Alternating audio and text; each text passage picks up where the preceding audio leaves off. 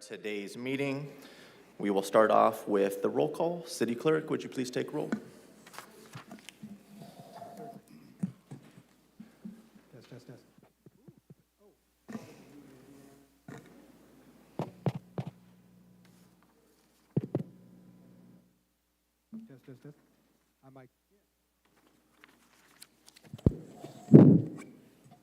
I hope that's not an omen of things to come. All right.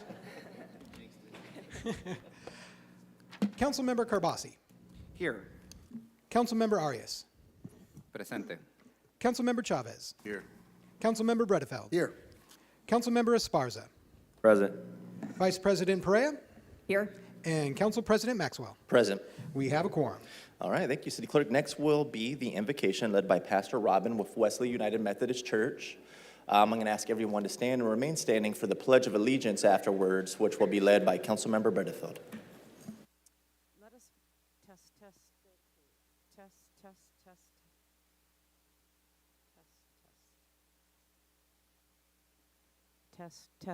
test 1 2. There it goes. Let us be in an attitude of prayer. O Holy Presence, bring the Fresno City Council, their staff, and community together as one people this day, and grant them patience to do their work. May we all do unto others as we would have them do unto us.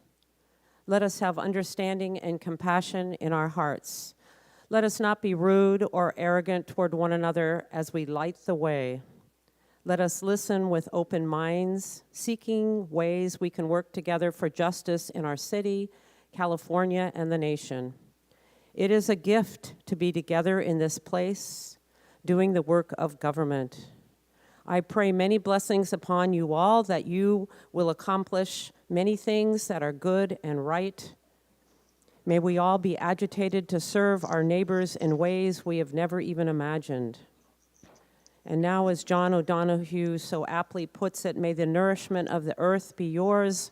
May the clarity of light be yours. May the fluency of the ocean be yours. May the protection of the ancestors be yours. Amen. To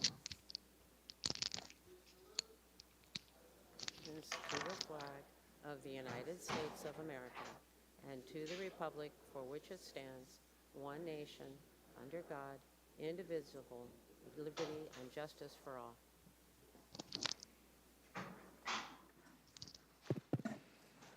Thank you for the invocation, Pastor Robin. City Clerk, are there any changes or items removed from today's agenda? Yes, we do have a few changes, but first a quick announcement. We do have Spanish, Hmong, and Punjabi translators available through Zoom, as well as closed captioning. And we also have 2 in-house Spanish translators, Alfredo and Cindy. And Alfredo will come up and let the audience know his services.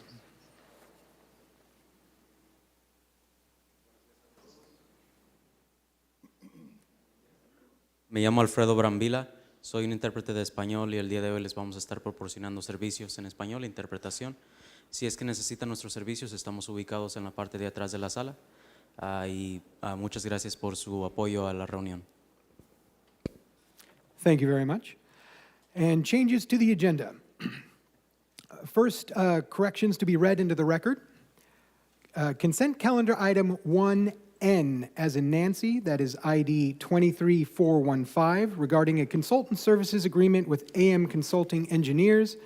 The local preference section of the staff report should only read as follows. Local preference was implemented. AM Consulting Engineers, Inc. is a local business as defined by the Fresno Municipal Code. Also, a correction to be read into the record. Scheduled item 1025 AM number 1, that is file ID 23550, regarding an appearance by Gary Christie. That was removed from the agenda by Gary Christie with no return date. And now, items that have been removed from the agenda to reappear on the April 27th agenda. We have item 1H. That is file ID 23587, a resolution to adopt the 8th Amendment to the position authorization resolution to add 4 positions to the Parks Department. That was moved to April 27th by Councilmember Arias.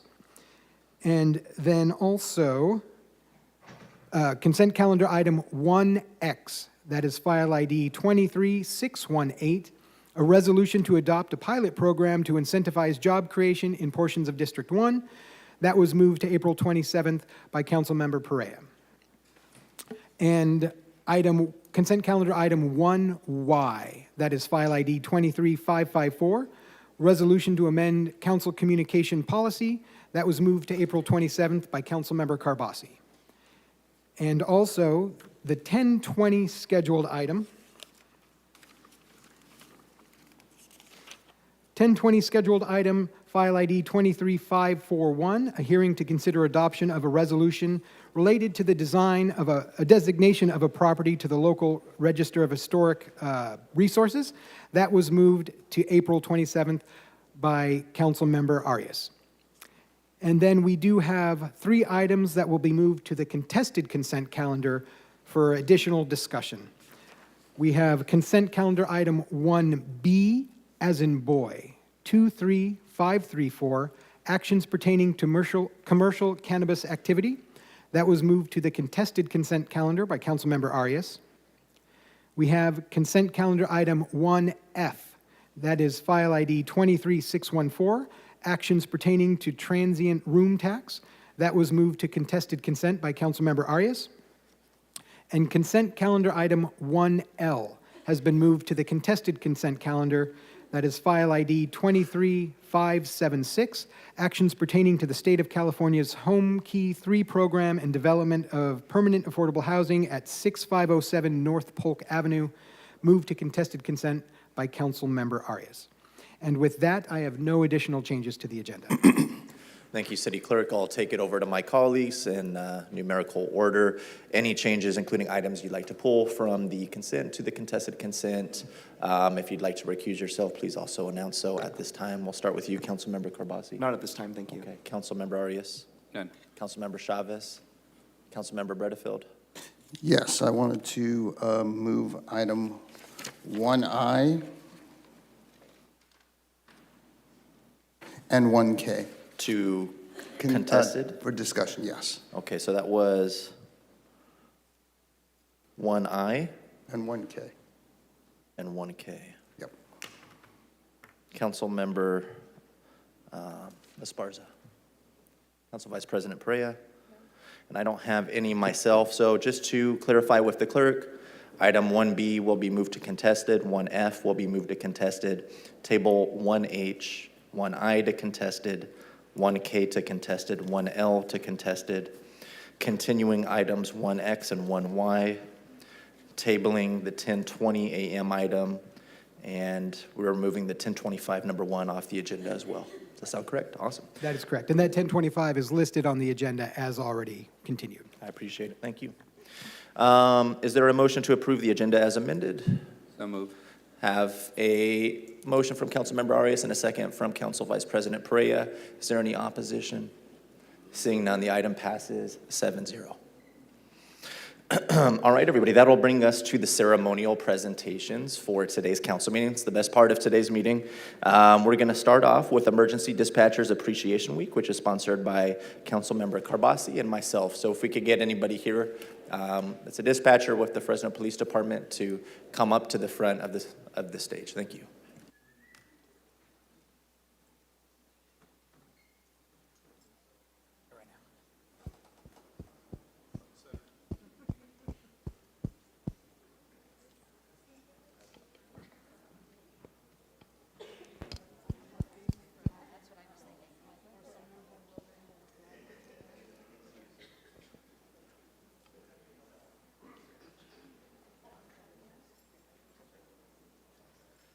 Start off? No, go ahead. Morning. How are you? See you. Hey, guys. Hi. Oh. Chief, good to see you. Okay.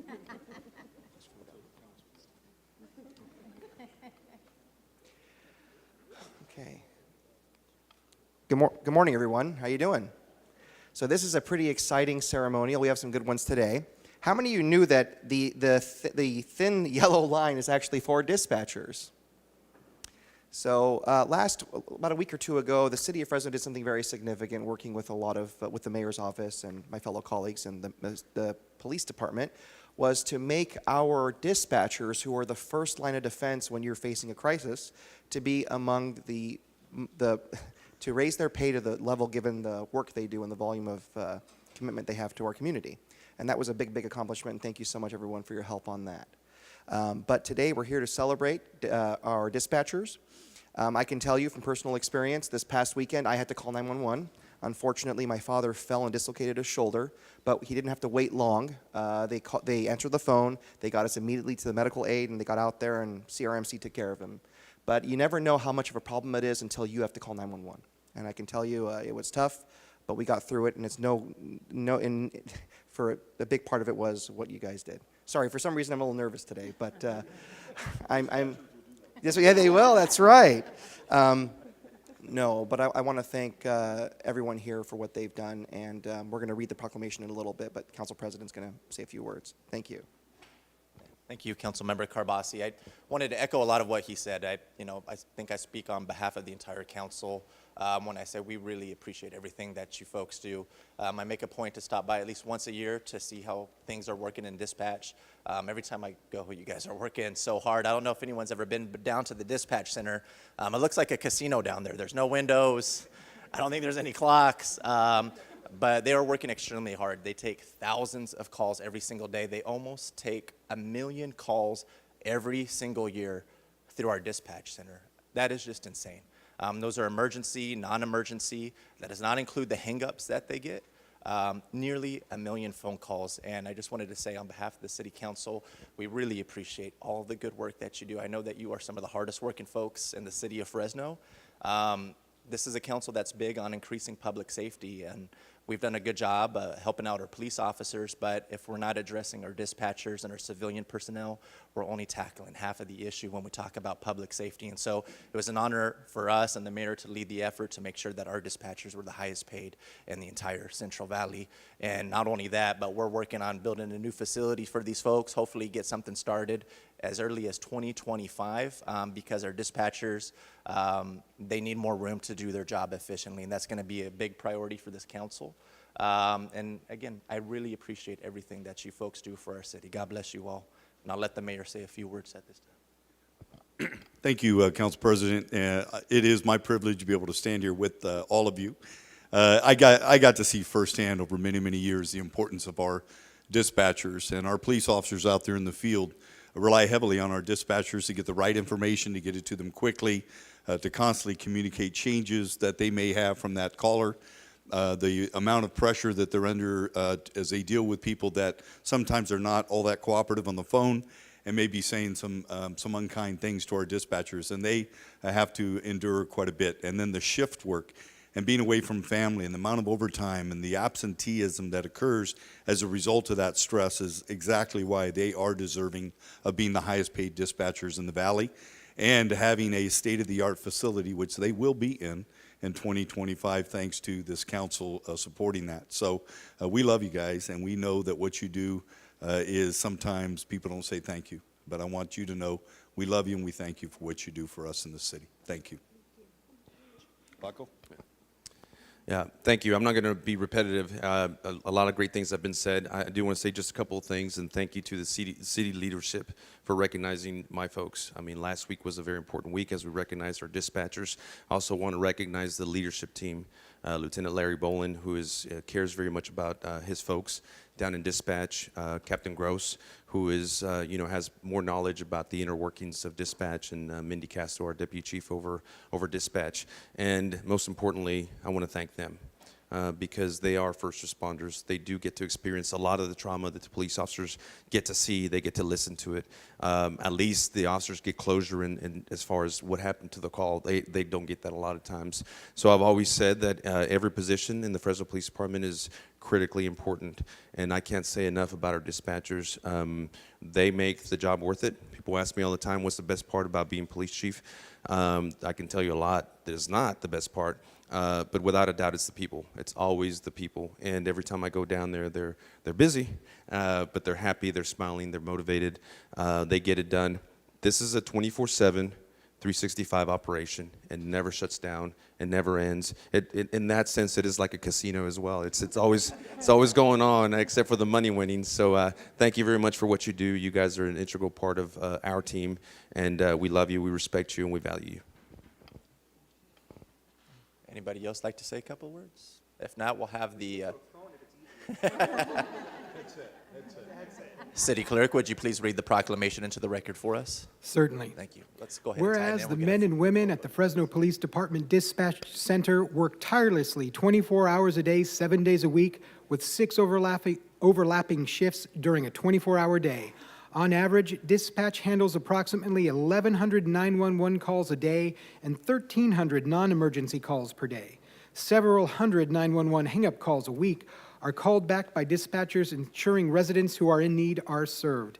And whereas, over the last 5 years, Fresno PD dispatchers have handled on average over 385,000 911 calls and 525,000 non-emergency calls per year. This 5-year average equates to over 900,000 emergency and non-emergency calls coming into the Fresno PD Dispatch Center every year.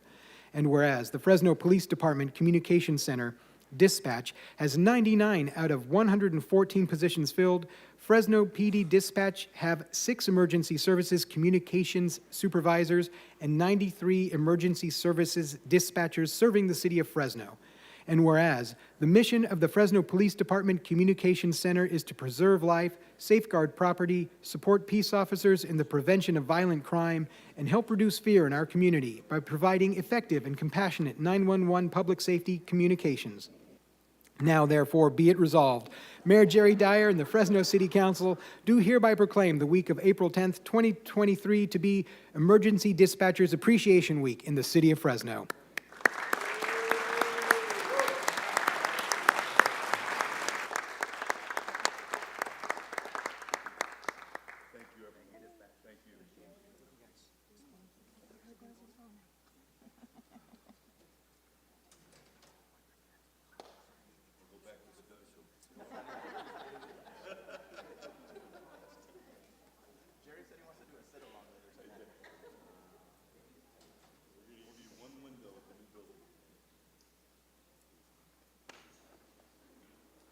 Alrighty, at this time, if I could please have my friends with the James Rowland Crime Victim Assistance Center come join me up on the front.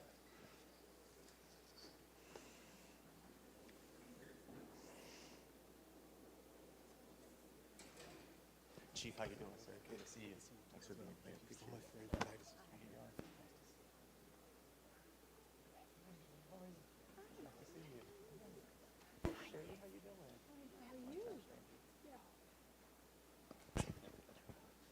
you like to hold on to this for the meantime, Chief? Thank you. All right, well, in the same vein, we have another hardworking group of individuals here. The folks that you see behind me are with the Fresno County James Rowland Crime Victim Assistance Center. They do a lot of good work. We have a criminal justice system that works very well in this county, but it tends to be focused around just that, and that's the criminal. Everything from our dispatch to the police, to the prosecutors, to the jailhouse, to probation officers, they focus on the criminal. And a lot of times what gets missed in all of that is something very fundamental, and that's the victim, the reason that there's a crime in the first place. A lot of times they don't have a place to go. If they're calling the James Rowland Crime Victims Assistance Center, they just had the worst day of their life. They assist people who have been victims of assault and battery, rape, domestic violence, or are a family member or a loved one of somebody who's been murdered. And so you hope that you never have to call these folks behind me, but if you do, you should know that you will be in the best hands possible. A lot of people don't know this about me, but my very first job when I moved back to Fresno was working for the James Rowland Crime Victim Assistance Center. And I can tell you these are some of the most competent and compassionate people you will ever meet. And they served over 8,000 victims just last year alone, getting vital resources, whether that was assistance getting a restraining order, writing a victim impact statement, relocating, getting bus tokens, getting security cameras. It's these folks behind me that do that every single day, and it takes its toll, but they do a fantastic job of what they do. And so today is to bring attention to all the victims. This is one of those proclamations that you hope one year we don't have to do, but until there's no more victims of violent crime, we're gonna keep bringing awareness to the good work that you do, and giving you a shout out, because I know each single one of you works extremely hard. And so I'd like for you to share a little bit about what it is you do and why this week is so important to you. Chief, do you want to take that? Thank you, Chief. Thank you so much, Council President Maxwell, and you bring a unique perspective to the work that these fine folks at the Crime Victim Center do. I'm Kirk Haynes. I'm the Chief Probation Officer for Fresno County, and again, I want to say thank you to you, Council President, to the City Council, also to Mayor Dyer, to Chief Balderrama, because this whole system that we have is built around the work of making sure that we can make victims as whole as we can, considering, like you said, some of the worst things that they have to go through in lives. And these folks who do this incredible work day in and day out, it's not just a job, but it's a passion for them. And we talk about different victims that we have in our community, whether it be domestic violence, DUIs, gun violence, all those things that happen. These folks here are hand in hand with victims and families every step of the way. And so the work that they do is not always out in the front, not always seen, but is so vital to the incredible work that we do. And I'm going to ask Karen Roach, who is our Assistant Deputy Chief over our program, to give some words, because it really doesn't need to be about me, but it's really Karen and the work that she does with this team that really carries the work forward. So Karen. Excellent. Thank you. This week is really about the victims, so thank you, Mr. Maxwell. Thank you, council members and everyone here. This week, National Crime Victims' Rights Week, is really about the victims and the victims we serve. 8,000 plus in our community, Fresno proper and Fresno County. This is just a portion of the staff that work tirelessly to serve, as Chief Haynes said, and have a passion for helping. They've dedicated their whole professional life and career to this, how would I say, difficult, challenging, rewarding.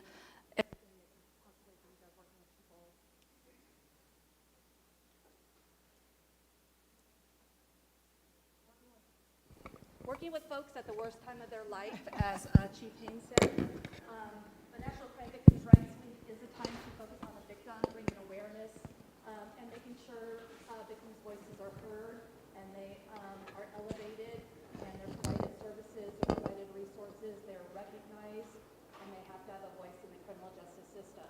This is just a small portion. I have 26 staff that work tirelessly for your community, our community. And the work they do is something, a very noble profession, and I think everyone can understand that. And again, the tireless work that they do day in and day out, trauma day in and day out. But watching the path to healing is quite the rewarding piece of what we do. So again, thank you for itself, but again, the whole week is meant for elevating all victims of crime and to honor the work that those that serve as well. We do, during National Crime Victims' Rights Week, we do a public event every year. This year, we're unveiling our memorial quilt that we've been doing since 1994. It's held at the Plaza Ballroom. It'll be next Tuesday, 6 to 7. It's a time to reflect. It's a time to support. It's a time to, again, honor those community members that have been affected by violent crime. Everyone is invited, and it's a time to wrap our family members and survivors and let them know the community is there to support them. So I encourage everyone to come to the event. If you've never been to one, please come. It will probably be, it'll get your heart, thank you, Mayor Dyer. It'll be something that you will remember, and our clients that attend, our clients will remember. They will feel the support of those in the room. So that is next Tuesday, the 25th, 6 to 7 at the Plaza Ballroom, public event. Please come and see the great work that we do. Thank you. Again, extremely vital work.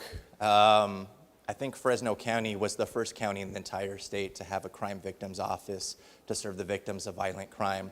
Last year alone, they dispersed about $1 million in aid to victims of violent crime. If anybody in the audience personally or knows somebody that has been a victim of violent crime, I really encourage you to reach out to these folks because you will be in really good hands. I want to ask, do we have somebody from Congressman Jim Costa's office in the audience today? They were going to try to stop by if they had availability. Congressman Costa, back in 2005 when he was sworn into Congress for his first term, started the Crime Victims Caucus, and we've gotten a lot of aid and help from Congressman Costa and folks out in D.C. So I just wanted to say thank you to Congressman Costa as well, who couldn't be here today. But again, to everybody here, thank you all. God bless you all. Really appreciate the work that you do for our county. City Clerk, would you please read the proclamation into the record? Certainly. Whereas each April, National Crime Victims' Rights Week provides an opportunity for an annual observance of Fresno victims of crime. And whereas the community members of Fresno City and County continue to be victimized by violent crimes and deserve respect, resources, restoration, refuge, and justice. And whereas when any community member in the city or throughout the state is harmed by crime, all are touched by the devastating results. Serving victims and rebuilding their trust restores hope to victims and survivors, as well as their communities. And whereas the Fresno County Probation Department's James Rowland Crimes Victim Assistance Center continues to provide a voice for victims and much-needed services to victims and witnesses of crime throughout the county of Fresno. And whereas, under the guidance and direction of Fresno County Probation Department's James Rowland Crime Victim Assistance Center, more than 8,000 crime victims were served in 2022, and historically, over $1 million in state compensation funds are received annually by victims of crime in Fresno County. Now, therefore, be it resolved that we, the Mayor and City Council of Fresno, do hereby reaffirm our commitment to respect and endorse crime victims' rights and address their needs during National Crime Victims' Rights Weeks and throughout the year. Be it further resolved that Mayor Jerry Dyer and Council hereby commend the James Rowland Crime Victim Assistance Center and proclaim April 23rd through April 29th, 2023 as National Crime Victim Rights Week in the city of Fresno.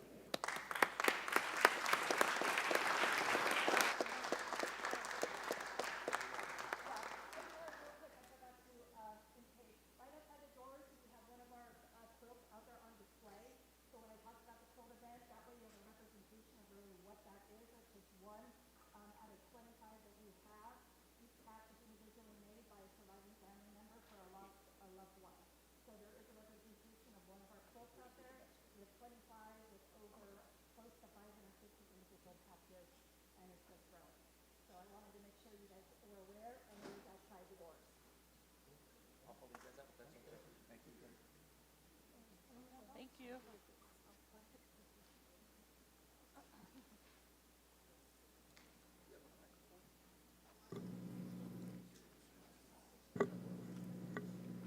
All right, so the next proclamation is going to be the proclamation for National Donate Life Month, which is sponsored by Councilmember Butterfield. Leonardo Donor Network West, why don't you come on up? Yes, I'm with Mayor Dyer, and come on up, Leonardo. bring your folks up. Yeah, we're also talking about a very important thing, which is organs that are needed for people who are on waiting lists. Many of you may have a driver's license where you acknowledge that you'd be a donor. We are acknowledging that during this month, and how critically important it is for people to be donors should obviously something unfortunately happen. We want to save other people's lives. And so we want to recognize this today. I'm going to have Mayor Dyer say a few words, and then we're going to have your organization speak. Mr. Mayor? Well, thank you. I think everyone knows someone in your life that has become dependent on an organ in order to survive. And so we all know the importance of being a donor. I know I have it on my driver's license, and that's for the purpose if emergency services ever you're in a collision or whatever the case may be, that's one of the things they check. And we'll make sure that if unforeseen circumstances happen where you're not expected to live, that you'll be kept alive so you can donate an organ.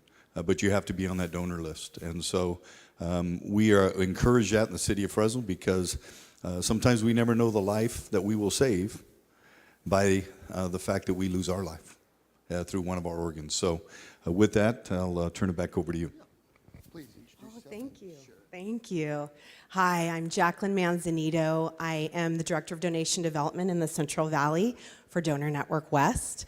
I've been here for almost 18 years watching the generosity of families in our community give to save others. If you don't know, there's 100,000 people waiting on the organ transplant list in our nation. I believe around 1,500 of those are here in the Central Valley. What that means for those people on the wait list, over 22,000 in our state, is that the wait list, for example, for a kidney is over 8 years if you were to be waitlisted today. And those patients are really putting all of their hopes for healing on the decision of a family who is facing the greatest loss of their life. So I want to say we've heard from dispatchers today, from victims of crime, people who really are relying on the kindness of others to make a change. And I'm standing here with one of those families today that made a decision on behalf of their loved one to save another life. This is Luz Maria Garcia, and she is here to honor her son, who several years back was an organ donor in the Central Valley over at CRMC, which is one of the largest donor hospitals we have in our service area of 175 hospitals. So right here in the Valley is where we are making an impact, hoping to make an impact to save lives, and also hopefully to provide healing to those families who are experiencing that loss. So I'm going to say a few words about what we have to share today. The fluorograph. I want to accurately describe the fluorograph to you.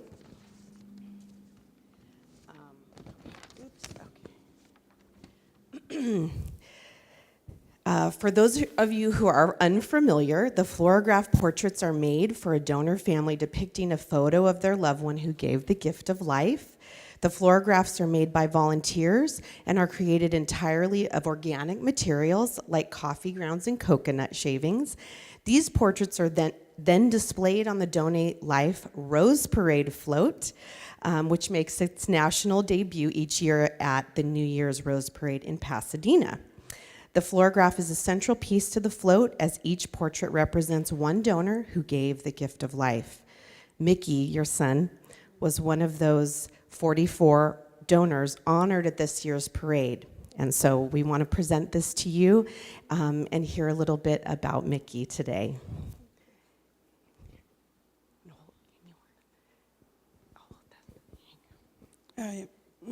Muy buenos días, mi nombre es Luz García.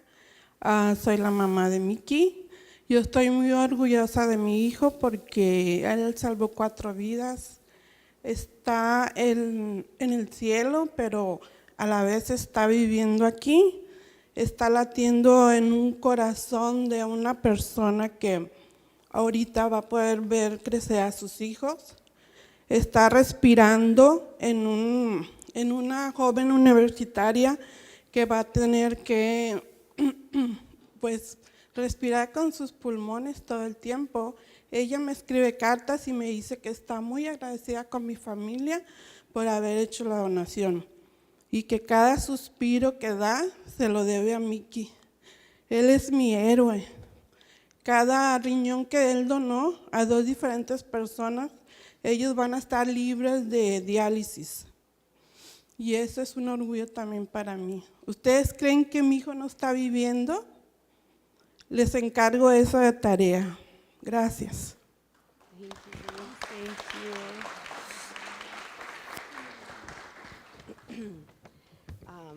And if you did not speak Spanish, he was a donor of 4 organs, his heart and lungs and kidneys, and corneas as well, and heart valves, was it? No, let's see. Oh, yes, tissue and corneas, both. So thank you on behalf of your son and all the people that he helped. So to close, I just want to remind everyone to be an organ donor. Consider your decision. Talk to your family about that decision. You can register, of course, at the DMV on the Donor Network West website or using the health app on your phone. And so on behalf of Donor Network West, and I'd like to thank the City of Fresno for your continued support of organ and tissue donation, and join us in observing National Donate Life Month. Thank you. Thank you so much. City Clerk, would you read the proclamation? Certainly. Whereas Donor Network West serves as the federally designated organ procurement organization in Northern and Central California and Nevada, and works in close partnership with families, doctors, nurses, and coroners and hospitals to connect donors to recipients. And whereas there are more than 100,000 people on the national waiting list, and of those, about 20,000 are waiting in California alone. And whereas a single individual's donation of the heart, lungs, liver, kidney, pancreas, and small intestine can save up to 8 lives, donation of tissue can save and heal the lives of up to 75 others. And whereas California residents can sign up with the Donate Life California Donor Registry when applying for or renewing their driver's licenses or ID cards at the California Department of Motor Vehicles. Now therefore be it resolved that we, Mayor Jerry Dyer and the Fresno City Council, in recognition of April 2023, to be hereby proclaimed National Donate Life Month in the city of Fresno.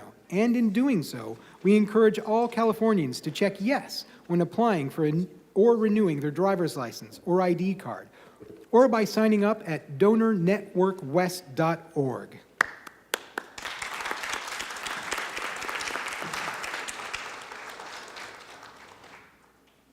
Alrighty, our last ceremonial presentation for this morning will be a proclamation honoring Fresno Poet Laureate Joseph Rios. This is sponsored by the Office of the Mayor and the City Manager. All right. Well, thank you, Council. And I'm going to have Lilia Chavez, if you would please come up and present this with me. And then our Poet Laureate, Joseph Rios, if you would come up. And, every other year, we get the opportunity to present a Poet Laureate Award from the Mayor's Office. And that name is provided to us from the Arts Council. And so we count that a privilege. And, Fresno is rich in poetry for a lot of reasons, but been experiencing somewhat of a renaissance as of late. Juan Felipe Herrera, former California United States Poet Laureate. Lee Herrick, who I had the privilege of being able to recognize here recently, was a current California Poet Laureate.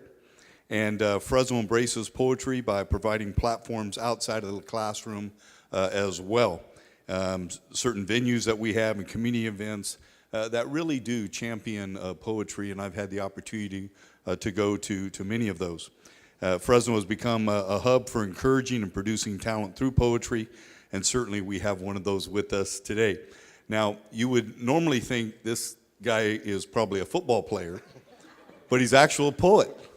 And when you read his poetry, you can tell that he's like a gentle giant. And so poetry, as we know, serves all people, speaks to our heart, and it really is a love language. And so it is our honor today to be able to recognize Joseph Rios. And I'm going to have Lilia Chavez speak as well. Lilia? Thank you very much, Mayor Dyer, members of the council, President Maxwell. It's always an honor to be here on behalf of the Fresno Arts Council during National Poetry Month. It seems that April is the month for a lot of important things, as we've heard in the earlier presentations. But poetry and the arts in general are such an important part of community wellness. And the arts are a tool that the city can use to showcase its richness, its wealth, and the important role that our citizens play in our community. We are fortunate in Fresno to have many talented writers and poets, and we are known nationally for our poets and our writers. So I'm just thrilled to have Joseph Rios here with us today to acknowledge his great works. And thank you, Mayor, for this resolution. Joseph? I'll hold this. Okay. Thank you all. I'm going to actually go ahead and read. I know everyone kind of climbed in here, but I don't know. I wanted the council up here with you. Okay. Got a little, never mind. This is a poem that I wrote for the occasion. I feel like I've been writing about Fresno for the last 15 years, and so to sit down and write another Fresno poem is a great honor, and I'm thankful to everyone here and for my family for being here. Fresno is an abuela living off Social Security who bails you out after your third DUI. Fresno used to dance on the west side at the Palomar, downtown at the Rainbow, drank too much, and once punched her sister-in-law at the VFW, then died with an unpaid credit card from Montgomery Ward. Fresno is the elder fig trees that bow their heads into furrowed soil before they're piled, burned, and replaced with almonds. Fresno is the almonds. Every felled fruit tree is Fresno's nana, about to be cremated in a sacred funeral pyre, a memory rendered into ash, its namesake, Fresno, un Fresno, ash, ash, ash. Fresno is whitewashed trunks, it's the fire and the smoke too. It's so thick it blurs the mountains and paints new shades of red onto the horizon. Mocos stream endlessly from our noses like tears as we cry, real tears, waving goodbye from a passing Amtrak train full of recently released cholos, each with their grandma's names tattooed on their faces. Fresno is a leaky El Camino with rust in the bed, a rebuilt engine with low miles that could make it to LA before it was parked. Doesn't need much to get running.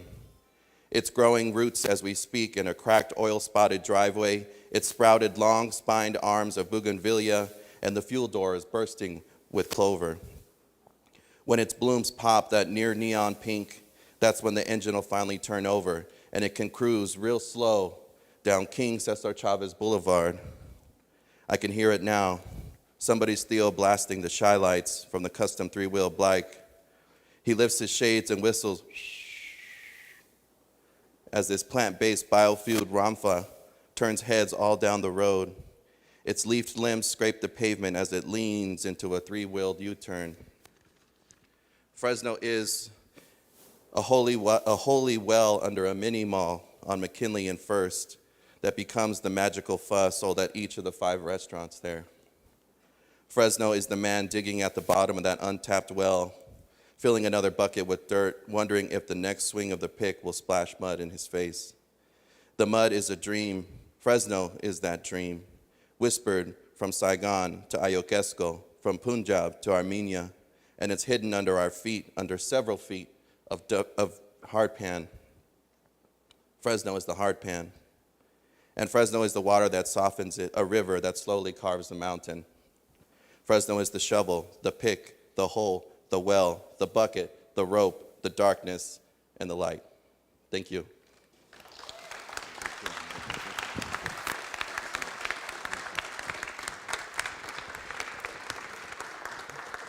Clerk, if you'd please read the proclamation. Whereas Joseph Rios is the author of Shadowboxing, Poems and Impersonations, Amadan 2017. winner of the 2018 American Book Award, and was named one of the notable debut poets by Poets and Writers magazine for 2017.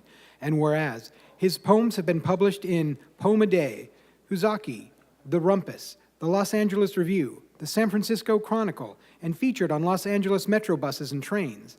And whereas Rios is an advocate for Fresno poets and an active participant in Fresno's literary community, participating annually in Fresno's Lit Hop hosting poetry readings for local and out-of-town poets, and visiting campuses and classrooms locally and nationally where his poetry is taught. And whereas, pulling from his family's 100-year history in the San Joaquin Valley, Rios's poetry reflects the everyday lives of communities that make up Fresno and showcases the unique culture of the place. And whereas the city of Fresno recognizes not just Joseph Rios's accomplishments and considerable talents as a poet, but also his commitment to the quality of life through the arts community and his work in the civic and educational realms. And whereas, since establishing the City of Fresno Honorary Poet Laureate, it is tradition that the mayor officially recognizes a new poet laureate once every 2 years. Now, therefore, be it resolved that we, Mayor Jerry Dyer, and members of the Fresno City Council do hereby proclaim Thursday, April 20th, 2023 to be Fresno Poet Laureate Joseph Rios Day in the city of Fresno.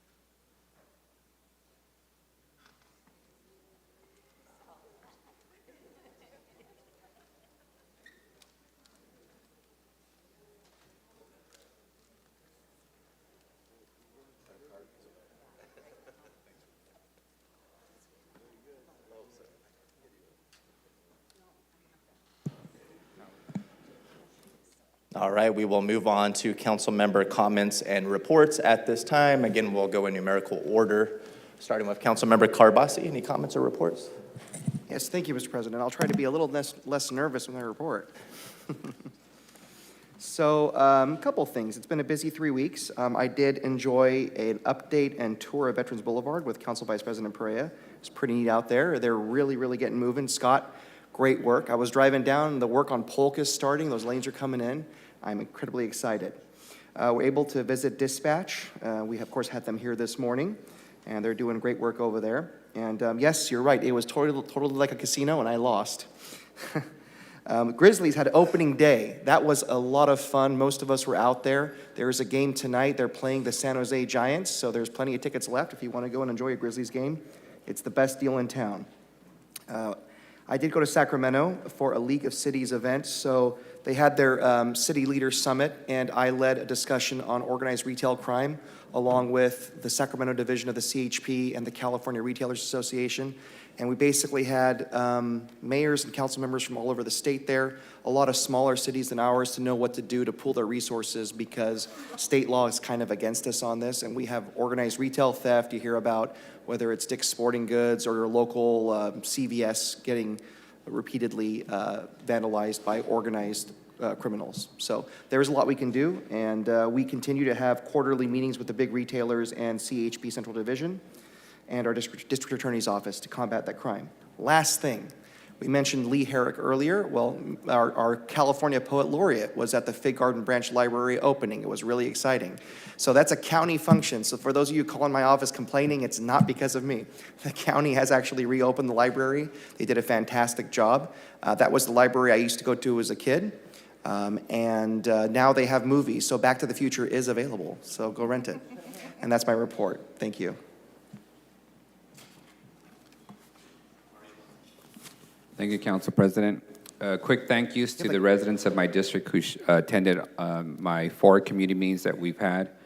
Every year before the mayor proposes his budget, I make it a point to meet with each of my respective neighborhoods and hear directly from them on what priorities they have for their own neighborhoods, what streets, what parks, what public works projects they want improved, and they never disappoint. They give me a huge list of public works projects, park improvements that they would like prioritized in the budget. So City Manager, Mayor, expect my request to be a long list this year as usual, with a lot of needs in the neighborhood. But thank you for all those who attended. For the record, I did use my city credit card to buy them burritos and sandwiches for each of the meetings and water, so I'm sure that will appear in some future audit. The Tower District Market, Member Pereira will describe that, but the short notice is, Mayor, I expect you at the Tower District Farmers Market this evening. And I expect you to bring your wallet and buy something as well. City Attorney, I need a couple of updates on the vacant property on Olive and Glen. As you know, just across the street, there was multiple fires this last week that burned down. Thank you to Code Enforcement for demolishing the building. I also need an update on the Hardee's Theater. We've heard some concerning stories about the condition of that renovation has halted and the safety threat it poses to the neighboring businesses and buildings, including the District Attorney's Office. In addition to that, I do want to say thank you to some of the homeless advocates and the homeless community that attended the meetings. We continue to work at trying to improve services. We're adding additional mobile shower and restroom to the circuit of public restrooms available.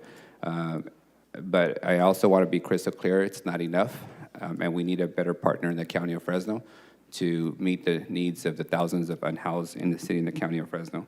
And lastly, Mayor and City Manager, I'm aware of Dinky Creek Bridge collapsing last few days as a result of the heavy snow that we had this winter.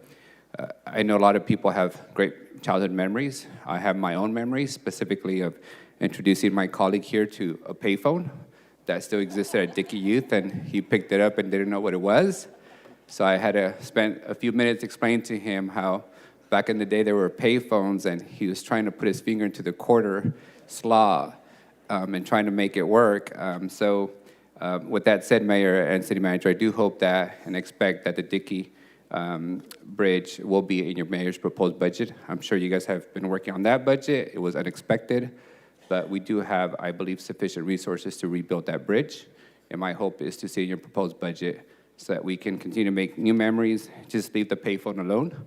I think that's a historical relic that allows us to teach young people on how the old communication methods used to work. With that, that concludes my report. Councilmember Chavez. Thank you, Council President. Just want to do a special thank you to a lot of the CBOs that have been working out there cleaning up our neighborhoods. Want to also invite folks to, and thank you to administration, the mayor, for the cleanup day, the big cleanup day we're having this weekend on the 22nd. We've got 5 Southeast sites that we're actually going to be boosting and making sure that we get some folks out there.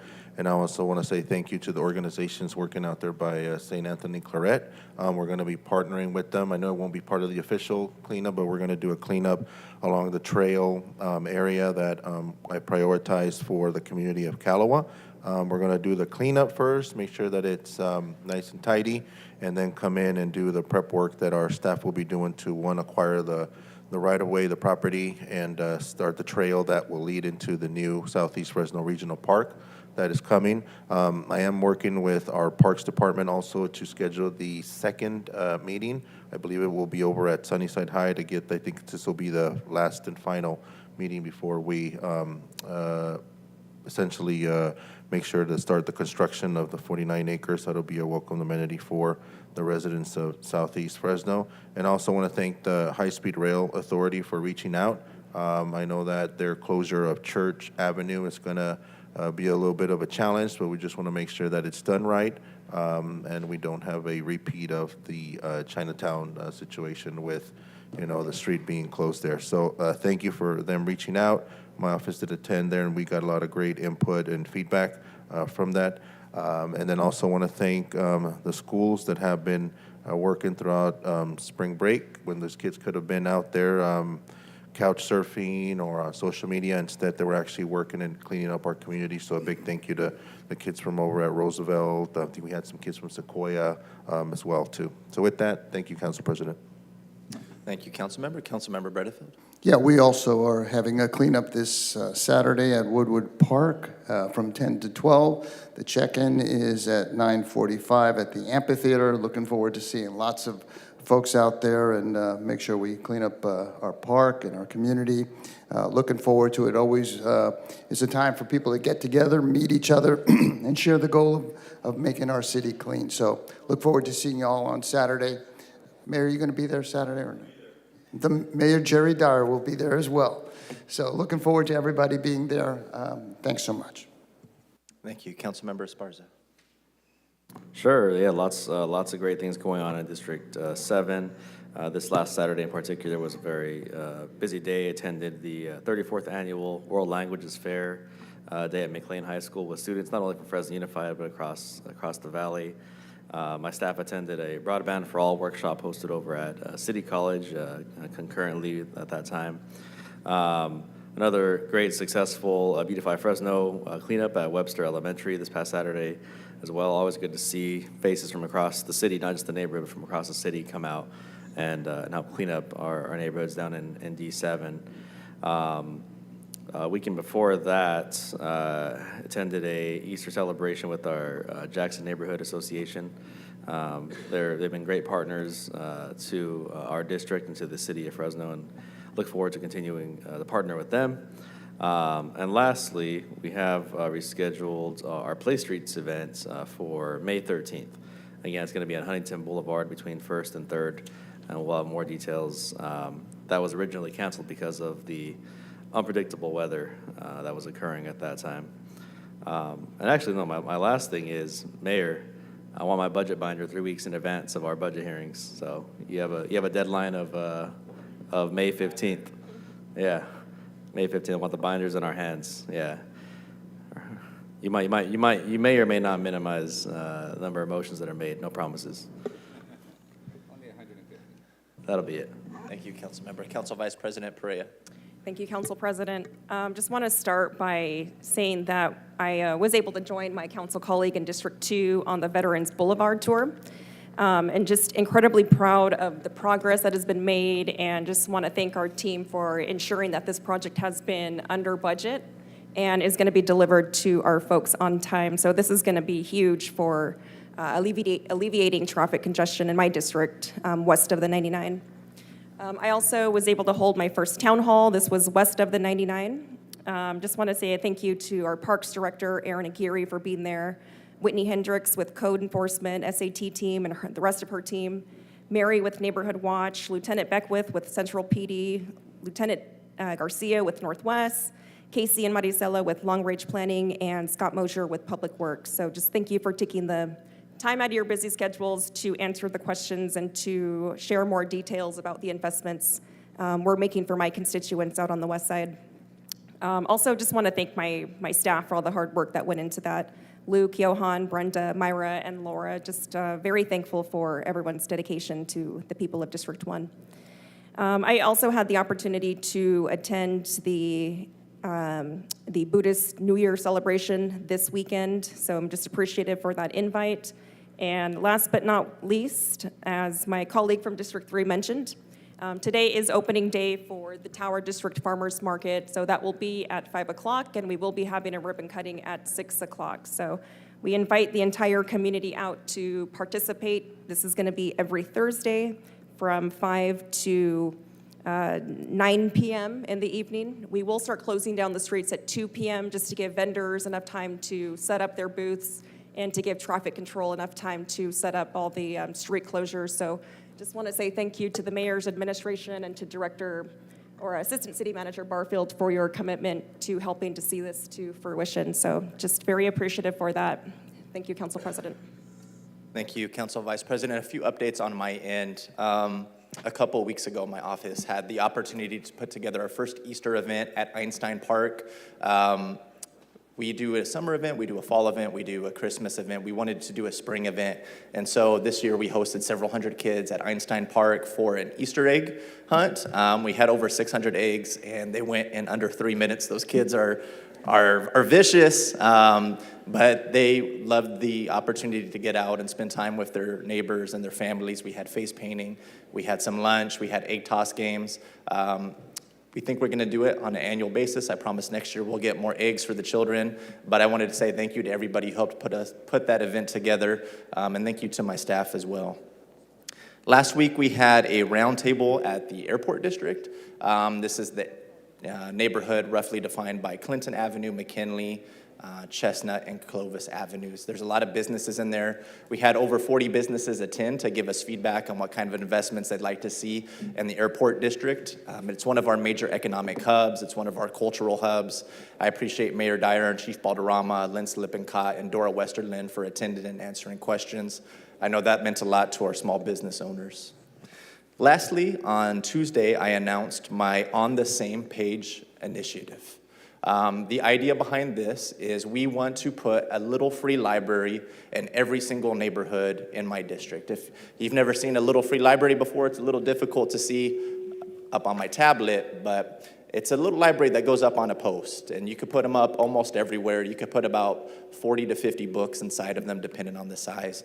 But the idea is to make sure that no child in District 4 has to walk more than 5 minutes to access books, free books, year-round, regardless of what neighborhood they live in. And so we announced the launch of that. We had Fresno State art students design them all for us. We're having our local Ironworkers 155 install them across the district. So over the next 30 days, if you live in District 4, you're gonna see at least one of these, if not several libraries going up in your neighborhood. We also launched our 1,000 books in 30 days drive. So a little library doesn't mean a whole lot if there's no books inside of them.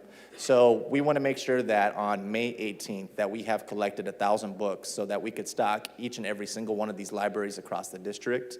If you'd like to donate a new book or a lightly used book, check us out on social media. We have 8 locations ranging from Fresno State to the airport to Fashion Fair Mall to Campus Point to Legends Comics to City Hall, where you could drop off those books. But I could tell you it would sure mean a lot to the kids who are going to have a library going up in their neighborhood in the next few weeks if we could ensure that those libraries are fully stocked when they go up.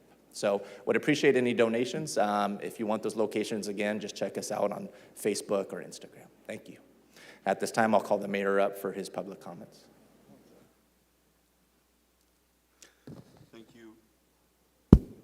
Thank you, Council President. Just a couple updates. Last Wednesday, had the opportunity, along with Sarah Merhadi from the POV, to present to the Caltrans supervisors throughout California on encampments and share the successes that we had collectively as a council and administration in being able to not only remove but to house the homeless people from our freeway. So it was well attended, and Fresno was well represented.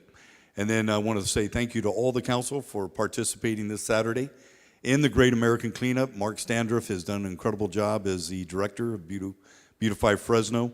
We already have over 1,500 volunteers that have signed up for this Saturday, and as you know, we have multiple events in each of your districts, so I look forward to attending those as well. And Councilmember Esparza, I will do the best that I can to get that budget to you, but we will need perhaps a special meeting on May 18th in order to make that happen, where I can present it to the council. Thank you, Mayor. Appreciate it. Thank you for throwing me under the bus. City Manager? I asked him not to. Just a few things. First of all, yesterday we were able to do our first in-person Employee of the Quarter celebration, and we had a full house in this chamber, upstairs and downstairs with all of the departments. It was so much fun and so great to see all of our employees who were being recognized and acknowledged by their peers. We had family members here with the honorees. So thank you so much to the clerk's office for all of their work and effort to getting us back to in-person events so we can acknowledge the hard work of our employees. It was a lot of fun.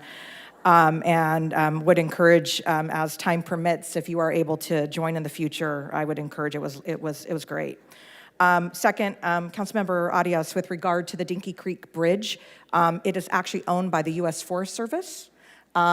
We don't own Dinky Creek. We just have a 100-year lease for the property. So the Dinky Creek Bridge is owned by the U.S. Forest Service. The Parks Department is in conversations with them about the rebuilding. Obviously, we want to do whatever we can to encourage and support and make sure that that bridge gets rebuilt, because it was iconic. I was heartbroken when I saw the photos of the collapse. So thank you very much. It is definitely a priority for Mayor Dyer and the administration as well. Also want to thank Councilmember Councilmember Chavez with regard to the Church Avenue. Yes, we are doing our best to work very closely with the High-Speed Rail Authority. And while we are, very hopeful that it is not a repeat of the Chinatown situation, we are working very closely and pushing hard and doing everything that we can so it's not a repeat. And we are also hopeful that it's not a repeat. So I will just leave it with that.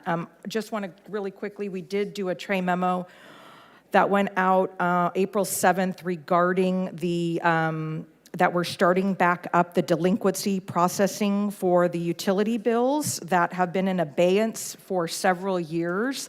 And we are going in very slowly in dealing with the past due balances and working with our customers to work on payment plans so we can start moving forward on getting those past due accounts started on getting back up to current status. So that is all I have today. Thank you very much, Council President. Thank you so much, City Manager. Appreciate it.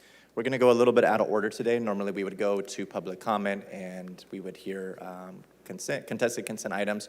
We have the Chief of Police here wants to speak as to one of our Title IV items. That's item 4A, so we're going to jump to that item at this time. That's being co-sponsored by Councilmember Bredefield and Council Vice President Perea. I'll hand it over to the sponsors to kick us off. Sure. I first of all want to thank my colleague Annalisa Perea for co-sponsoring this. This is basically giving the police department just another tool in dealing with the reckless sideshows and drag racing and street racing that we've seen come into our city. They're doing a phenomenal job. The police are doing a phenomenal job in dealing with it. And I also want to commend my colleague, Councilmember Carbasi, who's been dealing with it as well in Northwest Fresno. And I know that you've created 5 officers in the motor unit. I know you have another announcement next week regarding that. So this ordinance is really just another tool to go after the people who are either organizing it, sponsoring it, participating in it, attending it, and says basically if you're going to be a part of this criminal behavior, you're going to pay the penalty. And there's a $1,000 fine as well as up to 6 months in jail along with a misdemeanor. And we are likely to have our city attorney, which we haven't done before, prosecute these cases so they're not pled down and people are truly held accountable. And so that's what's before the council for introduction. It's simply just another tool for the police. And I think we want to give them every means in order to make our streets safe, as well as give them all the resources for them to be safe. And with that, I'll pass it to my colleague, Vice President Annalisa Perea. Thank you, Councilmember Bredefield.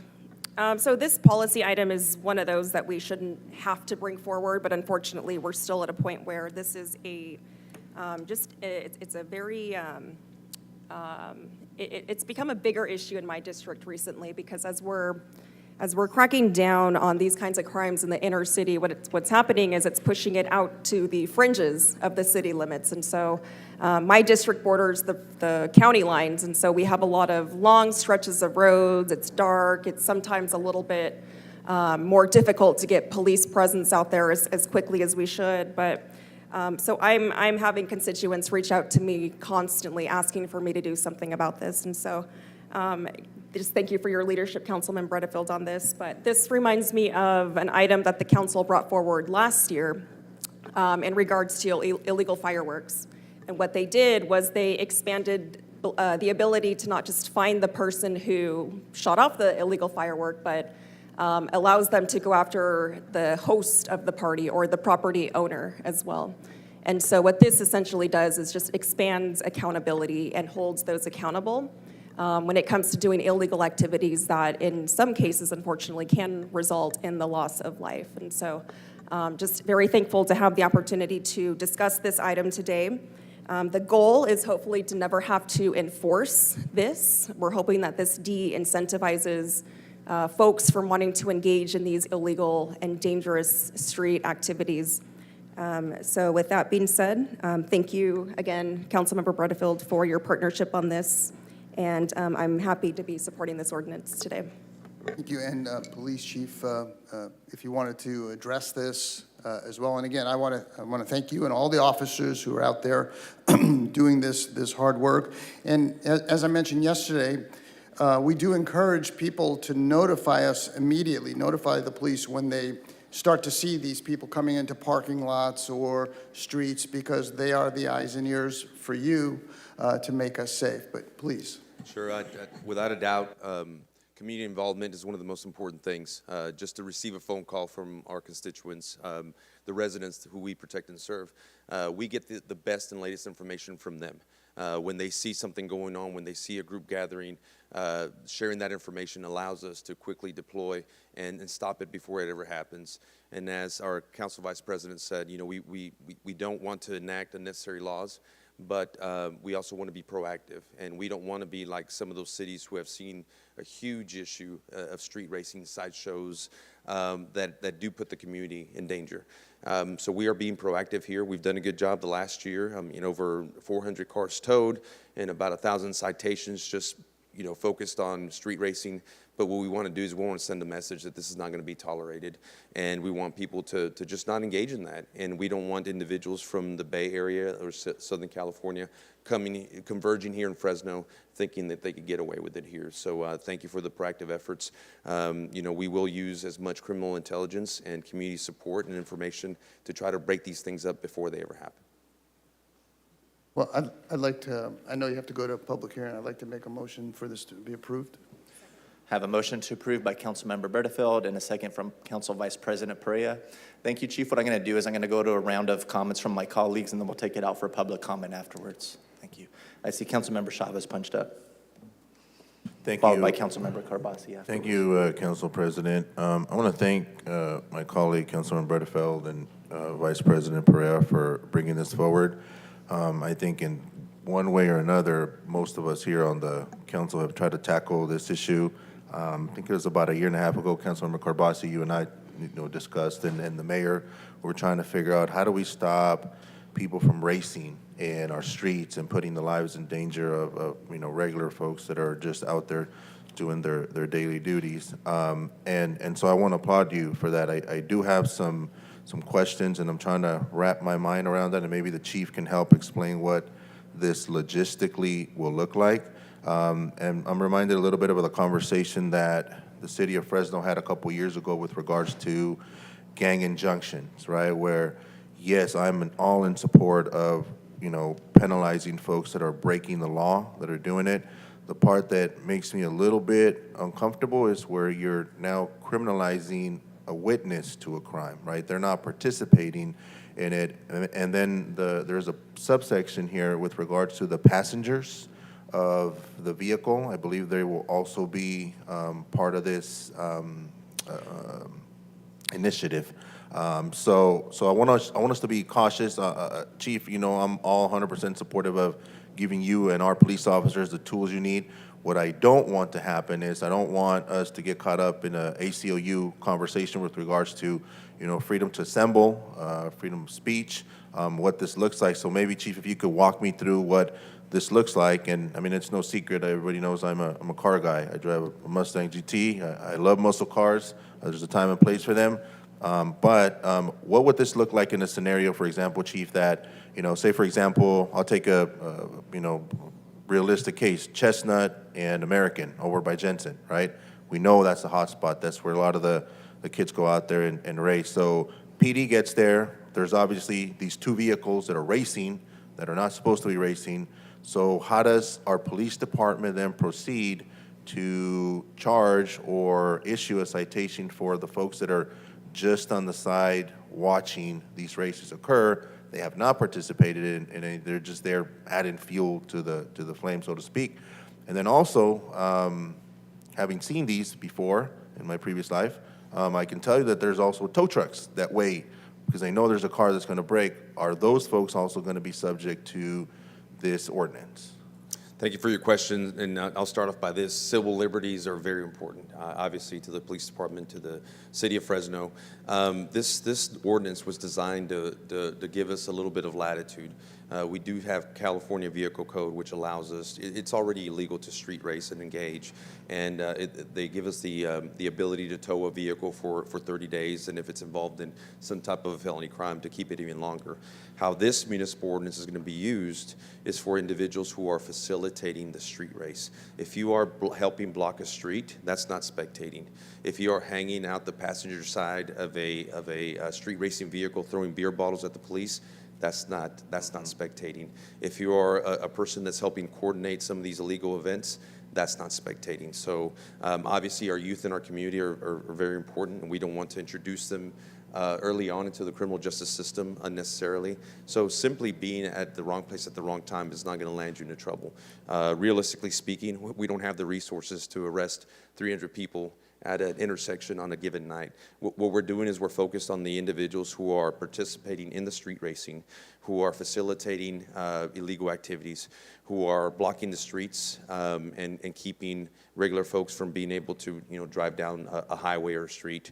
And obviously when the police get there and we ask them to disperse and they refuse to do so, or instead they try to block the police in, as we've seen in other cities like Austin, or start throwing beer bottles at police officers, as we've seen in Fresno and Clovis, we're not going to allow that. So this gives us a little bit more latitude, and it warns the public not to engage in this kind of thing. So in that scenario, Chief, and I'm glad you're clearing some things up. So that example that we gave, folks are lined up on Chestnut. There's the two vehicles that are either racing or doing donuts and sideshows. And you're right, there are kids that hang out of the side of the car. They're actively participating in that. Those folks would be charged. However, what would happen to the folks that are lined up on a public street just witnessing this? We would get them to disperse, and that's the first option for us is getting them to disperse, opening up the street. If we need to make some arrests and some people who are engaging in street racing, we're going to do that. But first option is allowing them the opportunity to leave. At that point, we look for other options. A lot of these individuals who are spectating are actually trespassing on private property in several businesses that are after hours and closed. Well, they can't be there anyway. So we would look for other tools. But yeah, as far as this particular city ordinance, does this give us the latitude or the ability to just round everybody up who's sitting there watching? It's unrealistic, and in my opinion, that wouldn't be constitutional either. And then how far away from the area would this ordinance apply? Like, for example, I'll go up to River Park and I'll drive on Blackstone. And there's always some knucklehead that has to pull up next to my car and start revving his engine, and then they take off. You're obviously not participating, but it's exhibition of speed, and I'm being very cautious because I read the language that you included in the ordinance. So how big from the area would a spectator be defined? I guess the criteria is what I'm looking at for spectator. Right, that's not designed for what you just described. We've gotten complaints from all parts of the city where people were just driving from point A to point B, and they got stuck in one of these street racing sideshows. They couldn't get out. They weren't part of it. They weren't spectating. They were trapped because an intersection was closed down and they didn't have the opportunity to leave. It's not designed for that. This is designed for that event that is shared through social media. We get the information that they're going to shut down the street. This is typically after hours on a weekend, and they do. And everybody is there engaging, participating, facilitating in this illegal activity. This is not for your average person who's going to get caught up. So I certainly understand your concerns. Your concerns are my concerns, and that's why we're working very closely with the city attorney's office to make sure that we have legal guidance. Anytime that we conduct one of these operations, we will have the city attorney advised and apprised of the situation, and they're just a phone call away, so they can guide us into. That makes sense. On page 610 of the actual ordinance, Chief, there's a subsection that outlines evidence of prior acts, and then section 1 is the person charged has previously participated in or been a spectator at a sideshow, street race, or reckless driving exhibition. So for those folks, will they get a warning first, or will they get a citation right off the bat? It depends on the case. Part of the street racing team that we're putting together, there's an investigative element attached to that street racing team. Bottom line is that we get information through social media, through people who don't want this activity to take place. So we're building up a case on some of these folks that it's not their first time, it's not their second time, maybe their third time, where they are helping coordinate and facilitate this. This is not just a kid that happened to, hey, I want to go watch some street racing. These are people who are involved in perpetuating this criminal behavior. So that's intended to hold people accountable who continue time after time after time to create dangerous situations in our So community. that track record of folks habitually being attending. We would create a case file on those individuals, not one-time people who are continuously trying to coordinate these events. Okay, and that's really what I wanted to hone in on, the specific criteria.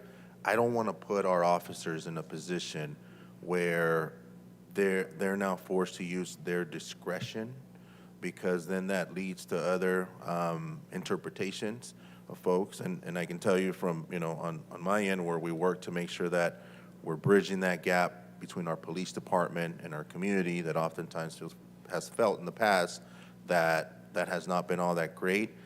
I don't want to open the door for just an officer not being clear or using their discretion on who they should stop and who they should question under suspicion that they might have been a spectator or a participant at one of these. Because at the end of the day, they haven't broken the law. I mean, I'm all for the knuckleheads that are actually breaking the law and folks that are participants. The only place that gives you a little bit of pause is the spectator, the criminalizing of a witness to a crime that we're essentially making the argument. And some of your comments have actually cleared up. The last question that I'll have is mostly geared to our city attorney, because it's our city attorney that we will be responsible for prosecuting. So city attorney, in this case, obviously you would take the circumstances of the incident, and then what would be your criteria for prosecuting? Is it the habitual offenders? Is it the first-time offenders that the city will be going after? Maybe you give a little bit of overview on what the thought process is behind that. Sure. So the cases would theoretically come through the police department, and so we will look at them on a case-by-case basis, like we do all municipal code violations. And to your point about evidence of prior acts, that is something that we will consider in terms of whether or not we're going to pursue and bring forward charges. And to alleviate some of your concerns, I think within this ordinance, there's an element of intent that we're not really focusing on. So if you're a witness to a crime, you have to have the intent to be a part of the street racing, the sideshow. You have to have the intent to be a willing participant. So if you're just a witness, there's no intent there. Arguably, we could make a stronger language in here in terms of intent. I think that might perhaps alleviate some of your concerns about maybe an innocent person being picked up for just being there as a witness or reporting the crime. So I mean, that's an option. But I wouldn't prosecute anybody who didn't have the intent to violate this. All right, those are the questions that I'll have for now. Thank you, Chief, and thank you to our city attorney for clarifying some of these key points. Council President? Yeah, thank you, Councilmember Chavez. Up next, we have Councilmember Carbasi, followed by Councilmember Arias. Thank you. Chief, I have a couple questions, and I appreciate Councilmember Chavez asked a few questions about the subjectivity that I was concerned about. Just a couple quick questions. If somebody were to throw a beer bottle at a police officer, are you saying that we don't have laws in the books that would be able to prosecute that person? No, we do. That would be an assault. Okay. Right. The other question is, how much was your staff or your office involved in the crafting of this policy? We weren't. We got to review the policy after it was put together, and after reviewing it and comparing it to the current California Vehicle Code, we supported it. Okay. Those are the only questions I have, Chief. Thank you. I really appreciate that. Sure.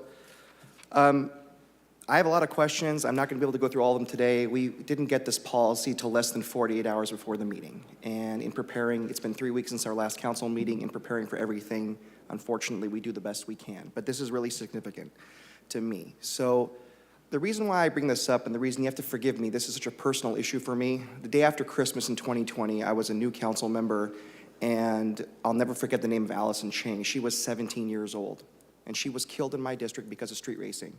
2 of her cousins were killed in my district because of street racing. Linda was 21, Christopher was 27. Allison's mom worked with my fiance as a teacher at Tronas Middle School, so it was very personal. Now, I used to have the program for her funeral at my desk. It's now in our time capsule at the city of Fresno, because 25 years from now, when I come back and open that thing, I want to make sure I did a good job so this doesn't happen again, because these traffic-related deaths are avoidable. Since then, working with Chief Hall, working with Chief Balderrama, working with former Deputy Chief Mike Reed, we were able to operate Stay Safe, Don't Race. That got the racers off the roads. It impounded their cars for a 30-day automatic impound. I am so proud of the work you've done for that, because the people committing the crime lose their toy and get thousands and thousands of dollars in fines, and hopefully will lose their license. Since then, state laws have come into place, making it even more difficult. So I only mention these things because I take this very seriously, and I don't want to give people with a policy a false sense of we're actually doing something about it. I also don't want to deviate from the main mission of getting the actual racers off the road. I've asked in the past about having another operation in my district, but we can't because we are waiting for that street racing team to come online. I don't want to put more on the plates of our officers when we already have trouble getting this team online. I want to be focused on impounding those cars. Nothing means more than impounding those vehicles. I'm concerned about the policy. I think it needs more work. I think I need more than 48 hours to review it. I really do feel that it also does nothing to address the rising issue of people running red lights in Fresno. We know the top 10 intersections. We need to have a plan how we're going to address that, whether it's having physical officers or embracing technology. You know, we just lost Amaya Cheno at Friant and Shepherd. She's not the first person to die on Friant, and this was because of a red light runner. That's what people care about. In the last 2.5 years, I've worked with parents, I've worked with principals and teachers at schools, and I've worked with businesses that are really concerned about having these accidents happen in front of their businesses or their homes, or worrying about their kids driving. We shouldn't have that. We need more than just going after people that are rubbernecking and looking at something that drives their curiosity. We need a policy that is very strict and severe, and I'd like to beef up this policy, but I need more than a couple days. So I'm gonna make a motion to postpone this item for at least 2 weeks so that I can meet with staff and come up with some changes that can beef up this policy. Councilmember Carbasi, we do currently have a motion on the table. We'll have to take a vote on that one before we entertain competing. Mine's procedural, to postpone. Okay. A procedural motion, Would that take precedence? yes, procedural Okay. motions get heard first, including procedural motions to table. Understood. Would there be a date certain for that? Well, at least 2 weeks, so what's the next meeting? May 11th? May 11th. May 11th. I have a motion to continue this item to May 11th. Is there a second? I'll second the motion too. I still did want to add a few points I wanted to make, but I'll second the motion. I have a motion from Councilmember Carbasi and a second from Councilmember Esparza. Sorry, Mr. President, would you like me to withdraw my motion so you can make your points and then we can make it again later? Would you like to do that? Yeah, I mean, I think Councilmember Arias just punched up. Yes, we can continue the discussion and we can always circle back to it. Okay. I like to put my questions on the record so everybody knows what. Yeah, so we could, if you Sure. could kind of hold off on the motion. Okay, we'll hold off on the, I'll withdraw my motion at this time. Thank you. Did you have any other comments or questions, Councilmember Carbasi? That's all I have. I just want to Okay. come back with my motion again later, unless someone else wants to make it. We have Councilmember Arias followed by Councilmember Esparza. Thank you, Council President. And just for context of the public, I still have a little PTSD from the last time that we passed an ordinance that criminalized behavior in which somebody was observing something. It was specifically around the homeless encampment cleanups. And in that case, our intent as a body was not reflected in the language before us that we adopted. When it showed up and challenged by ACLU, $500,000 later of legal fees that the city had to pay, the court just rejected it outright. And so I want to be very thoughtful about taking our time and developing language that clearly articulates our intent in the actual ordinance. And what I heard from Chief Baco today on how he would utilize this, new tool, that's not articulated and reflected in the actual language that I'm reading. And I just read the language last night, had a brief conversation with the city attorney late last night.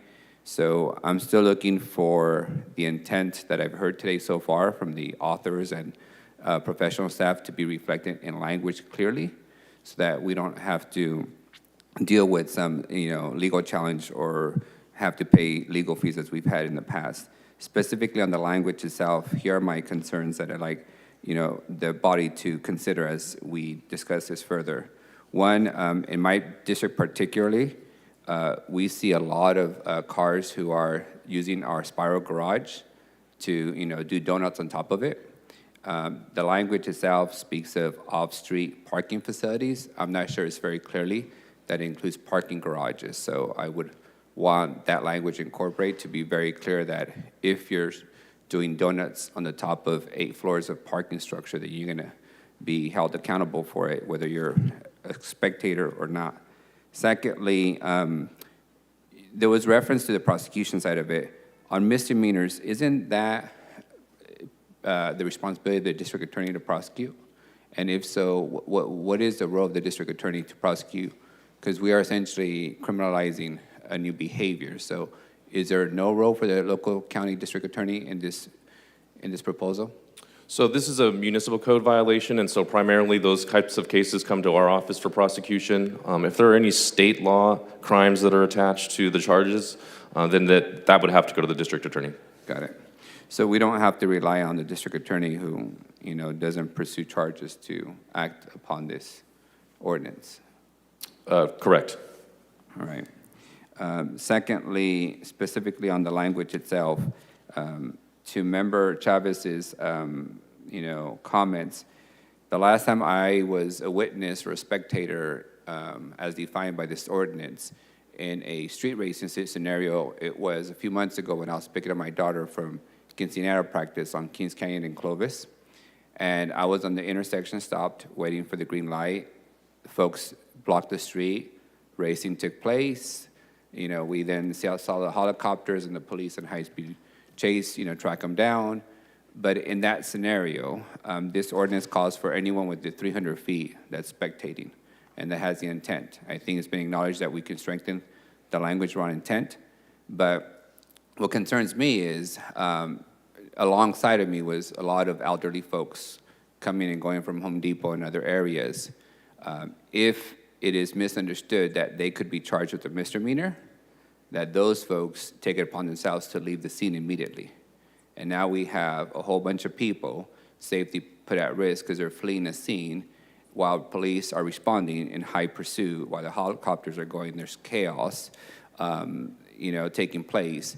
Whether it's folks who are there for the purpose of supporting or being active spectators, or those who are just stuck in a traffic jam as a result of this activity, the last thing I want is to add more cars trying to flee a already chaotic situation because they're trying to avoid a misdemeanor charge, whether it's a 16-year-old driving or an 80-year-old driving. So I want to be very thoughtful of the 300 feet. That is pretty expensive. That covers basically every corner of an intersection in our size and scope of intersections in Fresno. So I want to see some additional work done around the 300 feet range, and also some better definitions and clarity on how we would determine who gets prosecuted under this ordinance. I don't want, as the chief, described, I agree with your description on using your discretion, but I also recognize that you have 1,000 officers. Some of them are extremely young and new. They might be zealous to, make a case and charge as many people to send a message. Then we get caught up, being challenged on that front. So I would like to see not only some clarifying language, but I would also like to see some draft language on how it would be interpreted by your administrative officers and supervisors, and what kind of direction you would give to your rank and file. And who's gonna make the final call? Is it a supervisor, a sergeant, or is it a line officer? As you know, we've now have a fully staffed police department, a lot of rookies, which is good for the city, but we also don't want to put them in a predicament where they're having to do something for the first time, and it's not fully vetted yet. So my last point in this is I'm trying to be very cautious and intentional of the unintended consequences that a well-intended policy could have, both on the practical terms of how people would react if we don't communicate it effectively and accurately on how we would apply it and who's it's applied to, and as well as ensuring that we limit the city's liability if we're to be challenged in the courtroom. In my experience, the folks who are racing have means. Their parents have means. That's why they're spending $50,000 on upgrades in their vehicles. And the last thing I want is for my council colleague who has a really nice car but doesn't speed in it to be caught up and, or somebody like him to be caught up and be charged with a misdemeanor because he's at the wrong place at the wrong time. So I personally need a little more time because I do sometimes take a ride from him. And the last thing I want to do is be pulled over and charged with a misdemeanor for being a passenger in his car while we're out patrolling Southeast. Thank you all. Councilmember Esparza, and then I'll be closing it off before public comment. Sounds good. So I had a question, maybe it might be for Chief, might be for the city attorney. So just as Councilmember Chavez was asking his questions earlier with respect to, just the spectators, the concerns around that, I wanted to ask, as officers approach, and you said the first priority would be to sort of disperse the spectators. As officers approach, and as they pull up to a crime scene, would we be able to utilize the body camera footage and the car camera footage as evidence in terms of kind of identifying regular spectators around these races? Absolutely, and actually part of the campaign to try to reduce street racing in general, and as we put the street racing team together, it's community support. We get a lot of videos, a lot of information, a lot of tags from the public to scenes where we never even make it out, and we are able to make cases based off of this information, the tag, if we can identify the person. So obviously having that body-worn camera video would be evidence that we could utilize. But yeah, I mean, I certainly prefer clarity to ambiguity, and officers have the discretion to make arrests, but we also want to have a very solid municipal ordinance is going to help us, have the desired effects and not negative effects. Yeah, because the more we talk about this, the more we dig into this issue, it sounds like there's a whole ecosystem around it. It's different folks who play their roles, right? Outside of just the sideshow where, folks actually drive behind the wheel, it sounds like there's an ecosystem of folks that support it and make it happen, encourage it, really make it all possible. So just thinking about, what kind of evidence and cases we can build across, these different sideshows that are broken up, camera footage, so that folks like Councilmember Chavez don't get caught up in his Mustang, or Arias in his electric vehicle get caught up in, just being in the wrong spot at the wrong time for, in one instance. But I think, if you were to catch folks 2 or 3 times in the wrong place at the wrong time, it's probably not a coincidence. So that kind of leads to my next question, maybe again for the city attorney and the chief, maybe the sponsors as well.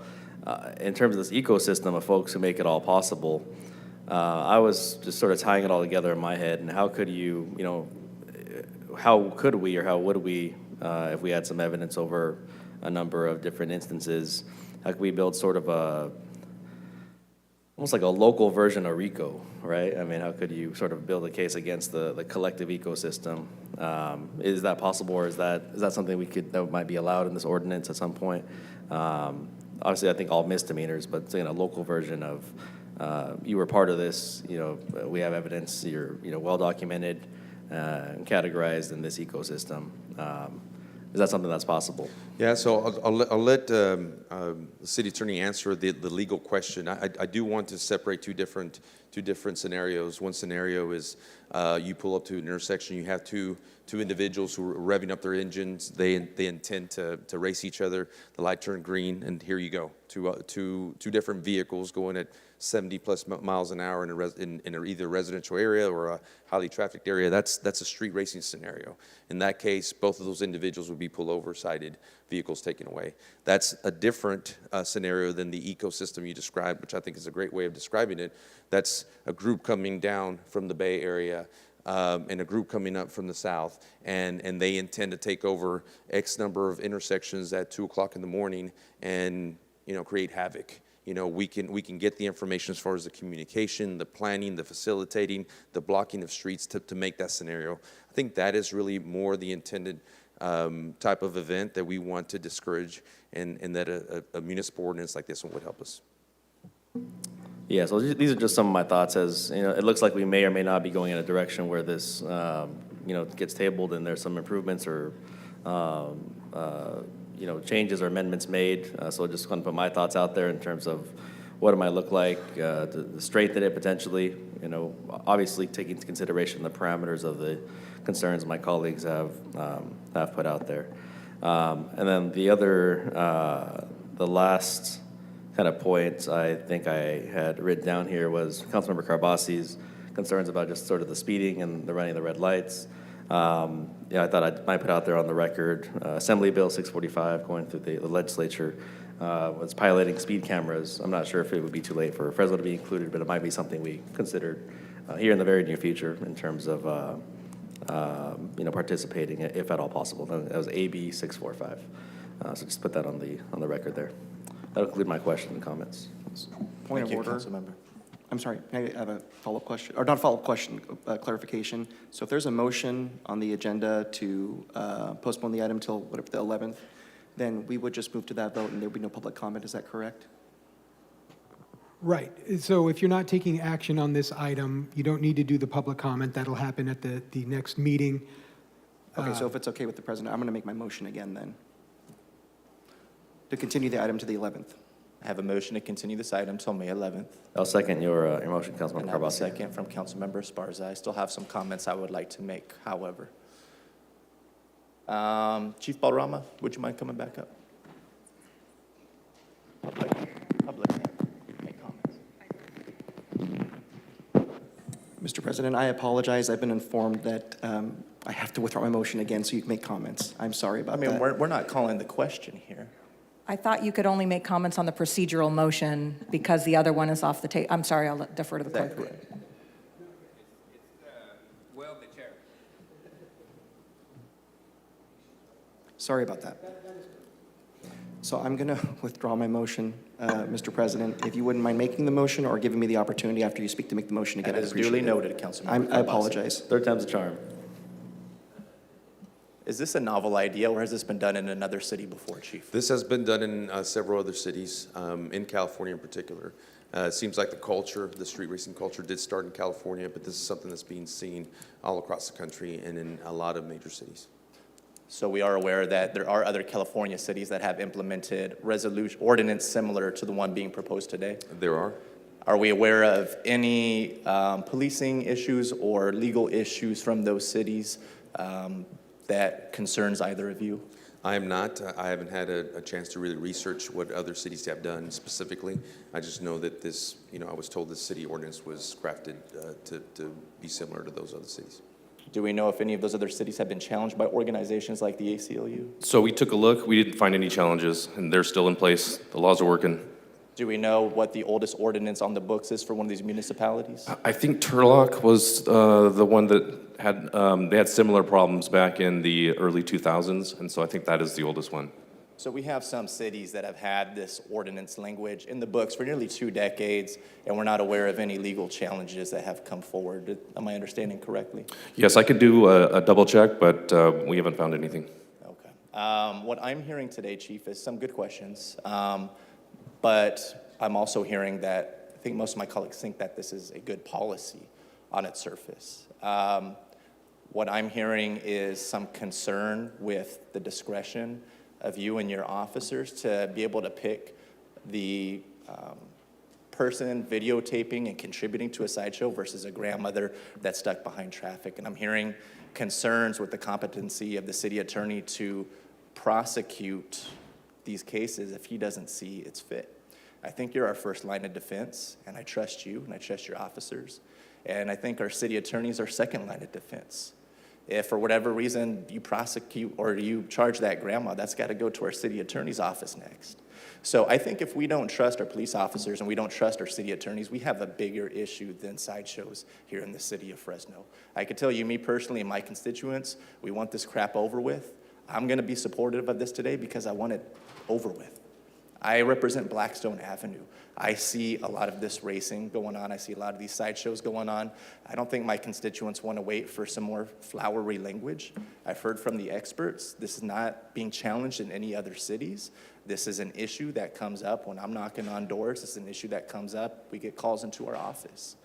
This is very similar, in my opinion, to an ordinance we passed a couple months ago related to catalytic converters, where we are going to start charging folks with the fine if we catch them with a loose catalytic converter. Again, we're not catching them in the act, but we know that they're complicit. And I find this to be very similar, where we're not going after the actors, that's already law in the books, but we're going after the folks who help contribute to the problem. I think that this is something that if we delay any longer, I think that's going to show the public that we have problems with the trust in our police department and the trust in our city attorney's department. I don't. We came on together at the same time, Chief. You've done an excellent job in my district. I have no reason to doubt you. That's why we continue to support your officers and make them the highest paid in the valley, go above and beyond the mayor's proposed budget. We hired City Attorney Andrew Jans because we have full faith in him. And I don't want to delay this any further because I don't want another 3 weeks, 4 weeks to go by, another 2 months, and in the meantime have more sideshows that could cost the life of somebody living in my district. I'd be happy to support this today. Thank you. Yeah, thank you very much for your comments, and I appreciate the trust. I think the trust comes after a period of time. You know, everybody should be proven, and just simply because I'm the police chief doesn't just grant me, I get the authority, but I have to earn that authority every single day. And if at some time I'm not doing my job, or I'm not being honest, or I'm not being forthright, then I don't deserve that as authority. Let me just say this, whether this is tabled or whether it's passed today, the police department appreciates the fact that the city council is trying to give us the tools that we need to be proactive, not reactive. I don't want more deaths on the streets because of street racing. I want the tools to be able to stop this from happening. At the same time, I'm extremely supportive of the Constitution and civil liberties.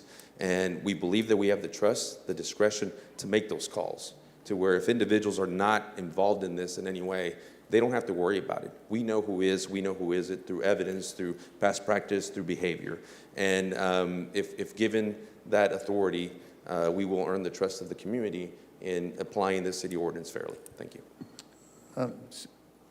Mr. President, can I just make a couple of comments before, and I asked Councilmember Cabas if I could. Yeah, you were queued up next anyways, council member. Okay.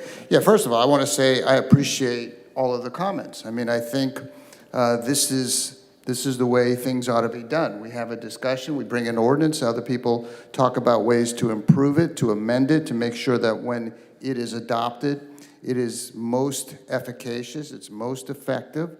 And I think that's what we're witnessing today. And I'm frankly pleased by it. I share the same sentiment as our president that we need to do this quickly, not continue to delay it for any reason. But I think the points are very valid. I don't want to take away the discretion of the officer. You use discretion. All your officers are using discretion every day.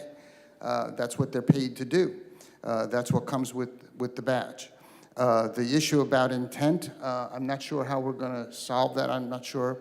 I mean, short of people who are obviously actively participating in it, coordinate it, promote it, those clearly people have intent. So perhaps, City Attorney, I'm not sure what you can do to improve that, to address the concerns. I think the concerns are valid, but I'm happy to see how that can be improved. The ordinance have been done in San Jose. San Jose was the first one, Santa Rosa. It's in Turlock as well. I mean, these are cities trying to deal and combat this problem, and of course, Fresno is doing that as well. So I think it's, the comments are very positive. I respect them. And I think we can incorporate what makes sense. And I think we can do it relatively quickly. We don't meet in 2 weeks, so that would be beyond 2 weeks. I'm wondering if there's some way the input can be from you, Councilmember Corbasi, or anyone else that has concerns can maybe meet with the city attorney to address them, and we can bring this back perhaps next week to expedite it. Would you be willing to do that? If I may, Member Bredfield, and just a point of order question for City Attorney on process. My understanding is ordinance is introduction, and then it comes back for adoption. If the language changes significantly from the first introduction, the clock starts ticking again and it requires 2 more votes. So if that's the case, then I just need confirmation. Raj, is that Yes. correct? Yeah, it'll be reintroduction at the next, Reintroduction. if it changes. Correct. So what I would like to see, and I don't know if it's up to the rest of the body, but I'm okay with taking this on next week if between now and next week we can strengthen the language around intent, around parking structures, making sure that, it's a little more solidified. I'm okay with taking it up next week. I'd just like to not restart the clock or put ourselves in a position where we now delay this a few more weeks, given that we don't have another meeting for a few weeks after next week. So if the language changes between now and next week, which it looks like that's the direction you're talking about, then it would be reintroduction at the next meeting. Yeah. And the one other comment, and that's no problem for me, and the other comment, we actually expanded the 200 feet to 300 feet, thinking we were trying to make sure we included all of those people who are engaged in this activity. The prior ordinances from the other cities have been 200 feet. Perhaps that's what we should do, is bring it back to 200, so we're making sure we're incorporating just those people who are involved in this activity. So we're not getting grandma at Home Depot. So, Member Bredfield, Yeah. just for the record, are you Yep. open to bringing this back next week with revised language that strengthens it? Yeah, absolutely. I mean, the goal is to strengthen it. The goal is to give the police department an effective ordinance, as effective as it can be, to make our community safe. And I think people raise very valid points. And as long as they can be incorporated by next week, we bring it back, I think we're good to go. Yeah, I'm going to answer my colleague's question. I don't need to meet with the city attorney's office. I need to meet with the police department, because by the admission of our police chief, he wasn't involved with the process. And unfortunately, schedule's pretty tied up, because we all have meetings before the next council meeting, but I'll cancel whatever I have to, because this is really, really important. Well, but that isn't accurate. He is involved in the process. If he's given the ordinance to comment on the ordinance and he says, I'm good with the ordinance, then he's involved in the I'm process. sorry, Chief, would you Councilmember. mind coming up here again? I apologize, but I'm going to ask you a question. Were you involved in the development of this bill? I was involved with the reviewing after the bill was put together, and Got it. I support the bill. When did you see the bill? I believe it was 2 days ago. Okay, same as us. So the other issue is thank you, I'm sorry, Chief, thank you. The other issue is it's been less than 48 hours. We've always asked for discretion to give us more time. I think we know how significant this bill is. If we bring it back next week, I get it, let's do it, but I really do expect some serious changes and more teeth in this bill. Thank you. Oh, I'll make a motion to bring the item back next week. I will second the motion. I'm not you guys know me, I'm not one to regularly second Councilmember Carbasi, much less 3 times in one day. But if motion sickness. But if if there's one issue that you've been sort of the resident council voice on, I think this is among those. So if you want to dig your teeth in, and I'd love to hear your feedback, more of your feedback, kind of substantive content feedback when we bring it back. But I think we do need to pass some version of this ordinance. It's in its intent and purpose, I think, a good piece of legislation. Thank you. Motion to continue to April 27th by Councilmember Carbasi, a second from Councilmember Esparza. Is there any opposition? For the record, it will be a revised version that comes back. There is no more comment. Well, Council President, I just want to make sure that we're clear on what we're discussing. So the language will be modified previous to it coming back, correct?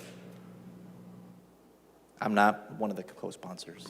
To the co-sponsor, that's what we're discussing, Councilmember Bredefeld? Yeah, it's coming back and with input from our council colleagues. Okay, so you're agreeable to that? Yes. That's basically what Yes. I'm trying to get to. Okay, no, and just for the record, Chief and our police department, I think everybody on this council supports you, has a confidence in you and our city attorney, but this being a policy that guys, just like you referenced California Vehicle Code, that you have to follow, we want to make sure that this policy is very clear on what the intent, and that's where our city attorney will clarify that language. Thank you. All right, we're not taking any more comments as there is an active motion on the table. Is there any opposition?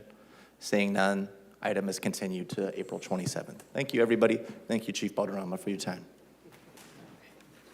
All right, we will now move on to the consent portion of today's calendar. We will start with public comment, including consent, contested consent, unscheduled communication, and closed session. If you would like to speak on one of these matters today, please fill out a yellow card. We have them in the back of the room. You could drop them off here in the front. Everybody will be allowed 3 minutes to speak. And we'll start with folks in the chamber. We'll start with Jesse Toledo. Jesse, can you please join us at the front? Jesse, are you in the chambers with us today? Going once, twice. No, Jesse. Liz Looney, you're up next. Liz Looney. Once, twice. Susan Neville, are you in the chambers with us still? All right, good morning, Susan.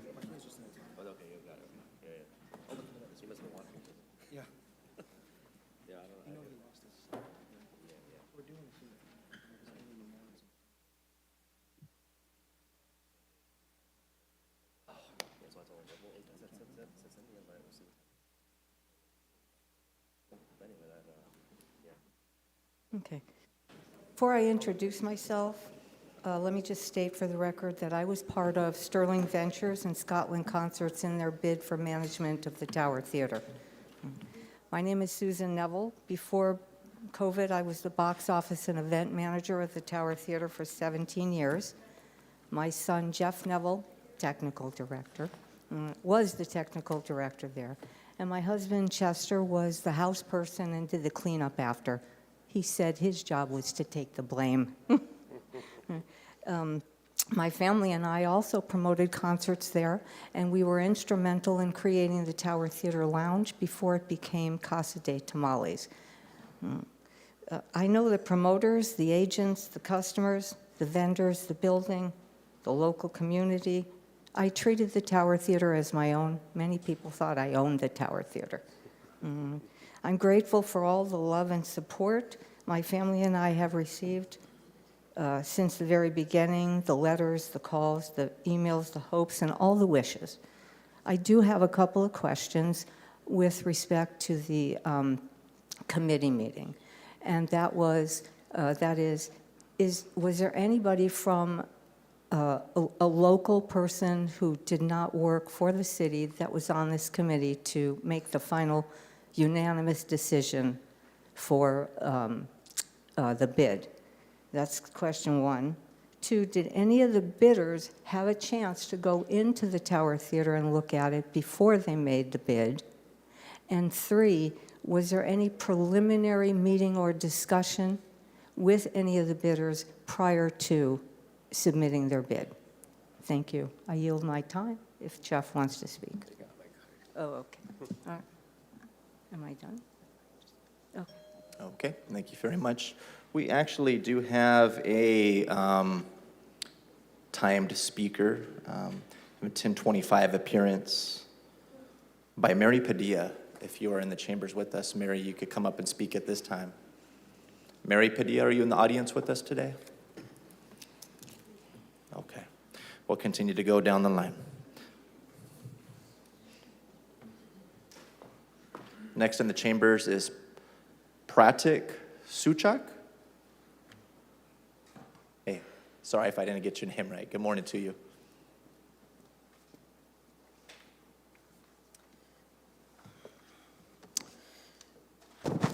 Good morning, respected Fresno Mayor, City Council members. My name is Pratik Suchak, and I represent the Country Inn Suites by Radisson, located at 6065 North Hessa Street.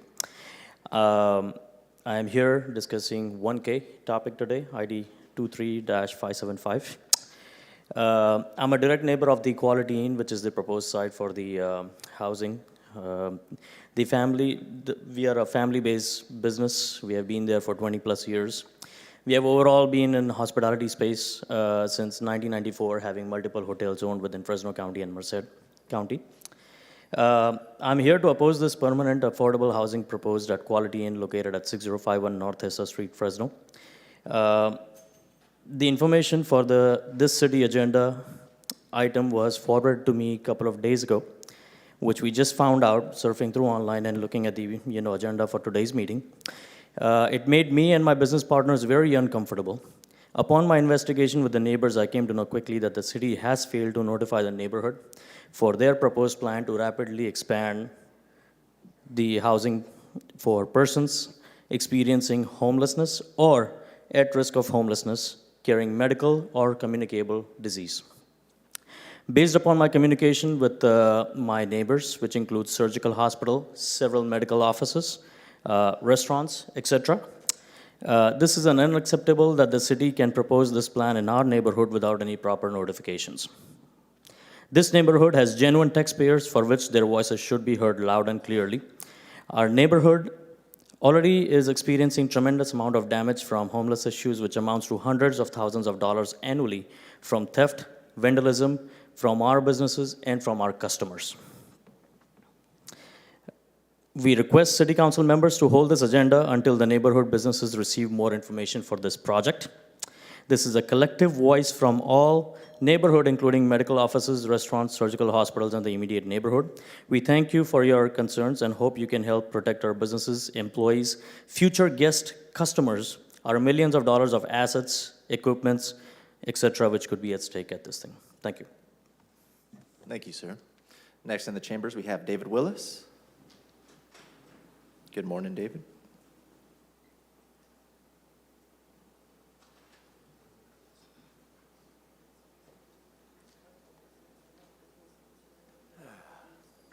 Good morning, council members. It's an honor to be here. When the city of Fresno took away George Santikian's license to operate Trails End and gave it to Mark Adams as a receivership, who then sold it to Harmony Matt Davies, did you ever imagine the current situation of a 12-month shutdown?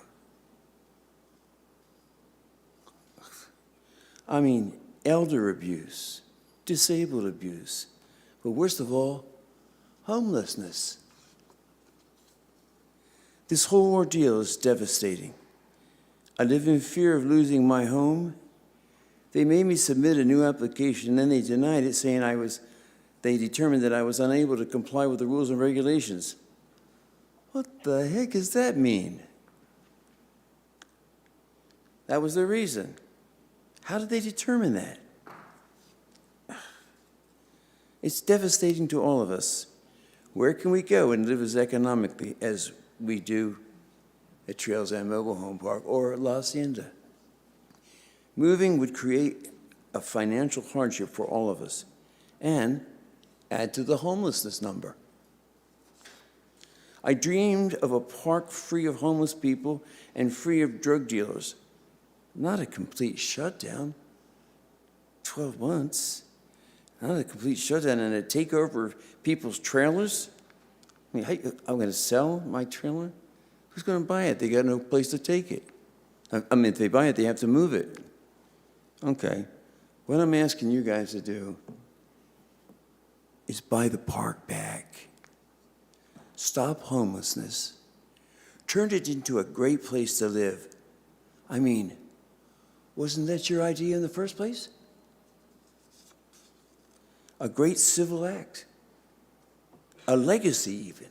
A credit to your efforts to eradicate homelessness. I believe that was Jerry Dyer's main motive. And this just creates the thing we don't want. Last but not least, your reputation is at stake, and I want to thank you very much for listening to me.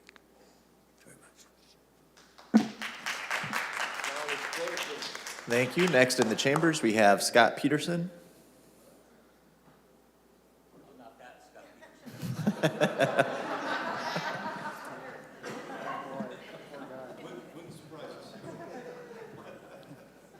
Stand down, Fresno police. Good morning. thank you, Mayor Dreyer, for purchasing the Tower Theater, to spearheading that. I was a great friend of Dottie's. I presented shows in the Tower Theater for close to 30 years. Hear me more? There we go. For close to 30 years, and I think Dottie would have been across the street campaigning against her son for the actions that he did and how it tore apart the community, a great community. The reason I'm here today is I applied to be one of the presenters, along with my good friend and partner, Lance Sterling, along with bringing back Team Neville to manage the theater. And what I'd like the council to understand is we submitted requests for qualifications. There was never a bid meeting. We never had an opportunity to ask questions, to see previous financials. We were never allowed to even be inside the theater. I had to rent the theater to do my Christmas concert, my annual Christmas concert, even to see the inside of the theater. My partner, Lance Sterling, was invited on a Skype call to be interviewed, but he was asking questions. Our proposal was 3 people to come in: Sterling Ventures, Scotland Concerts, and Team Neville. Somewhat of a Goldilocks approach. The big company, a regional company, a local company. We have so many ideas for the theater, for the parking area, for the lounge, to create it 365, create events year-round with the community. I have no objection to the colleagues from 980 Olive for participating in this, but what I'm asking is for one person on the council to say, let's put a pause on this. Let's allow our team to come back in, meet with staff, meet with the community, present our plan, come up with something where you make more money, you have more events, and the community is represented. Thank you. Thank you. Next in the audience, we have Kim Sands. Good morning, Kim.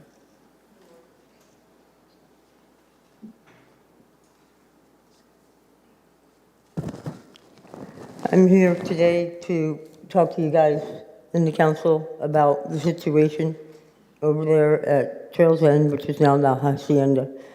I moved here from Rhode Island. I was homeless for a year or two.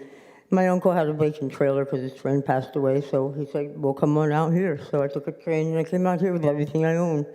And now I have a 5-day notice to evacuate my place. This is the place I call home, so I'm not homeless. And what has been happening, we've endured a lot. Through all their transitions, they never told us what they were doing. They never had a timeline for anything that they showed us. We were all in the dark. We didn't know what was going on. And now, 5 days to get out.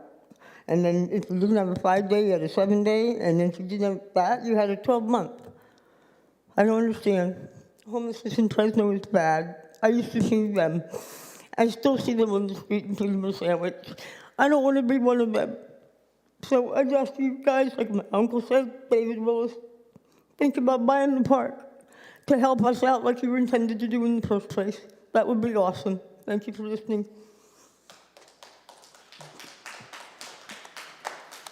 Next in the chambers, we have Brandy in. Brandy, good morning.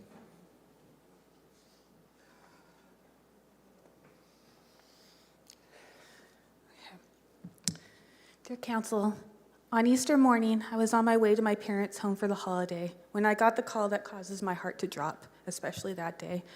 Kevin, an elderly man who was here last time because his belongings were taken by Hart, got called to say that Hart team came and took all of their belongings and those of the others in the areas. His walker, blankets, large amount of groceries he just purchased. In addition to Easter, a holy day, it was his birthday, and he had bought food and cake for others to share that was taken. I got there, and they told me, as I've heard 100 times before, the officers refused to let them keep their belongings, just what is in their arms. Any efforts to keep One's own belongings would result in arrest for obstruction, they were told. How is this any way to accomplish anything other than collect landfills? One of the men said that his work tools were taken as his new bike, and he was worried that his employer would be mad and maybe lose his job because he didn't have his tools. Whatever excuses the city and police make about the validity of this work, they are impeding people from moving forward because of their unnecessary, unrestrained cruelty that also kept someone in December from getting a rental because they would not allow them to have their backpack with their paperwork. This is not compassionate response that the city claims, nor is it merely an encampment litter cleanup that I see on your community presentations. We need safe camps as people are asking for a place where they don't have to worry about losing their belongings, something, because we know even with progress, we are exceeding, the need exceeds the shelter and housing. We need this cruelty by Heart Team to stop and for them to be held accountable for harming your most vulnerable constituents and for partnership with unhoused. People are trying to get out of situations and sign up for shelter. Regarding 1J and M, I am glad that there are shelter options in other districts finally, as I've spoken to those who told you before that people want to go to shelters in the areas where they reside, where they feel safest. I'm glad that they're in well-resourced areas near stores, bus lines, and such. And I hope they will be given priority for the permanent housing. What they need most is permanent housing as well as rent control and housing protection, as Arias notes that the highest growing number of the unhoused are elderly priced out of rentals. And I assure you that that is the case for most of the people. Please read Ruma Espinosa's opinion piece, especially those getting a second chance. And I ask the council with this item requires more accountability for the operators to ensure that these people are moving forward, not taking a step back, that there would be a better process and requirement of process for exiting and discipline that keeps staff accountable to fairness for a more clearer process. And because in so many cases with exiting, if you had the information, you would say this exit wasn't necessary, there was a better way to resolve it. It's not just what you do, but how you do it. And regarding 1D, I saw for so long people invest their time, energy, and so much to preserve the Tower Theater as a cultural hub.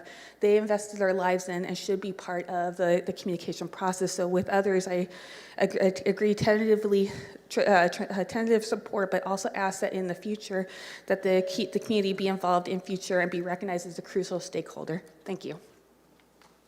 Thank you, Brandy. Next in the chambers is Linda Martinez. Good morning, Linda.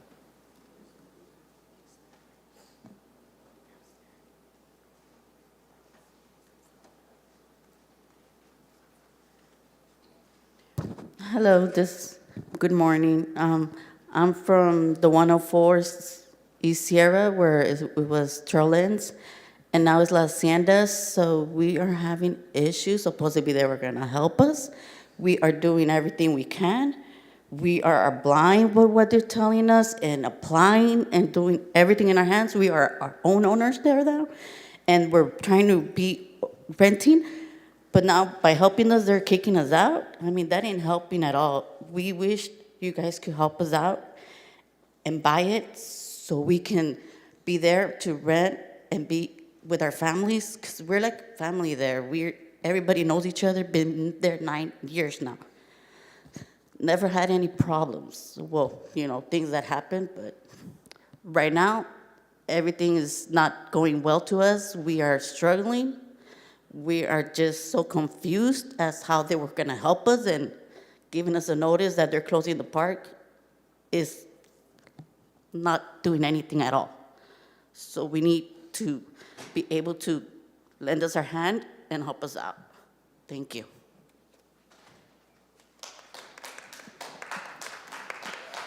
Next in the audience, we have Leticia Casillas. Leticia?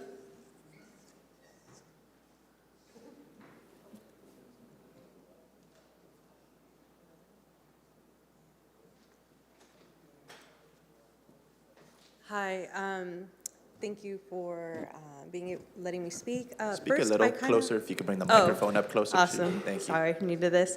I'm actually gonna let residents speak first, and maybe I could go after they speak. If you'd like me to call you later on, I could do that. Yeah, that's awesome. Thank you. I will put you back in the queue. All right, next up is going to be Perla. Perla, are you in the chambers? Hello, Perla.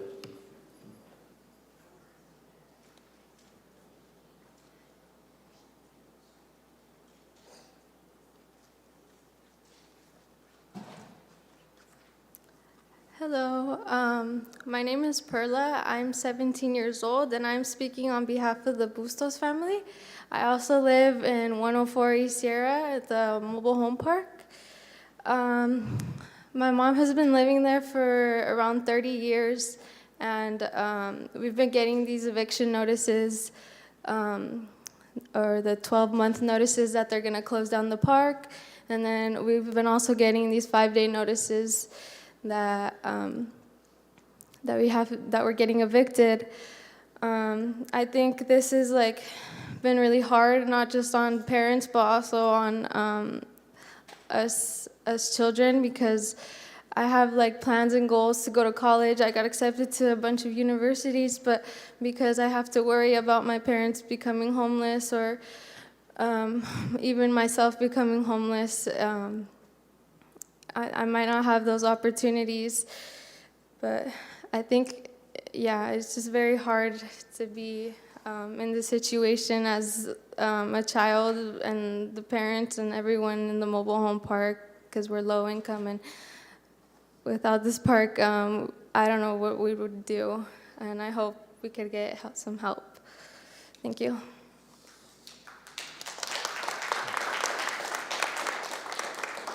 Thank you, Perla.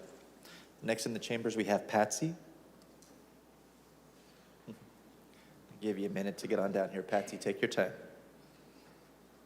Patsy, you'll be followed by Mariah Thompson.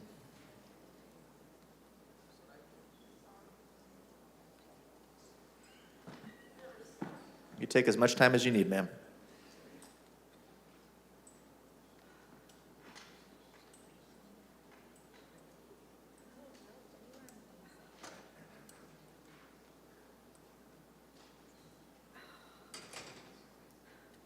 Sorry for the delay. Well, I'm like everyone else here that's been evicted from, it's La Hacienda now. I've lived in that park for 33 years, and the reason I was there, because it was very reasonable rent, which is what I needed. I'm retired, and that's all I live on is my retirement. And I have no way of moving my trailer, where to move it to. I have no money to move on, cannot pay high rent. So this is very much disturbing for me and the rest of my tenants. I just wish you guys could really help us. If you could, I'd appreciate it. Thank you, sirs and ma'am. Thank you. Mariah?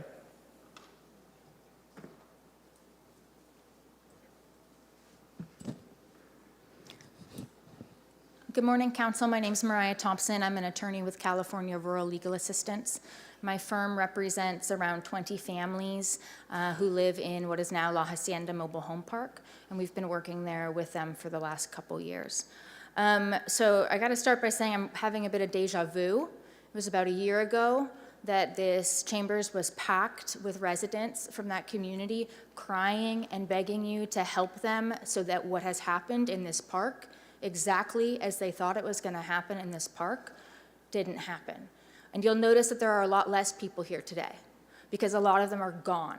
A lot of them have been evicted, their homes have been torn down, and it's getting worse. You've heard about the 12-month park closure notice, but there are other notices that are even more pressing. A number of families who have been living in that park, who are homeowners, who have been there for more than 30 years, some of them, last week on Thursday received a notice that they were illegal squatters and that they had until Monday to hand the keys of their home over to Harmony Communities. They couldn't sell it, they couldn't move it, they had to vacate and hand over their home.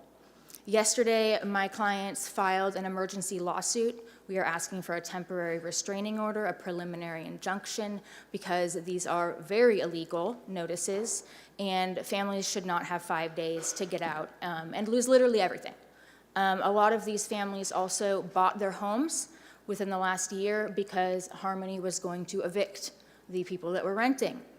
And so they bought their homes like they were supposed to, and they registered their homes with the state like they were supposed to. And when they sent in their registrations to Harmony Communities, they said, you have to reapply to live here. We deny all of you. Give us your house in 5 days. So now we have to litigate that. And I hate to say it, but we told you so. You guys were, you were advised about what this company does. We presented hundreds of pages of evidence to you that they do this everywhere, and they are doing it here. You were lied to, you were swindled by a company that is predatory. You were promised that they would follow rent control. They're already doubling the rent. So, I don't like to say I told you so, but we told you so, and we're hoping now that you will do something. I saw this morning that Harmony is listing the property at $4.1 million. They paid $1.7 million for it 6 months ago. If the park closes, they're required to pay relocation costs, but they don't have to pay relocation costs to people who have been evicted and are gone. So what's happening now is they're cleaning house. A bunch of illegal evictions, they'll all be gone by the time they have to close, and then no one has to get paid those relocation costs. They want to make, $3.7 million in 6 months. We hope you'll do something this time.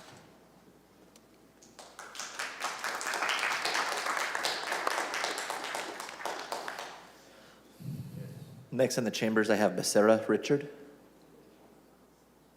Becerra?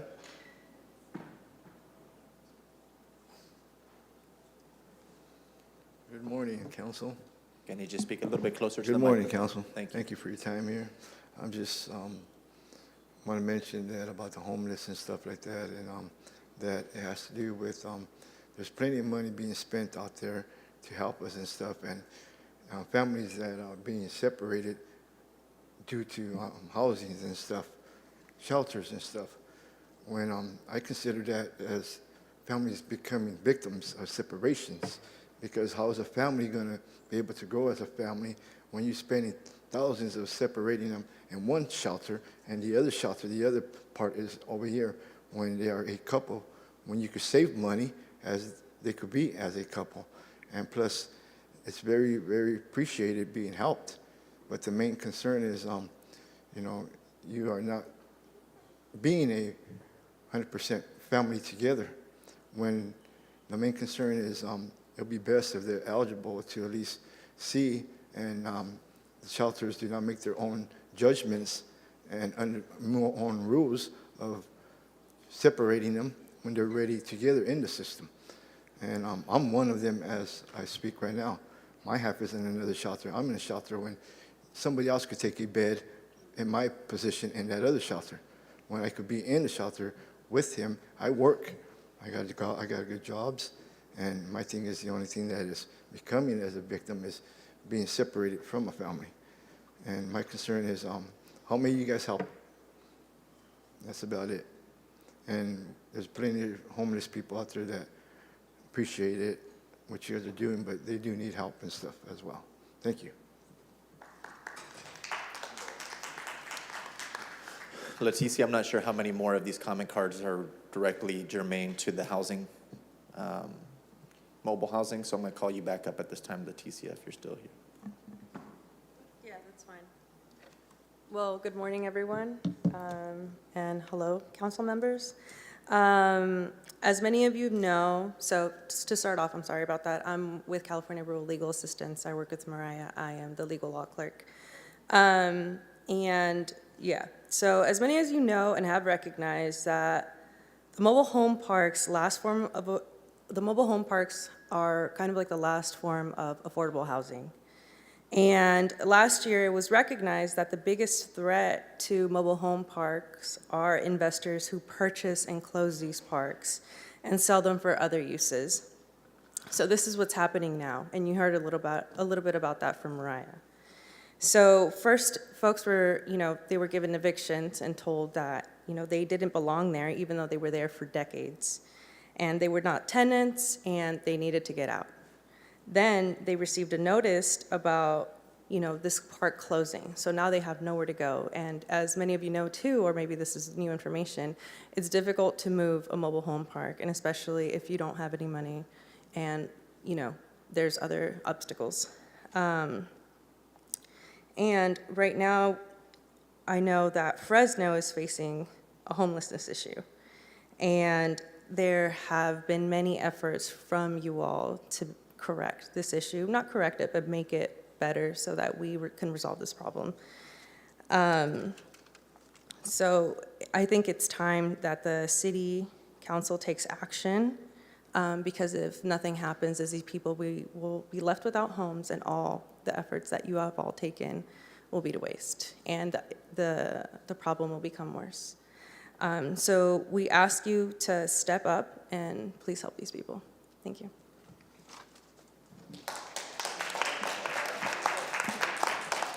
Next in the chambers is Sam Frank. Good morning, Sam.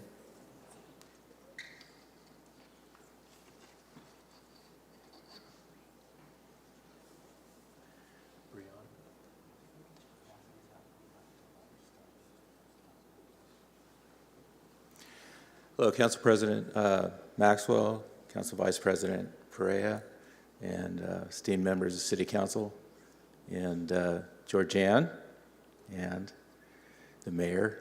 I'm here because my members asked me to come and to basically thank you on their behalf for the quick action that you all took, not just in dispatch. Oh, I forgot to introduce, this is Tanya Keller. She is the first Vice President of FCA. And so on behalf of the members, I'm giving you these certificates, and they're just a certificate of appreciation for you. A lot of times it's you folks handing these out to other employees, but I just want to say that as people who also get a check from the City of Fresno every 2 weeks, you did your job magnificently, and you showed that you do care about workers and their families. And consider this a get out of somebody accusing you of not caring about workers or their families card. And I just want to thank you again. And Tanya, do you want to say?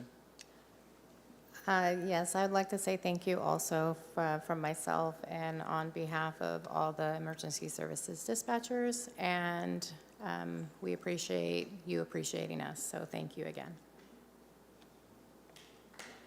Thank you both very much. I think this is the first certificate I've received, so I appreciate you folks very much. Thank you.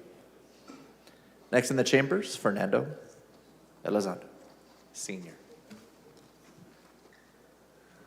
Peace be with you. First of all,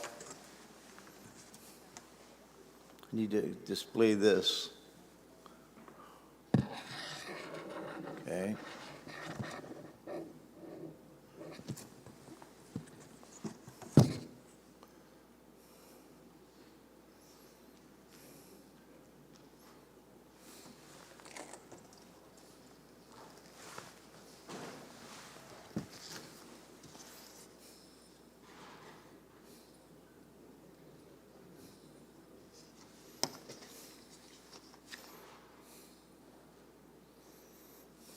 Some don't want to hear it, but they can read it. What we have here is the masters of corruption. The masters, the puppet masters, that was a movie they made here. We are having a result of it. There's no shortage of water, no shortage of money. There's shortage of leadership. That's what we have in all the world, not just here. You don't seem to listen to these people. We don't come here to listen to the rhetoric. We want to take care of the real issues, the homeless. That's the real issue. You people haven't done nothing but take their money, hide their money, abuse these people, rude and arrogance. That's what this chamber is all about. We need to set the word straight and make it straight. A lot of corruption, a lot of conspiracies, a lot of special interests. Special interests are the ones that are behind all this rhetoric of stealing the money from the homeless, taking their homes away. They're supposed to be they call themselves the community revitalization. Closing down a park, closing down somebody's home is not revitalization. It's called extortion. The code they call themselves a code enforcement. I don't see no enforcement. I see extortion. Until this stops, this homeless is going to continue. Where's Jerry Dyer? I hope you hear me, Jerry, because I know you can't face me. Because I always tell you the truth, and the truth always makes you cry. Jerry Dyer said he had nothing to do with that killing of his lieutenant, and he started crying. I said, Jerry, I didn't have nothing to do with it either, and I'm not crying. Thank you, Fernando. Next in the chamber is Des.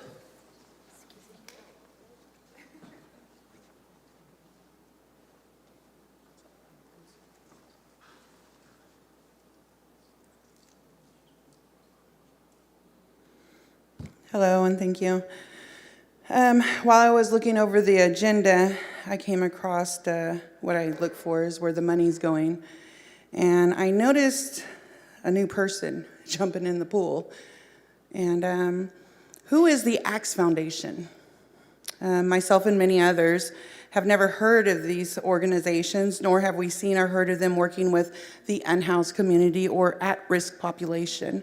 So I asked, why would an organization all of a sudden come out of nowhere and ask for $2.8 million of home key money to expand housing for people experiencing homelessness or at risk of being homeless? With further looking into ACT Foundation, I found things that raised a brow to me. That was an address for one, and a name of many other businesses and organizations combined together. Kevin Foster was the name listed as the CEO of LifeBridge Church, which is a very expensive church. They got a lot of campuses, okay? North Campus, South Campus, very big. They also have, he is the CEO, owns Stepping Stones Preschool. I'm kind of curious about what the cost of tuition is out there, or if he even has any of the unhoused kids that are in our shelters, even going to his preschool. Axe Foundation is a nonprofit which just did a website, and my concern there is that they have already put on their website, coming soon, Affordable Housing 2023, like they already got the money, but I guess we'll see. Let's go on. So he's also the CEO of Buena Vista Event Center, Mint Thrift Store, and now he wants to add affordable housing. After looking through, I don't even find anything about property management that they have done. The same CEOs, the same board members on all these organizations and businesses, this is concerning. So now after I've read the e-comments, which you guys please look into, made by concerned community members, I could not locate any information on the experience of Kevin Foster or his employees regarding housing, mental disabilities, and addiction or property management. Or maybe I just didn't look in the right place. This is a huge problem we have today in our shelters, people running them with no experience, which leads to neglect and abuse. And as we are experiencing today in the home key shelters, I am asking the council to not approve any business with Kevin Foster or any of his organizations or businesses until further investigation is done regarding the allegations made in the e-comments, and not to ignore them. If this foundation is under investigation for all the highly concerning allegations made, I am sure the community would like transparency on who these millions of home key state fundings are going to. We need housing in Fresno, but not at this cost. Thank you. Next in the chamber, we have Lisa Pritchard. Lisa?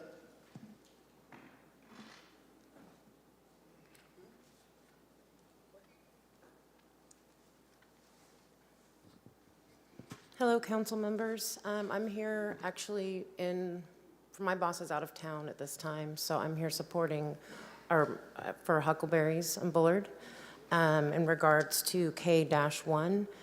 We're a little concerned about the quality end being turned into possibly for low income and possibly homeless folks. We already have many issues. My owner took over Huckleberries on Bullard in August this last year, pardon me. We haven't quite been there a year, and we've had many, many issues. We've had 5 windows broken out in the middle of the night. We've also had 2 break-ins. We've had a couple homeless folks come in to use our restrooms. We've had our paper towel dispensers ripped off the walls. We've had our mirrors shattered. We've had many disruptions in our restaurant. It is a family restaurant.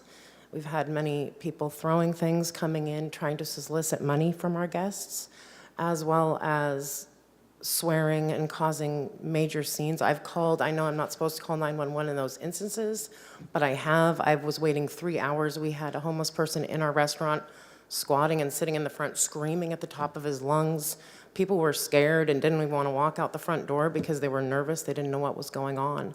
We've had so many issues, so I'm just very concerned about the hotel being turned into something that's going to possibly hurt our business as well as all the neighboring businesses. So we're here to support the community and just make sure it's a safe area to be able to support the community and serve them a great breakfast. I think this morning I actually was here at 7:30 and brought catering to 30 of the council members. So I hope everybody enjoyed breakfast. But we are here and I appreciate you listening to us. We just want to make sure Fresno, it's always a great place to be, and we appreciate you guys, and just want to make sure everything's safe and stays the way it is. So thank you for your time. Next in the chambers is Kristen P. Kristen?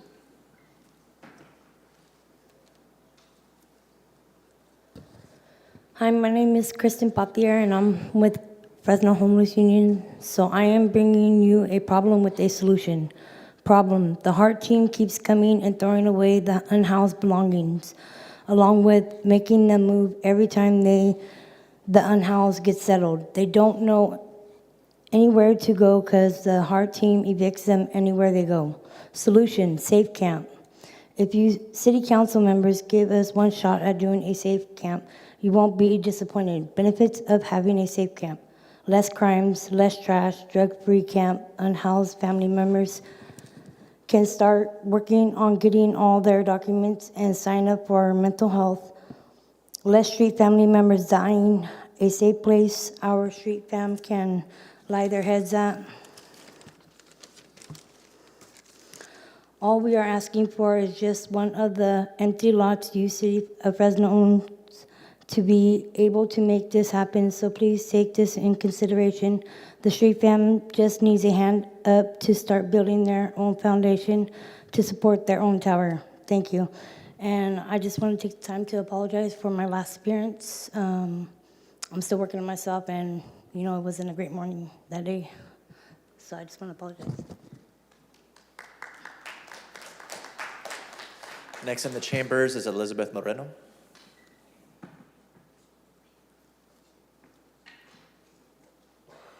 I am going to stay focused on the homelessness. If we could focus more on, there's for single people at the shelters. A little closer to the microphone, ma'am. Thank you. And there's not enough family shelters. There's just like one right now they have.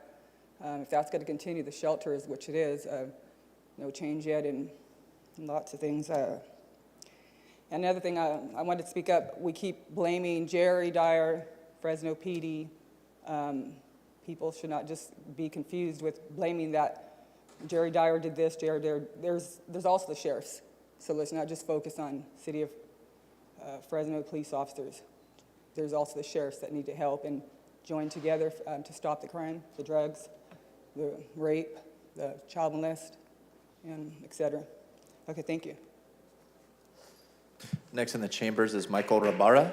Michael?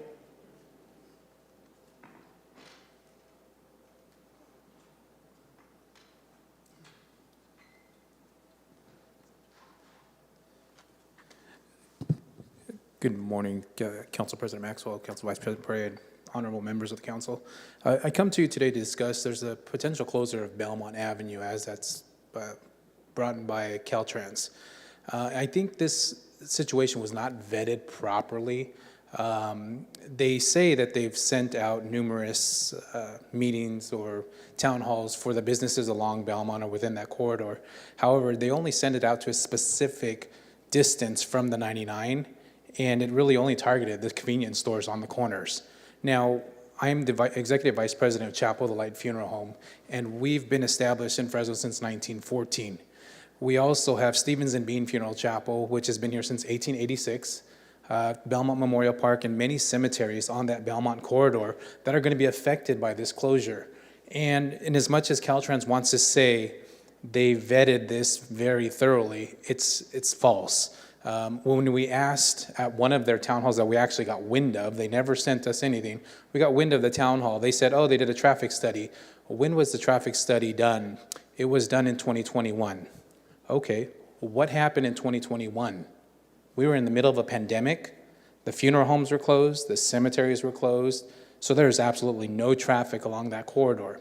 You look at it now, that is the main corridor for funeral processions to come in from North Fresno, East Fresno, West Fresno. That is the main off-ramp that they have to use to access these funeral homes. Now, we closed Belmont.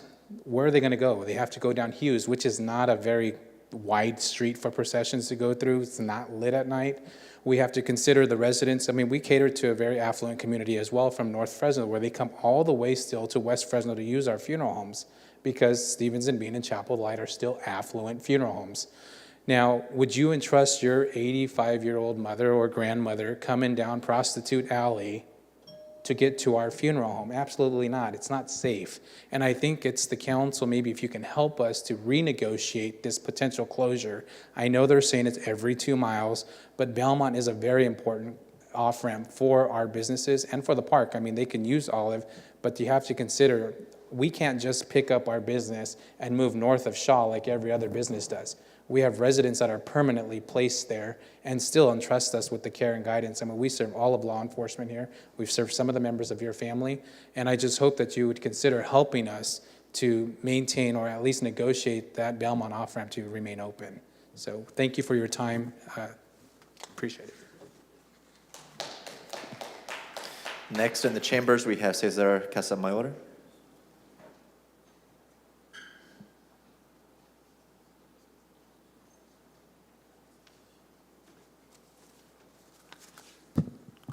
Peace. Good morning to everybody.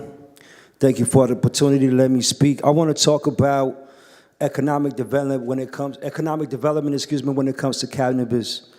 First and foremost, congratulations to the social equity awardees. I hope that they have a good approach of investing in Fresno and communities that have been impacted by the war on drugs.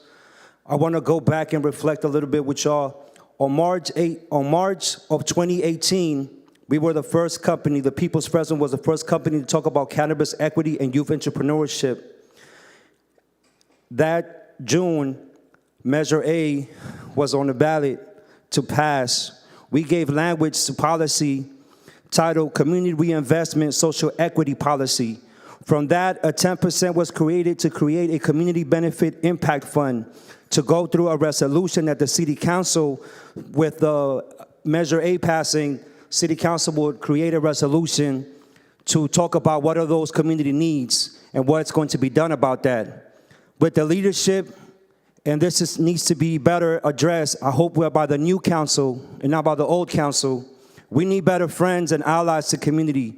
The 10% of the Community Impact Fund deals with beautification, parks, safety, youth development, and economic development. We agree with 2 of those: transportation, more policing, and transportation should be taken from the 90% of the taxation. We already getting the crumbs. We're getting 10%. It is not fair, Mr. Arias. You want to be a community champion? Well, help champion the change in the resolution that is wrongfully written by your hands in leading that conversation of transportation and, again, transportation,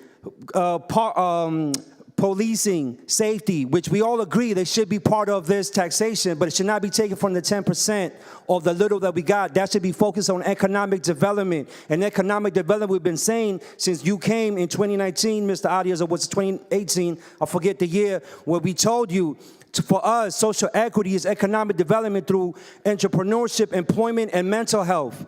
So we need help from City Council to change that language of that resolution, because when we talk about community needs, the most important thing that we can do to community needs is have access to capital, access into this industry that many of us have been dismissed. Secondly, I want to talk about some of the issues that are part of this approach that the city has taken in regards of social equity and allowing for community to be present in these things. And I'm going to end with this. What the city has done on the licensing and the process, it has created a driving more for the black market to thrive. Our social equity assessment program that the city did, Thank you, excuse me. Cesar. I'm unfortunately, I have to cut you off there. I believe I was getting 3 minutes. I still And see time. Your 3 minutes has expired. Next up in the chambers, we have Jeffrey Neville.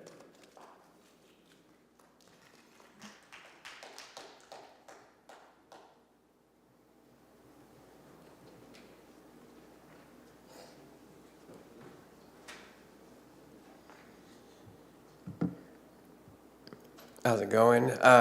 My name is Jeffrey Neville. First of all, I just want to thank Annalisa and I want to thank Miguel for the tireless endeavors you guys did with the Tower Theater, and I appreciate you guys. We appreciate you guys. So, I, like my mother said, was the technical director for 15 years of the Tower Theater.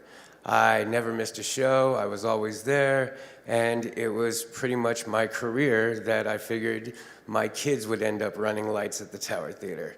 So when COVID hit and all of a sudden it was like, hey, the industry that says the show must go on is no longer going on, we didn't really know what to do. So we kind of hang tight. And then we started hearing about it being for sale. And we were like, that's crazy. They would have told us if it was for sale. But we ended up finding out by Facebook and ABC 30 that it was for sale. So when we approached the owner, he said, don't worry, nothing's gonna happen. We're all gonna stay in our nice little positions and everything's gonna be great. And so we're like, great. Then all of a sudden, I see shows that are there at the theater and no one's called me and I haven't advanced these shows, so I don't know why they're coming to the Tower Theater. And then I think 3 months after they had already been doing shows is when we found out that the owners were telling everyone that we just didn't work there anymore. And, you know, not to what we wanted or anything like that. So I just wanted everyone to know, and I want you guys to know too, you know, that we're here, we love the Tower Theater, and if you guys can do anything to get us back into the Tower Theater, it would be amazing. So I thank you guys, and yeah, thanks. That'll conclude remarks from the chamber. We'll take it to public comment via Zoom at this time. City Clerk? Yes, next we have Lisa Flores.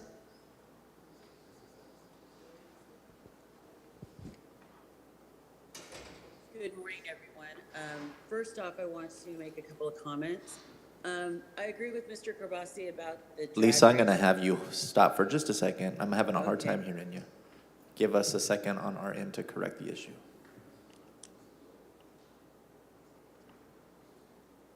Lisa, can you try speaking again? Yeah, can you hear me? Yeah, I could hear you. Okay. Drag racing. I want you guys to review the ordinance, what you have before you when you guys go to work on it, through the eyes of legal settlements. Because, you know, you pay $500,000 from what I hear today for the anti-Des Martinez ordinance, and, you know, kind of learn from the past, guys. Please, you know, taxpayers can't afford mistakes, especially when they're brought up to you about individual rights. So please look at that very diligently. But I also want to bring up my annual, windshield survey at Roding at Easter. Finally, the city is kind of getting it right. Every year for I don't know how many years now, I've gone out and looked at the traffic movements around Roding Park. And I first want to shout out to the city employees and the contractors and Nick, who is the Roding Park manager, for showing up and working on Easter, because that is a hard day to work. It is a very hard day to work. And also implementing a parking plan. Second, I want to bring up the issue that it needs to be tweaked. As I'm sitting there and taking photos and counting cars and doing all that I do in my windshield survey, annual windshield survey, when they started to close down the park, I thought, oh great, I still have time to go home and barbecue and have my own little Easter celebration.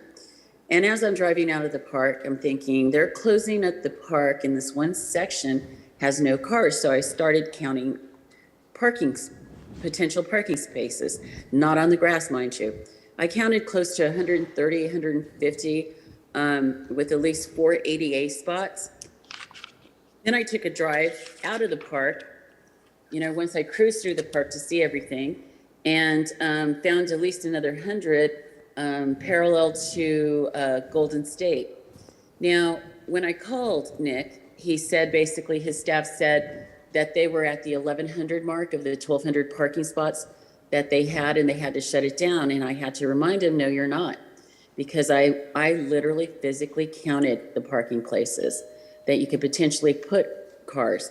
So I'm just asking that, the parking plan for Rodin gets tweaked a little, because I saw a lot of grandmas and grandpas waiting to get in to go to the barbecues with their families that got turned away.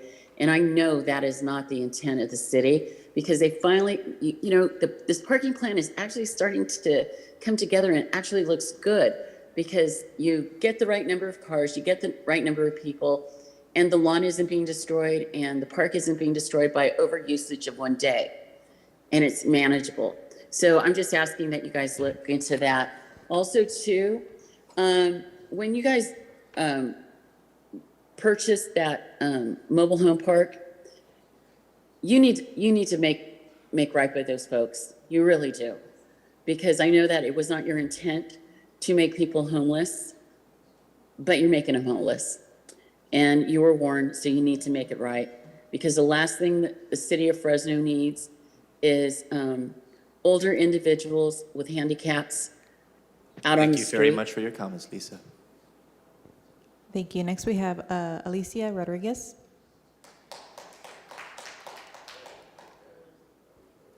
Hi, City Council. A few things today. I just wanted to chime in on the process regarding the management of the Tower Theater.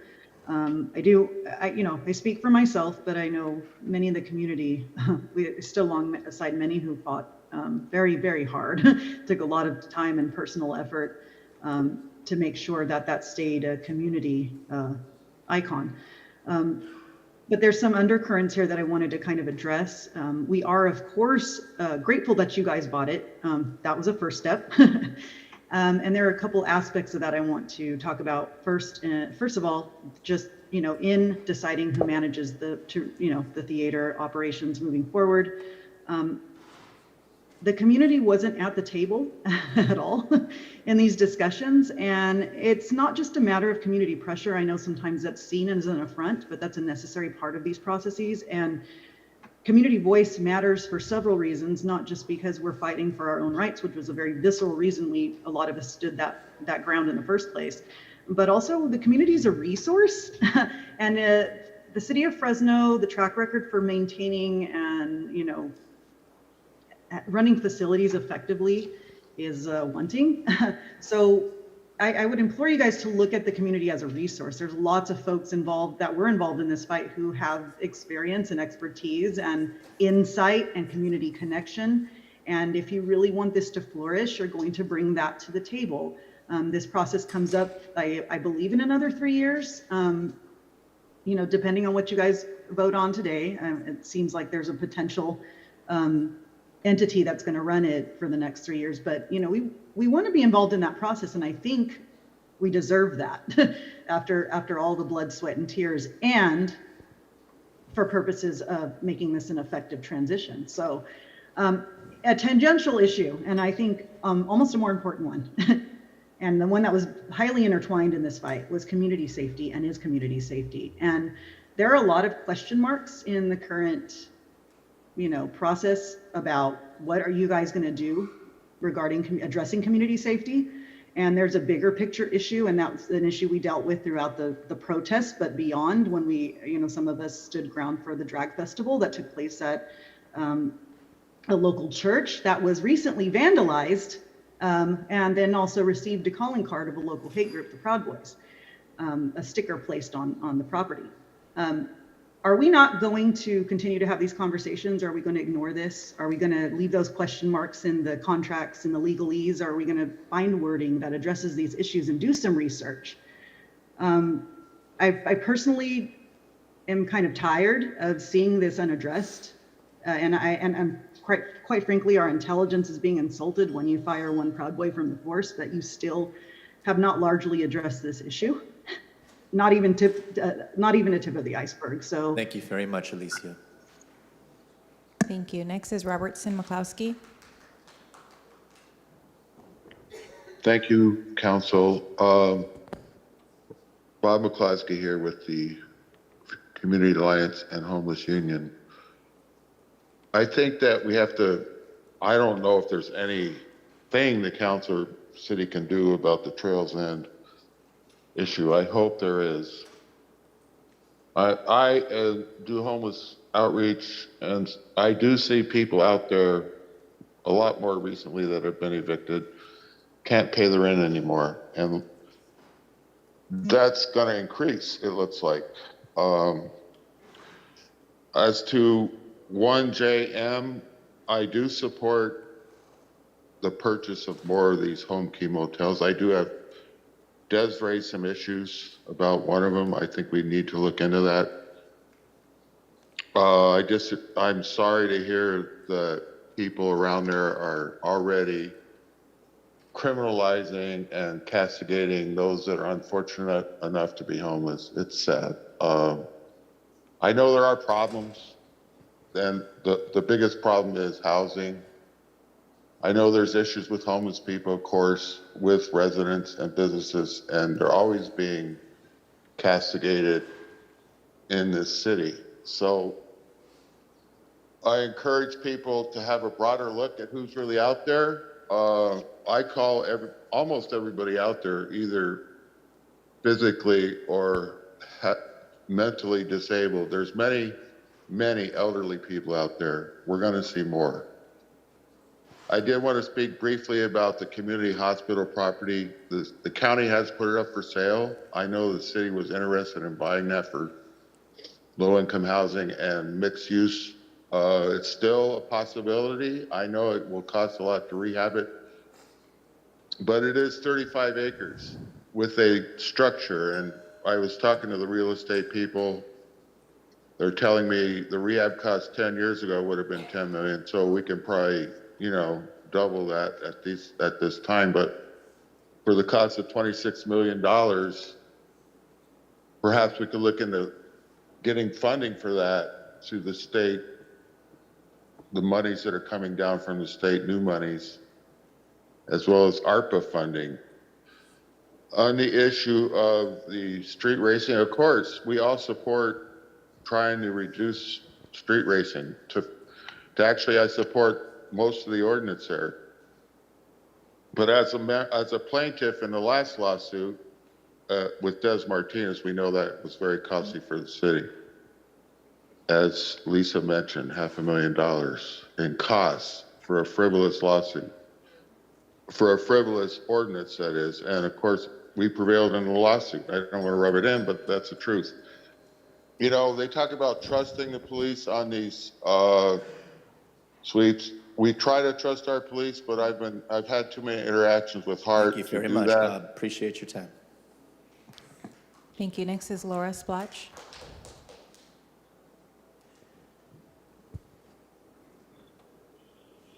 Hello, City Council. Thank you for letting me talk. My name is Laura Splotch. I was out on the corner fighting for the Tower Theater and our neighborhood. And I am grateful to all the support we got from Annalisa, Miguel, and other entities in Fresno. I just want to say I applaud your choice, your unanimous decision to choose the Olive LLC. I don't remember the numbers because I'm dyslexic. But anyways, I applaud that choice, mainly because they have really good connections for bringing concerts, and it's a great concert venue. My hope for the theater is that we add more community events, more films, bring back the real pride, bring back Sunday matinees for the kids. Just make it a real community center. We were the foot soldiers in that war, and I never expected a seat at the table for that, to choose who ran it. I guess the generals are the ones who do that. So I applaud your decision, and thank you very much. Go Numbskull. That's all I got to say. Thank you. Thank you. Next, we have Cindy Pembino. Good morning, Council President, and Mayor Dyer. My name is Cindy Pembino. I'm with Christ Helping Hands, and I am a supporter and member of the Fresno Homeless Union. After hearing the sadness of the Trail's End, and especially the lady that's had her place for 30 years, this is a disgrace. Please, Council, help them, please. I also want to thank you, though, for opening up shelters in other districts. That's really a step forward instead of clustering them all over in 3. And my concern is that I would hope we can get warming and cooling centers in all these districts too. And the Heart Team, for me, I've witnessed, like Bob and other advocates, many cases of abuse. I was abused. I had hands laid on me. They are bullies. To meet with the chief of police and discuss the Heart Team. This is an open invitation, officer, to you, Chief Valderrama. I would love to sit down and so we can get some solutions here. They do need de-escalation training. They need compassion training. And they need a mental health worker on every call, like I thought there was supposed to be part of that team. And all I can say is, city, and thank you. Thank you. That'll conclude our public comments for this morning. What we're going to do is take an hour-and-a-half break for lunch. When we come back, we're going to do the scheduled hearing and matters first, and then we're going to do our 5 contested consent items afterwards. So we'll be back at 1:30 for the remainder of the meeting. Thanks.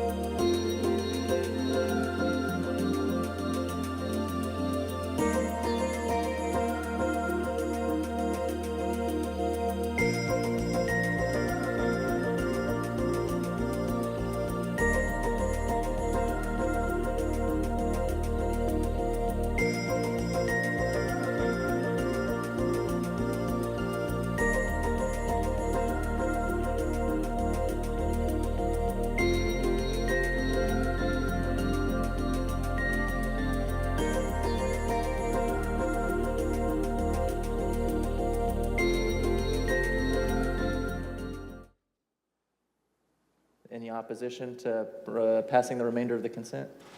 Seeing none, the item passes 6-0 with Councilmember Chavez not present. All right, next we will move on to the timed items, our timed hearings and matters. We will start with the 10 o'clock number 1 item. Give me just a moment.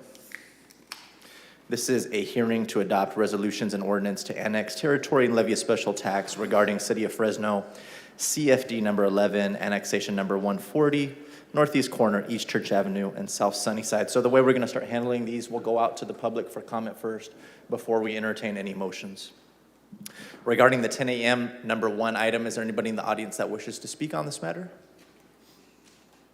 City Clerk, do we have anybody on Zoom? Okay, I'll entertain any motions at this time. Motion to approve. Motion to approve by Councilmember Chavez and a second from Council Vice President Perea. Is there any discussion? Is there any opposition? Seeing none, item passes 7-0. That'll take us to the 10 a.m. number 2, actions pertaining to final map of tract number 6338. This is not a hearing, correct? So we could entertain a vote, City Clerk? Motion to approve. Motion to approve by Councilmember Chavez. Second from Councilmember Carbasi. Any discussion? Any opposition? Seeing none, the item passes. 10:05 a.m. hearing to adopt resolution ordinance to annex territory and levy special tax hearing, CFD number 11 and district number 1 will go out to the public. If they have any comments on the 10:05 a.m. hearing, we'll hear those now. Seeing nobody in the audience, do we have anybody on Zoom? I'll entertain a motion for the 10:05 item. Second. Motion to approve by Council Vice President Perea, seconded by Councilmember Esparza. Any conversation? Any opposition? Seeing none, item passes. We're going to go on to the 10:15 a.m. number 1 item, hearing to adopt resolution ordinance to annex territory and levy a special tax regarding City of Fresno CFD number 11 and District number 7. We'll take it out to public comment. Anybody in the audience wish to speak on the 10:15 number 1 item? Seeing nobody, City Clerk. Nobody. Entertain a motion to approve. Motion to approve. Motion to approve by Councilmember Esparza, seconded by Council Vice President Perea. Any comment? Any opposition? Seeing none, the item passes. That'll take us to the 10:15 number 2. Resolution approve the final map of tract number 6371 in district number 7. Motion to approve. Motion to approve by Councilmember Esparza, seconded by Councilmember Chavez. Anybody wish to comment on this matter? No? Okay. Any opposition? Seeing none, item passes. What does that count as? 7-0. All right. We have tabled the 10:20 a.m. We have done the 10:25 number 1 and the 10:25 number 2. So I think that concludes scheduled hearings and matters. We will move on to our contested consent in alphabetical order. That's going to bring us to item 1B as in boy. That's actions pertaining to commercial cannabis activity. This was pulled by Councilmember Arias. Thank you, Council President. Is staff available? Thank you. Jennifer Rees is coming.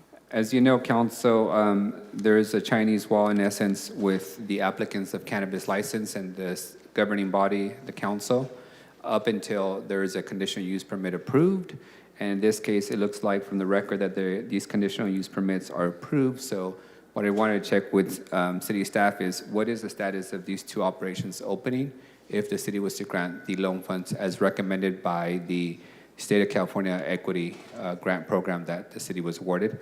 And I'll also give you guys an opportunity to explain the program itself.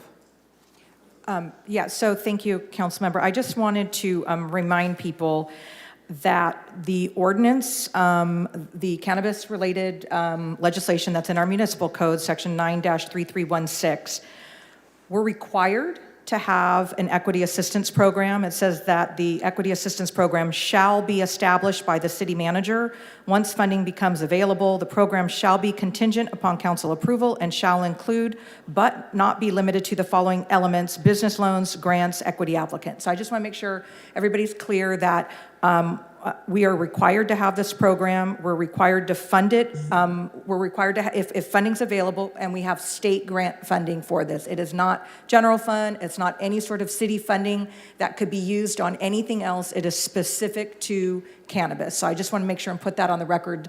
We've gotten some questions and feedback about, making it sound like we're giving money to this program as opposed to other city services. So I wanted to put that on the record. Thank you, Councilmember Arias. Thank you. Good afternoon, Council. Jennifer Reese, Deputy City Manager. So I believe your question was for the two loans proposed today for the Cannabis Social Equity Programs, their status in regards to opening. So once CUP approval is achieved, a business still has a few hurdles to overcome before they open the doors for business. So they have to comply with their conditions of approval from their CUP. So there's a compliance record process. And then they have to achieve a building permit and do their construction for either their tenant improvements or if it's a new construction project. And then once those final inspections are complete, then we do a compliance inspection to make sure they comply with the cannabis ordinance. And then the city manager will consider issuing a final cannabis permit, and at that time, they would be able to open their doors. Is there a deadline that we place on all these license holders to get to the final point of opening? So there's not a final deadline that applies to all applicants that is like the same date, but the city manager did issue, March 1st, issued new timeline requirements for the steps that I just outlined. So for the construction part, once they have their building permits, 120 days for tenant improvements, and I believe it was 250 days for new construction projects, which these are not new construction projects. So theoretically speaking, what's the longest amount of time that any of the license holders have to open or they lose their license based on the city manager's recent rules? It would depend on what phase they're at this point. I don't think I can estimate a final date.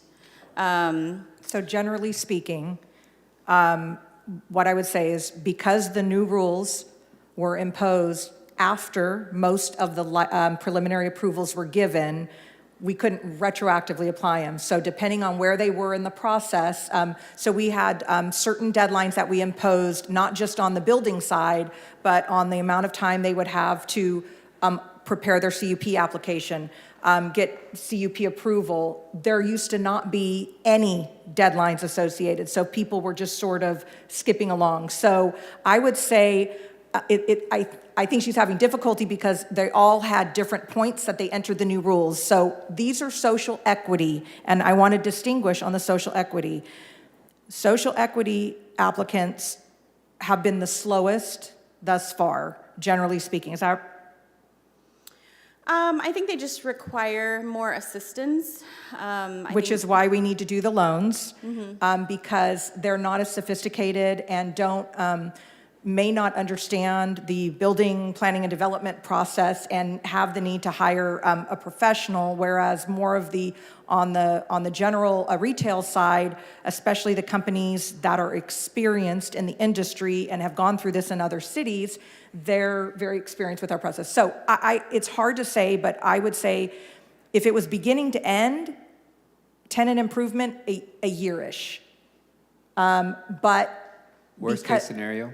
I could estimate that for you and get it back to you. I can't do it on my head right That's now. fine, but and I I'm not can trying to get put you that on the spot. So what I wanted to really to kind of focus on is I know that there's new rules by the city management, but I wanted to give you a heads up that I intend to bring a revision to the ordinance that would significantly increase the timeline requirements for all tentative awardees and cancel their licenses if they're not met by a drop-dead deadline. I know all of them have a different level of capacity, different level of experience. Some of them have multiple sites across the state, some don't. But our budget assumptions for the last couple of years have been assuming millions of dollars of revenue. I haven't seen the urgency from the industry who was demanding that we approve these licenses years ago in an expeditious way. So it's time for them to, open up or move on and us score the next applicant that was second in place for a license in those categories. So I do intend to bring in a revision forward. I'll sit down with the Cannabis Committee and staff to ensure you guys are familiar with it, understand the intent of it, but I do think it's time for folks to either put up or move on and allow that license to go to somebody who is capable of opening an operation in the city, because clearly some of them have not demonstrated the urgency to get through all the steps in the process to actually open. With that, I'll make a motion to approve. Motion to approve by Councilmember Arias. We have Councilmember Bertefeld punched up. Yeah, question for you. Regarding the program, how much how much money do you have for these loans? The state of California grant was a little over $1 million. So this loan is $75,000. And the majority of the grant that the city received was for grants and loans. But in full disclosure, the grant expires at the end of April.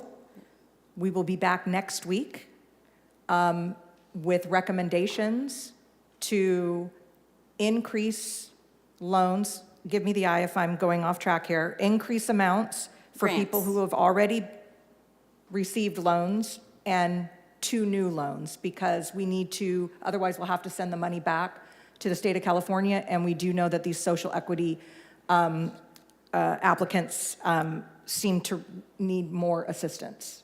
And these are interest-free loans? Yes. Okay, so they just get a loan, and if they are not able to meet the requirements of the loan, what happens then?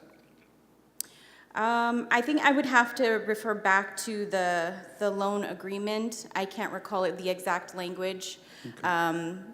But we're not on the hook. No, the city is not. No, just the taxpayers on the hook, that's all. In the state of California. Yeah, we're all taxpayers. We all pay into the state.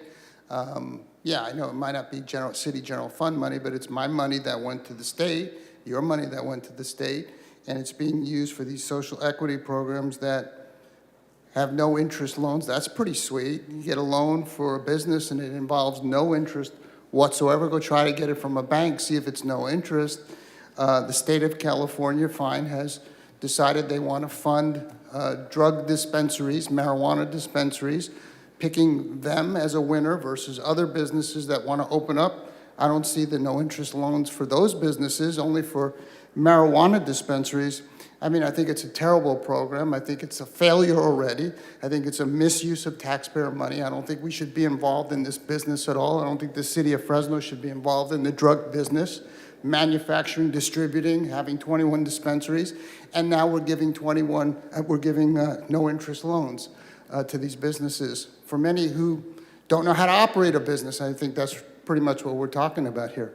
So I think it's disgraceful. I'm not going to support it.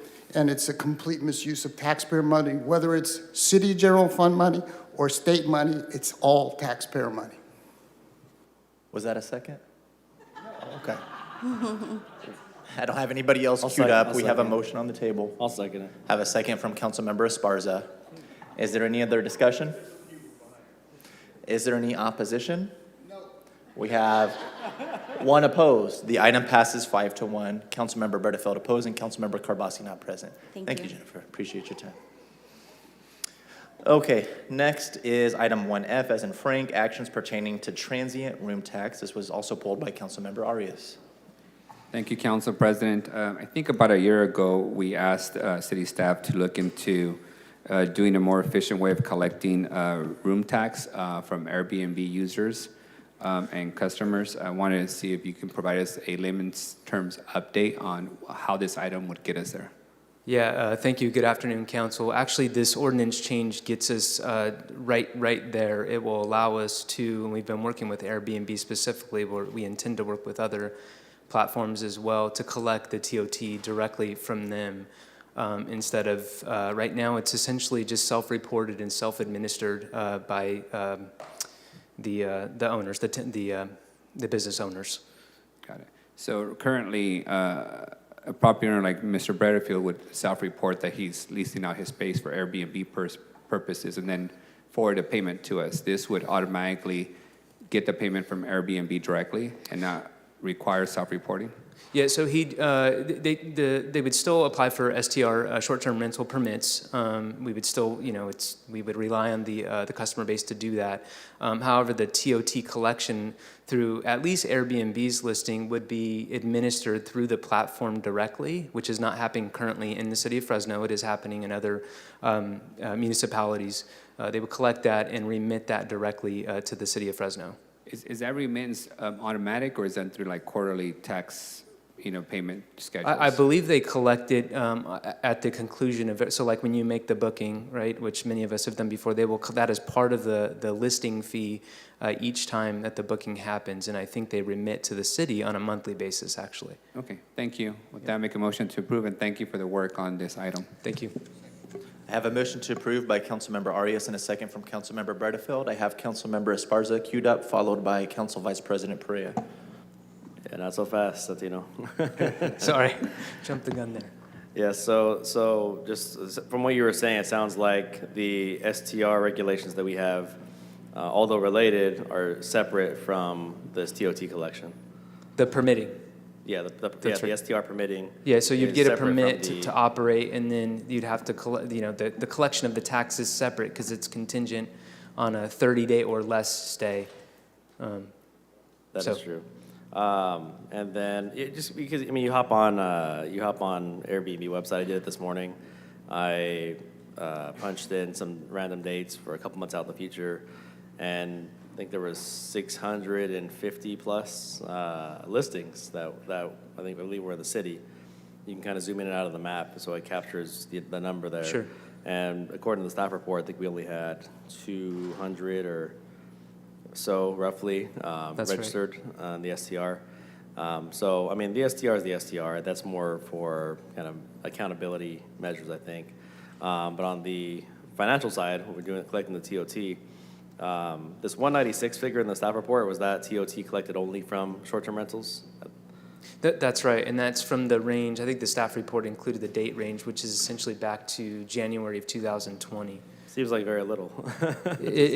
We believe it's woefully, not representative of the activity out there, which is one of the reasons for this change. Do we have an estimate about what kind of increase we'll see once we implement this? Nothing I'd be hesitant to share at this point. We're actually trying to get the listing count from Airbnb because similarly, we're trying to analyze as well. I think one thing is when you go and look at listings right now, you're just seeing active open listings, right? So we're not sure those that are actually being occupied and not even populating. So we'd like to be careful, and so we're waiting for Airbnb to help kind of provide some of that data to us so we can have a more accurate representation. And council member, we are also very eager because we are interested in putting an estimate in the fiscal 24 budget for any additional TOT that we may generate from this. So we have also been pushing very hard on finance. Or a nice mid-year surprise next, a year from now or 10 months from now.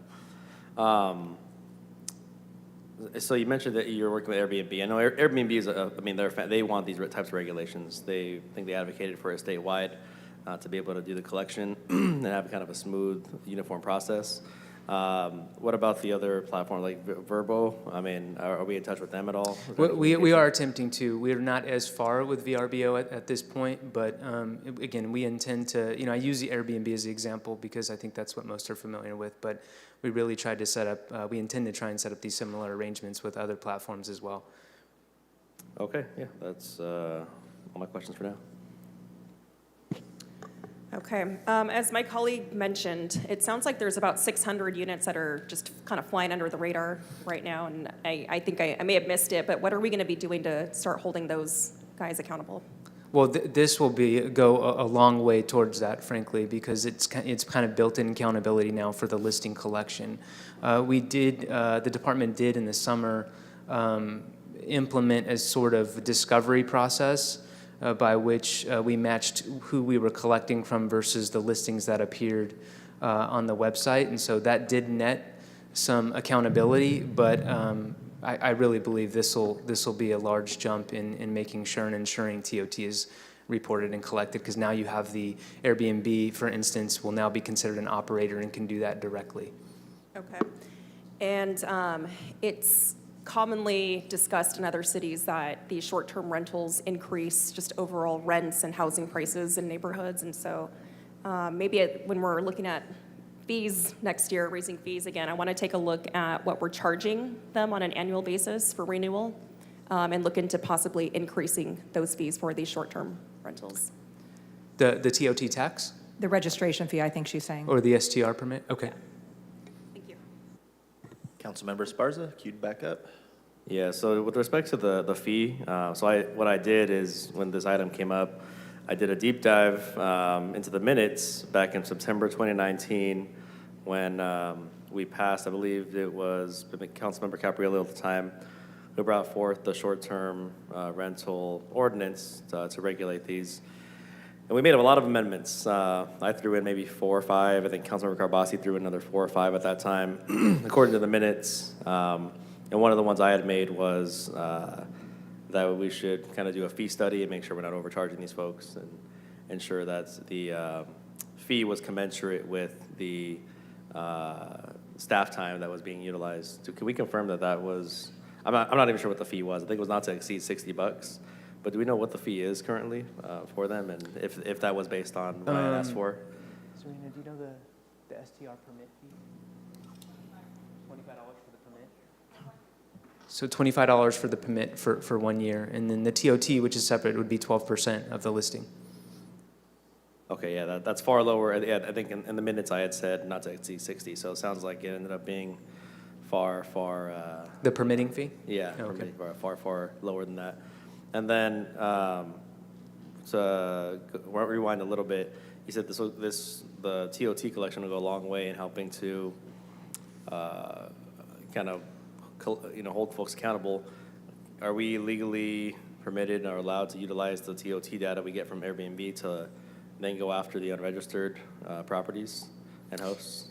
Yeah, that's something we intend. That's part of our work with them, is to see what kind of data they're able to provide to us, so then that can assist. I mean, we are doing discovery already, trying to uncover that even for ourselves, but their data set will help us go even further. So I do believe, but we will run that by the city attorney's office before we embark on that. But that's part of the intention of working with them. Yeah, because they're separate, but they're obviously related. So if we could just sort of feed over that data from one side, the fiscal side, to the accountability permitting side, that would be very helpful in getting all of these registered. Okay. Council member Esparza, could you share, since none of us were here in 2019, those of us here, I'd love to see the research that you did just to familiarize myself with how this all came about and what the discussions were at that time, if you don't mind. Yeah, well, I'd have to pull up the minutes again, but. Never mind, I'll find them then. But yeah, Captain Capriello found, Okay. He had someone complaining in his district. He brought forth the ordinance that would effectively have killed Airbnb and short-term rentals in the city. I think myself and Carbasi felt differently as kind of the young bucks at the time. And we offered some amendments that preserved Airbnbs, but allowed us to document the location of them. But as we see, I think we've only captured a fraction, maybe anywhere from 30 to 25% maybe, based on just like punching in the listings and seeing what. All right, well, I'll look it up. Thank you. Yeah. So September 19th, 2019 was the council meeting. I went back and found the minutes this week. Councilmember Arias. As we revisit this conversation on short-term permits, just as comparison, Sacramento short-term permit is $50. on top of their 12% TLT, on top of requirement for a conditional use permit. That's how they're able to manage and understand where they all exist. And that's also how they're trying to mitigate from folks making a ton of money in a short-term rental that's desperately needed for permanent housing. And it's a driver of escalating rent prices. I'm of the mind that we have a huge housing crisis, and we should not be making it easier for folks to rent out the properties full-time instead of having them as permanent housing in residential neighborhoods in which they're desperately needed. So I'm looking forward to that conversation for us to do what other comparable cities of our size are doing, which is collect the cost and recover the cost to oversee them, and also figure out how to limit them, given that unlike most other places, we're in a housing crisis, and we need more housing for permanent housing versus short-term rentals. Seeing nobody else punched up, we do have a motion and a second on the table. Is there any opposition? Seeing none, the item passes 7-0. Thank you, sir. All right, next up we have item 1I as an IDA, approve a project-specific tax sharing agreement between the City of Fresno and County of Fresno. This was pulled to contested by Councilmember Bredefeld.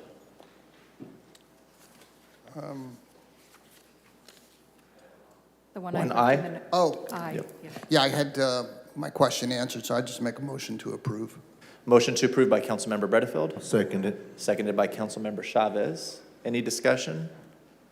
Chavez, you're punched up? Okay. Oh. Any Luis, opposition? You want to make a motion? I'm sorry about that. Seeing no opposition, the item passes 7-0. We're neighbors. Next is 1K as in King, actions pertaining to the state of California's Home Key 3 program and Quality Inn, located at 6051 North Thesta. This was pulled to contested by Councilmember Bredefeld. Yeah, I wanted to just address a couple of things. I know there's a grant that you're applying for that needs to be in by Monday. If I'm not mistaken, and Phil, you can correct anything, that is Monday, right? It has to be in by the application? That's correct. Okay. Hold on. Yes, good. I want to be precisely clear. Yes, The portal opens on Monday. It's first come, first serve. right. It doesn't close on Monday, it opens on Monday. First come, first serve. There's a hugely reduced amount of money available. So if we want to have a chance of getting an award, we need to get it in on Monday. But the portal doesn't close. I just want to be Right. factually accurate. That's correct. Thank you, But- No City Manager. retentive, factually The accurate. issue is, if I were to request a delay, it would mean that we wouldn't be in the running Correct, for this you are money. correct. It would not Okay. be competitive, that's correct. So the issue is, for me, is people who are operating businesses in that area have contacted me, feeling that they have not been included in what is being proposed by the city, which is to acquire the Quality Inn and revamp it for permanent housing for people who currently are homeless. So council member, you are correct that it is permanent housing. Which means it will not be a shelter. They involve apartments with kitchens. These are apartments with kitchens, and the qualifying population, if we were awarded money through Project Home Key Round 3, would be for those that are homeless or at risk of homelessness. And I want to remind the body, this council, that homeless, as HUD defines it, could be my daughter when she turns 18. If she doesn't have a lease agreement in her name, she would be considered homeless. Okay. So the issue, though, is that business owners have contacted me because at the last minute, they're hearing about this. And we, the city, didn't contact those business owners, some which are medical offices, some which is Huckleberry's that provided food for this council this morning, another hotel next to it. And I think that's very valid, and I will assume some responsibility in that, because I probably should have asked city to meet with all of those business owners to address what is being proposed by the city. So What I would like to do is move forward with this so you can apply and get these funds. If we are awarded these funds, it would be, what, about 30 days before this would come back to the council?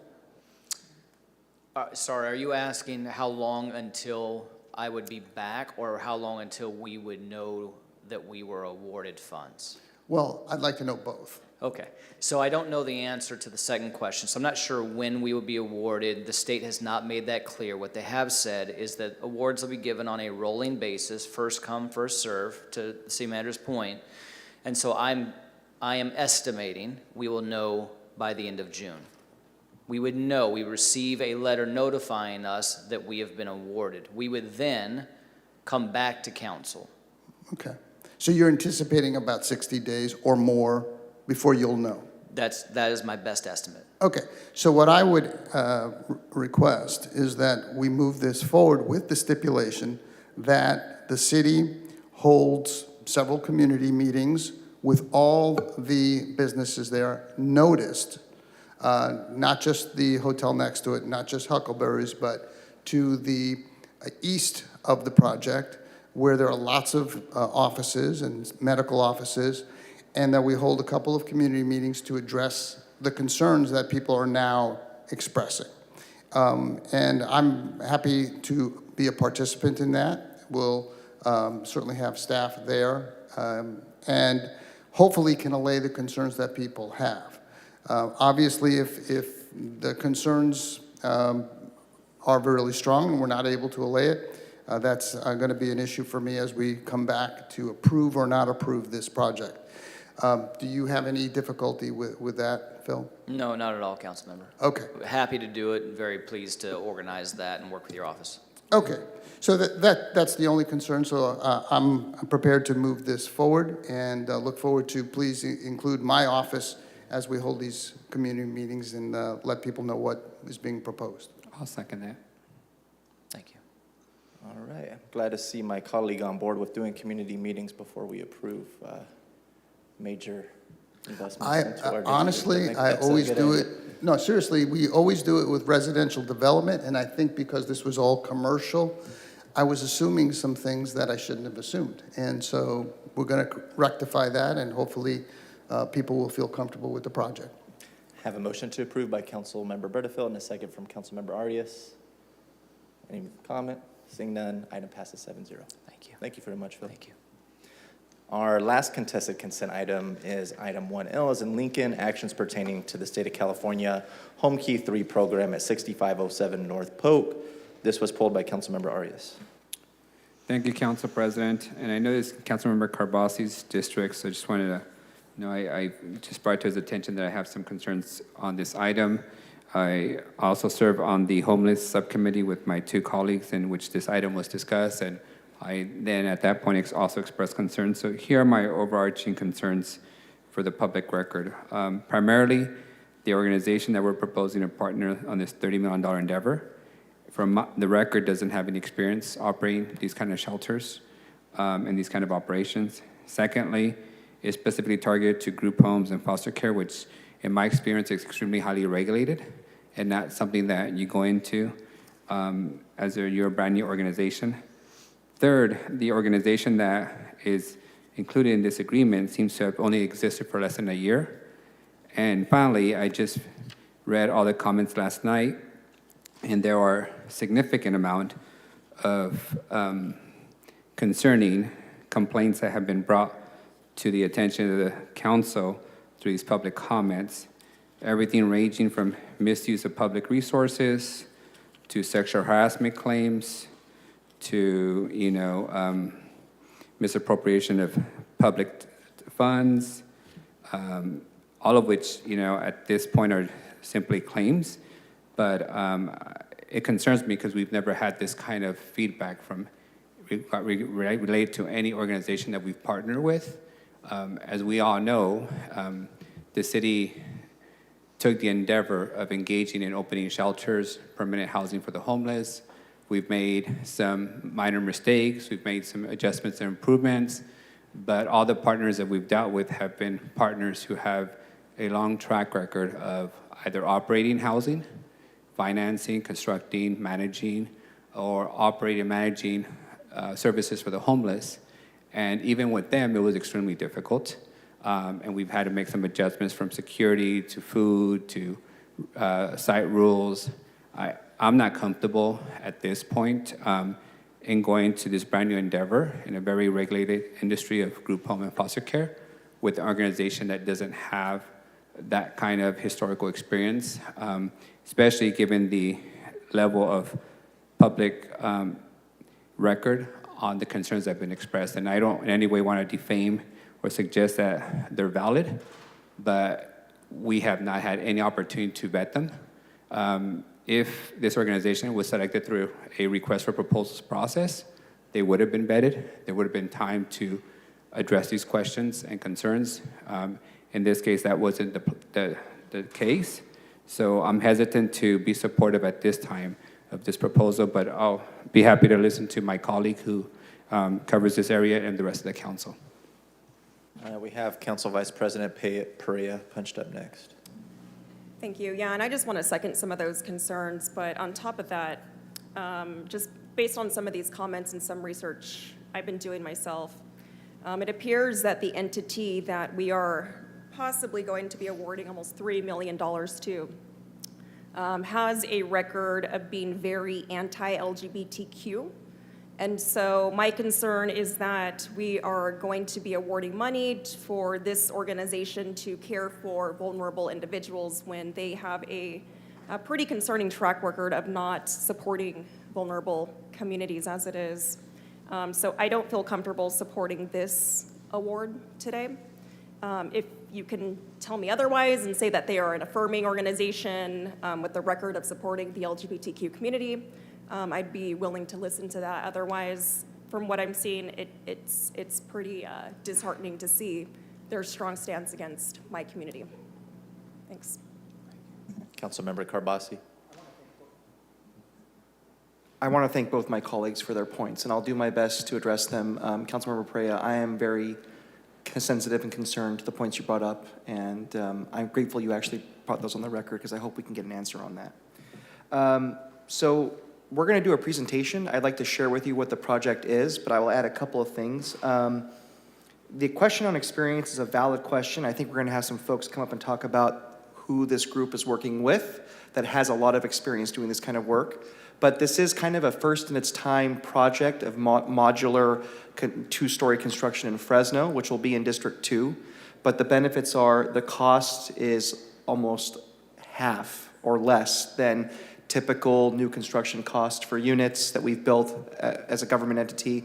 And it includes a 3,000 square foot tot lot, 2 community centers. The foundation will be located on site. And it'll take land that's been vacant for a long time and do all this great beautification around the neighborhood, which I think will be a plus. I did want to check on the issue of there not being an RFP, and that is concerning, and maybe in the future we should do that. But I just want to make it clear, we do not require RFPs for this process right now. Is that correct? That's correct. Our selection of projects, and I've spoken to this in the past, council member, the state of California, for reasons that are not entirely known to me, make this process incredibly difficult in order to have projects that are really quote-unquote shovel-ready, whether they're new construction or whether they're rehab. So in this particular instance, it was March 29th, late in the afternoon, when the state, without any particular notice, released their NOFA. As you've already heard, the application portal opens up on April the 24th, which means that all of the heavy lifting, the appraisals, the preliminary title reports, the physical needs assessments, everything that's required for this project to be ready to submit April 24th, we had fewer than 30 days. There are not many projects, number one, that are ready. Number two, not only do they have to be ready, they have to agree to serve this particular population. And Councilmember Bredfeld spoke to that population. These are individuals in our community that earn no more than 30% of the area median income, are homeless or at risk of homelessness. And as this council might be aware, it is It is so rare that we ever bring projects to you in terms of affordable housing that are ever designed to serve this demographic, and there are good reasons that that is the case. Hence, I don't have any other projects that are available right now that could possibly substitute for this. There were only 3 that were identified at all citywide. Okay. I do want to maybe have, present maybe some slides if you have them available, just, we don't have those available? Okay. And to show what the project would look like. But can you tell us a little bit about, one, the demographic it would serve, the breakdown, the number of units, like, and then of course 2-bedroom, 1-bedroom, but most importantly, as an entity, the Axe Foundation that is getting money from the state of California and other entities, are they allowed to discriminate on who they bring into their facility? No, they're not. Matter of fact, they have to sign off on participating in the coordinated entry system. It's a requirement in the state of California. They also will submit and sign a non-discrimination policy that they have adopted. And so those are requirements. On the front end, in order for us to apply, they have to make those commitments. What, and I don't know if you've ever come up with this before, but what do we do if someone we worked with is violating that? Do we have recourse? I mean, or these are federal and state entities that will come by, that will intervene in this case if they are discriminating? Yeah. For any organization? There are multiple paths. One would be the city, right? In essence, declaring that or determining that the entity is in breach of our agreement, number one, because we will be bringing back, as was addressed earlier, an MOU, should we be awarded, right? A couple of things. One, authorization, we'd be asking council to authorize receiving funds if we were awarded, number one. Number two, we would be bringing back an agreement with the developer to ultimately execute, the project and award funds. Thirdly, it'd be an MOU. And so we would have multiple agreements that would be guiding our relationship. Secondly, as you stated, there's potential for a fair housing claim, which is not a city function, but there would be potential for that and other options. So this is residential rental units, and all fair housing laws apply. Okay. Well, that's really important. So unit allocation, there's 48 units, about half that are going to be targeted towards aging out foster youth, and that's the commitment we have on that. Correct. There are 32 additional 1-bedroom units and then 15 2-bedroom units that will be used for families of up to 4. That's correct. Okay. And just to clarify my facts, have we ever built a 2-story modular project like this in Fresno before? No, I do want to speak just briefly, if I may, to, ultimately the decision to move forward from staff's perspective and to bring this project before council. It is true that the Axe Foundation is not an experienced developer themselves as an entity. That would have, in any of our vetting processes, been a flag for us. The way that you navigate that, and this is important for us, is that, mayor, city manager, this council has given us direction as staff to ramp up or scale up our affordable housing development in this city and to do it citywide. So those are mandates that I'm trying to fulfill on behalf of this city. And if we are to accomplish that, we have to obviously invite new affordable housing developers and agencies and organizations into a partnership with us. Otherwise, we cannot fulfill that mandate. And because the Axe Foundation as a developer is inexperienced, that would be a flag for us. However, there are ways to mitigate that flag. And the way in which the Axe Foundation has mitigated that is they have brought together an incredible team that has immense experience. So on the development side, you have legacy builders, Rich Wathen from Wathen Castanos, who is here in the audience. He is the local knowledge, he and Mike and their team. You then have the modular aspect, And so, Wathen, Rich's experience is development, but it's not modular development. It's not modular building. So his experience is very valuable, but that's where Darren Seary from Optimum Modular Solutions comes in. Darren, who is also here, has done $1 billion in modular development across the country. So these are incredibly experienced developers and builders that Axe Foundation has brought into the team. And then on the operations side, where the Axe Foundation is strong is their history, whether it's through the Axe Foundation or other work that Kevin Foster has led. It is in the services aspect of the work, and this is where they're strong. On the management side, that's where EA Family Services comes in, and they're also part of this team. EA Family Services is a supportive services agency that has decades of experience. They have history in our city. And they also have managed and do manage thousands of units across the state. So when we saw the team that was brought together by the Axe Foundation, we felt incredibly comfortable moving forward with this new affordable housing developer that wants to serve this particular demographic.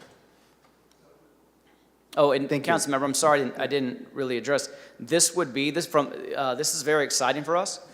Potentially as a project, because it is the very first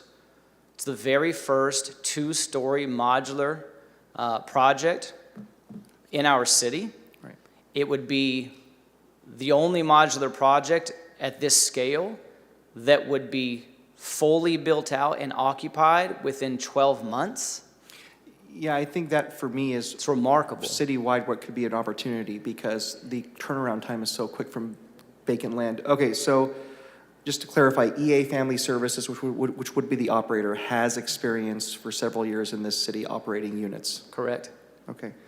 I want to comment briefly on the comments we received. So the city attorney's not here right now, but I did meet with the city attorney. Actually, you met with me and the city attorney. And just for my colleagues, we received one email from a person outlining all kinds of things and having a lot of information. And ultimately, I was surprised. I've worked with Pastor Foster for years. He's come to this podium and he's opened up our meetings. They were the first organization to have the drive-through food services when COVID hit before we could ever, that's how we got the idea for our food program in the city. So I was really surprised to read them. They're merely accusations from, I'll be careful, what could read as what I was told, a disgruntled former employee. That happens. And if we were to use that to make a decision today, we would open ourselves potentially to liability. So I want to be careful about using that to make a decision.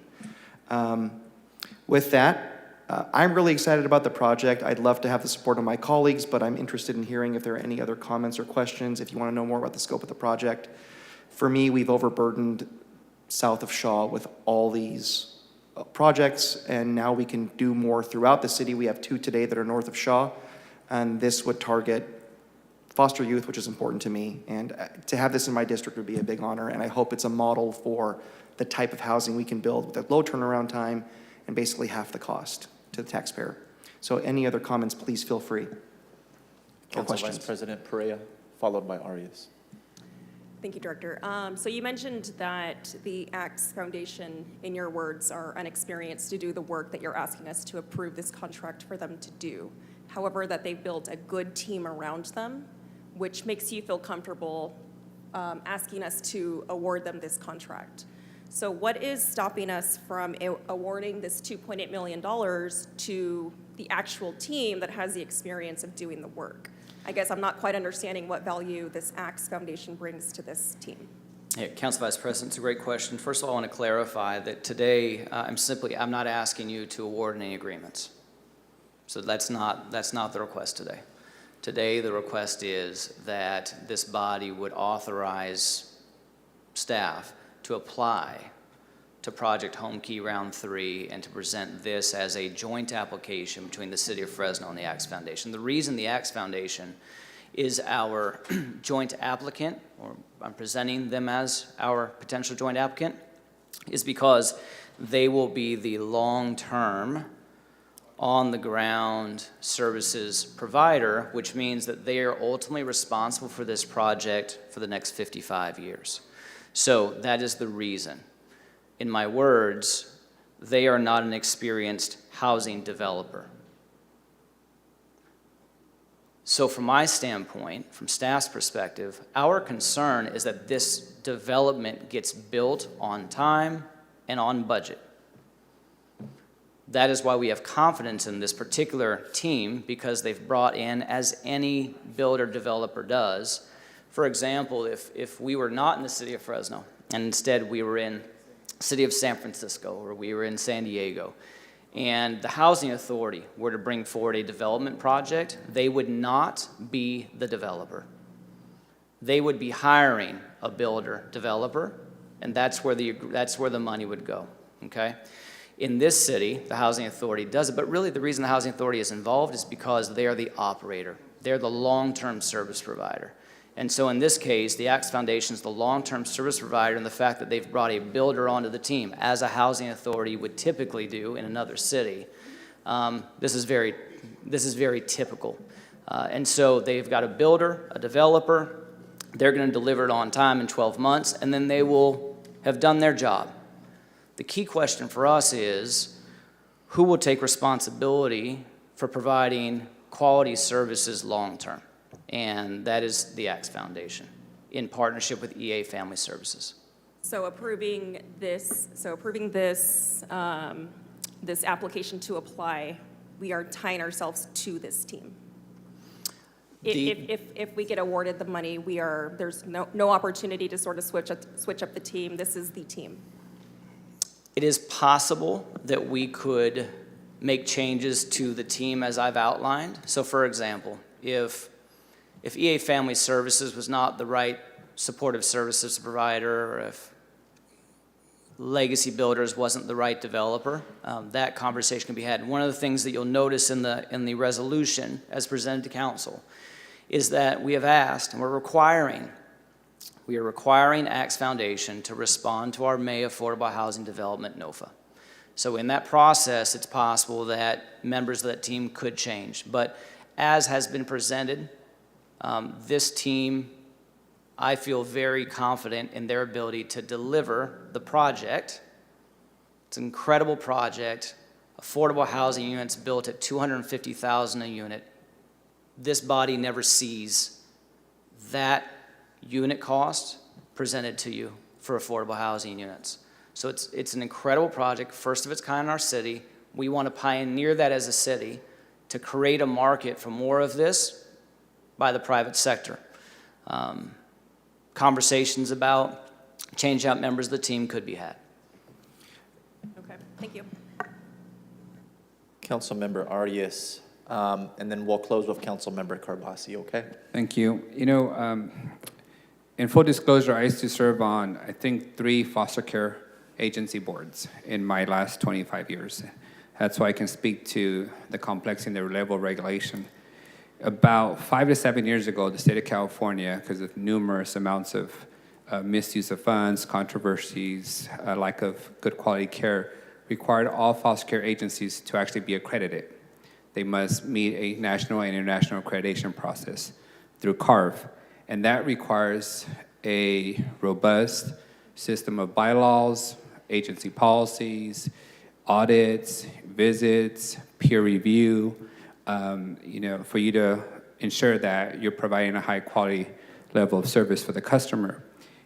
And as a result, we have about a dozen foster care agencies in the county and in the city that are equally qualified, or I would say equally capable and far more qualified to be a partner with the city on foster care and group home housing.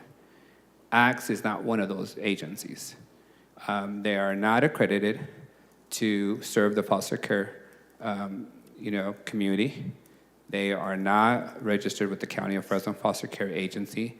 They are not part of Fresno County's foster care agency oversight committees. They have not been vetted through a competitive bid process that the city has put every other partner through. And you are asking us to authorize you to submit a grant to the state of California that would put us in a partnership with this agency that, in my view, is at the best description, is in a cloud of suspicion, given all these public, concerns that have been raised to our attention. In their defense, those have not been vetted. But yet we have the fiduciary duty to know who we're going to partnerships with when it encompasses significant amount of city funds in the form of nearly $3 million and nearly $30 million of state funds. And I'm just not I'm not willing to put the trust and the faith of public tax dollars in Fresno at risk with a partner who I don't know, who has not been vetted by the city through a competitive process, and who is not a nationally or nationally accredited agency to serve the foster care students that we have. Furthermore, the County of Fresno has a fiduciary duty to serve foster care and group home students. And it seems to me that ACTS Foundation got the county to give the money of the American Rescue Funds, so they must have some relationship there to have a partnership. So I think the county is in a better position to assess whether this particular foundation is in good standing for them to engage in a professional relationship in this manner. Again, these are the most vulnerable kids. They're not adults. It's hard enough to serve homeless adults. It's far more difficult to serve homeless minors that don't know how to navigate the system on their behalf. And I believe we have a fiduciary duty as a city to make sure that we're partnering up with folks who are above reproach, not folks who haven't had an opportunity to respond to legitimate concerns that have been raised to our attention. Councilmember, thank you for your comments. I do want to clarify that this project is not serving minors. This project is for Tay youth. This is for 18 to 24-year-olds. They are adults. I understand they are that, not minors. But let me clarify this for you. I've dealt with the foster care agency for a long time. An 18-year-old and 18-year-old foster care is not the same thing as my 18-year-old and 17-year-old and your 17, 18-year-old, right? They have been from home to home. There's development that they're behind developmentally. They don't have the same abilities, know-hows to navigate the system. Most importantly, they don't have a family network to rely on if something goes wrong and somebody that they can, tell. They are the most vulnerable for that reason, even though they're technically 18, 19 years old. So, and that's why I'm very protective of how we serve them, right? It's the same reason why we don't put families and children in the same shelter as single adults. Yes, I hear you loud and clear. And again, just for the sake of clarity, so when you said minor, I wanted to just speak to that because these are not minors. These are adults. They're 18 to 24. Yes, they have a history in foster care. Yes, they're aged out of the foster care system. So the question is, for those of us that are seeking to address homelessness in our city, is where does an aged out foster care child at age 18 go if they don't have family systems? My answer would be, Director, go find one of the other 12 foster care agencies. Like, I can list them for you: Proteus, Transitional Child Family Services, Quality Family Services, Angels of Grace, Esperanza Foster Care Agency. There are plenty of really good operators that are accredited and have been vetted through county and other agencies that could be that long-term partner. I would task you with, between now and Monday, find a better, more qualified partner so we can serve this group. And yes, and so let me ask you this to clarify, council member. First of all, ACTS Foundation has received, this project has received with the ACTS Foundation, through the ACTS Foundation, a commitment from the county to continue to serve these young adults. And so the county is engaged in this project and will continue to support them. And so my question to make sure that I'm understanding your request, would you feel better if, because EA Family Services has this history, this is what they do. Would you prefer that we found a Fresno-based foster youth serving agency in lieu of EA Family Services? I Now, let me say it this way. The county has agreements with a lot of agencies. In my experience, the county is simply transacting an agreement. In my view, ACTS Foundation has no experience doing this work. Your presentation suggests that they've put together a team that's going to provide that support. My colleagues suggested if that is the case, then why do we need them when we have significant concerns about the process and their ability and experience and the allegations?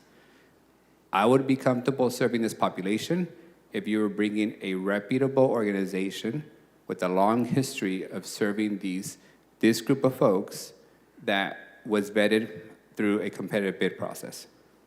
And I'm representing to you, council member, that EA Family Services is that reputable agency for these 48 units of the 96 that will have those that have aged out of foster care. The other 48 units are home key demographic residents, young families, and the Axe Foundation, along with EA Family Services, who again, that's what they do. They are who you are seeking. You want to close this out, Councilmember Carbasi, before we I will wrap it try up? to land the plane like my colleague. Good luck. Chavez. I have to say, this is not quite what I was expecting. I want to be really careful that we're treating this applicant the same as we treat any other applicant. We have never required RFPs before. Perhaps that's a conversation we want to have in the future, but to use that in our decision-making, I think opens us up to liability. The other issue is allegations. Unfortunately, people can make all the allegations they want. Clearly, some of the folks making these allegations are purposefully so angry they want to do maximum damage, even if that means keeping foster youth from having homes in Northwest Fresno. So I take that with a grain of salt. Nothing has been proven. People can say, we get accused all the time of stuff. People can say whatever they want, but the reality is we have to make a balanced decision here. So I really can't let that factor into my decision-making. How much total of state money is being applied for overall? What's that number? So that's an important question, because part of what we are allowed to, what we are able to accomplish through this project is we are able to tap into, for the sake of building affordable housing in our city, District 2, District 6, and District 4, is that for this particular project, there is a separate pot of money that the state has made available through Project Home Key, and it's a youth set-aside. So the 48 units of the 96 are going to tap into those dollars. That's important because Project Home Key, round 3, this is the final Project Home Key. There will not be a round 4. So, and round 3 was severely cut by the state. To give you some perspective, this year in the San Joaquin Valley, they've made available the Valley, $43 million. Last year, it was $72.5 million. This year, for homeless youth, they set aside $75 million. Last year, $116 million.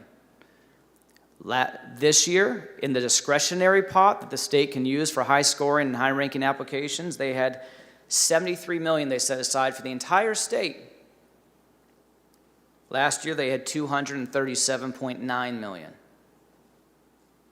Last year, for perspective, we applied for and received about $71 million. Remember, in the San Joaquin Valley this year, they're only making $43 million available. Right. That's us, it's Bakersfield, it's Los Banos, it's Tulare, it's Merced. It's all of us competing for that money. So the youth set-aside is important to get this done. Well, let me ask you that. So the overall project, what's the cost that would come in youth and the other portion? Approximately $24 million. So $24 million for this project. Total. If we don't apply for that, because it's a bit of a time crunch, it's a rolling application process, that money will go to another community, is that correct? Absolutely. Okay, so that's a pretty big deal, to not vote today and to let that money go somewhere else when it could be here in Fresno, building homes for families and foster youth. Now, there have been some really important questions raised today. The issue of experience. If this project isn't built, I'm the one during re-election who's going to be held accountable for that. I'm confident that the people on board, not the Axe Foundation, but also the people that are actually responsible for the development, for the power hookup, for the infrastructure, for all that stuff, they're going to be able to do this project on time. I ask my colleagues who maybe are teetering on the fence, please trust in me that I can identify a good project in my district and that this can actually be built out. And we're going to have a great ribbon cutting, and we're going to see all those adult foster youth that are out of age come into this facility, and the families. I don't really know what more we can bring forward. It's half the cost of other projects. It's saving taxpayers a bunch of money. It's got a 3,000 square foot tot lot, community buildings. The foundation's going to be on-site services. And we're finally doing this in North Fresno. And the first time we bring it forward, it's going to get shot down. And that would be a travesty, I think. Let's keep those $24 million here in Fresno. And that's really, I make a motion to approve this item. There is a motion to approve. Is there a second? Councilmember, for the sake of your district, I will second the motion. Is there any other discussion? There is a motion from Councilmember Carbasi and a second from myself. Is there any opposition? No. Item fails 4-2. Thank you. Thank you. All right, that will bring us to our last item for the day. That is item 3A, approval of revised Route 99 freeway agreement with State of California DOT. Good afternoon, Director Mosier. Good afternoon, Council President, Council members. Scott Mosier, Public Works Director. The item before you concerns the proposed modernization of one of the oldest sections of Highway 99 in much need. Caltrans is here with us today. They have a short presentation to provide an overview of the project, and the item before you is the amendment of the freeway agreement, and basically every section of freeway is covered by an agreement between the city or the county, dealing with access points, crossings, and so on. But it's my pleasure to introduce to you our Deputy District Director for Caltrans District 6, covering the 5-county area, Nabila Abirashid, who will walk through the presentation. Hi there. Good afternoon, Council President, Vice President, and Council members. As Scott told you, my name is Nabila Abirashid, and I'm one of the deputies for Caltrans District 6. I represent Program Project Management. So I'm going to try to do it really quickly. I know it's at the end of the day, and I'm sure all of you are tired. So let me see. Hopefully I do this correctly. Okay. Okay, so first off, just wanted to run through what we're going to be going through. So this, as Scott was saying, this is the Fresno 99 project. It's El Dorado to Clinton. It's the pavement rehabilitation project. And what I'm going to be running through is the purpose of the project, a little bit of the project description. I'm going to cover the Olive interchange enhancements and also cover why Belmont and the McKinley ramps were closed. Touch on the truck routes in the area and some of the construction sequencing and the Roding Park sound wall, and just and finish off with the project benefits. So this project, first off, this project is proposed to restore this segment of State Route 99. I'm sure all of you have driven down it. The pavement is in not great condition. So our goal is really to bring it up to a state of good repair and put in long-lasting pavement. And the point of that is really to go through and minimize the maintenance and construction staff that need to go out regularly to bring the pavement up to standards. The pavement out there is over 50 years old, and it requires constant, costly repairs. So also we're going to be doing is bringing this existing roadway features up to current standards. We're going to be addressing the vertical clearances for the bridges. We're going to be working on shoulder widths, and interchanging spacings are also going to be addressed in this project. We're incorporating pavement rehabilitation strategies. One of the things that we're going to be doing is really making it consistent with our long-term plans for the State Route 99 corridor. And with this, It really adds the continuity of State Route 99. You see Veterans Boulevard, you see Clinton, and now you're going to add in this particular piece to the State Route 99 corridor. And also, we'll be addressing the long-term, just the sheer benefit of cost effectiveness of the pavement. So a little bit about the project description and what we're going to be doing. What we're doing is we're going to be replacing 3.2 miles of pavement with long-lasting concrete pavement. We're also going to be configuring the State Route 99 for 8 lanes, and we're going to be adding in auxiliary lanes. We'll be replacing 4 overcrossing bridges, which are listed over there, El Dorado, the Railroad, Belmont, and Olive. We'll be widening 3 undercrossing bridges, which is Nielsen and McKinley.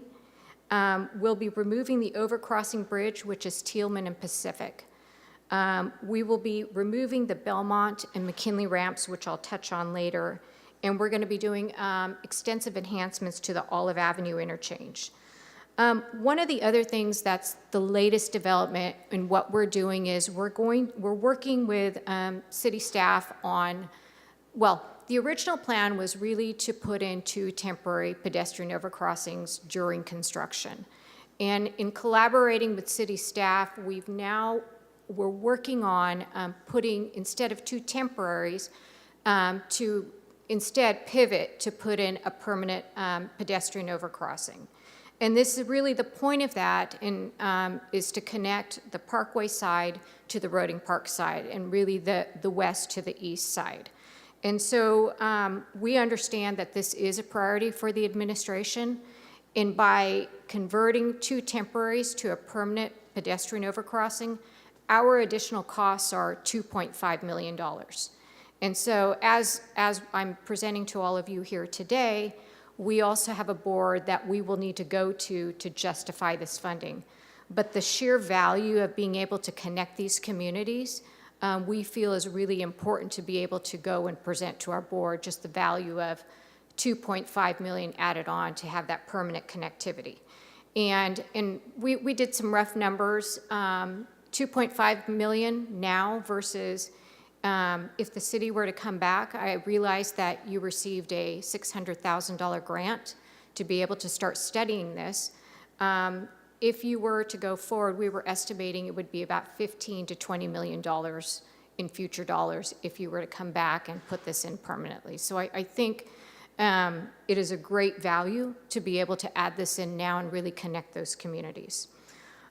This total cost for this project is $400 million, and this is really the biggest for our district in the 5 different counties. So this is our largest project. Construction, we expect the construction to be 4.5 years, and it'll start in late 2024, and we expect it to end in early 2029. And the other thing that I missed here is we will be adding a Roding Park sound wall with some graphics of the zoo. It'll be a blend, and we're working on those aesthetics right now.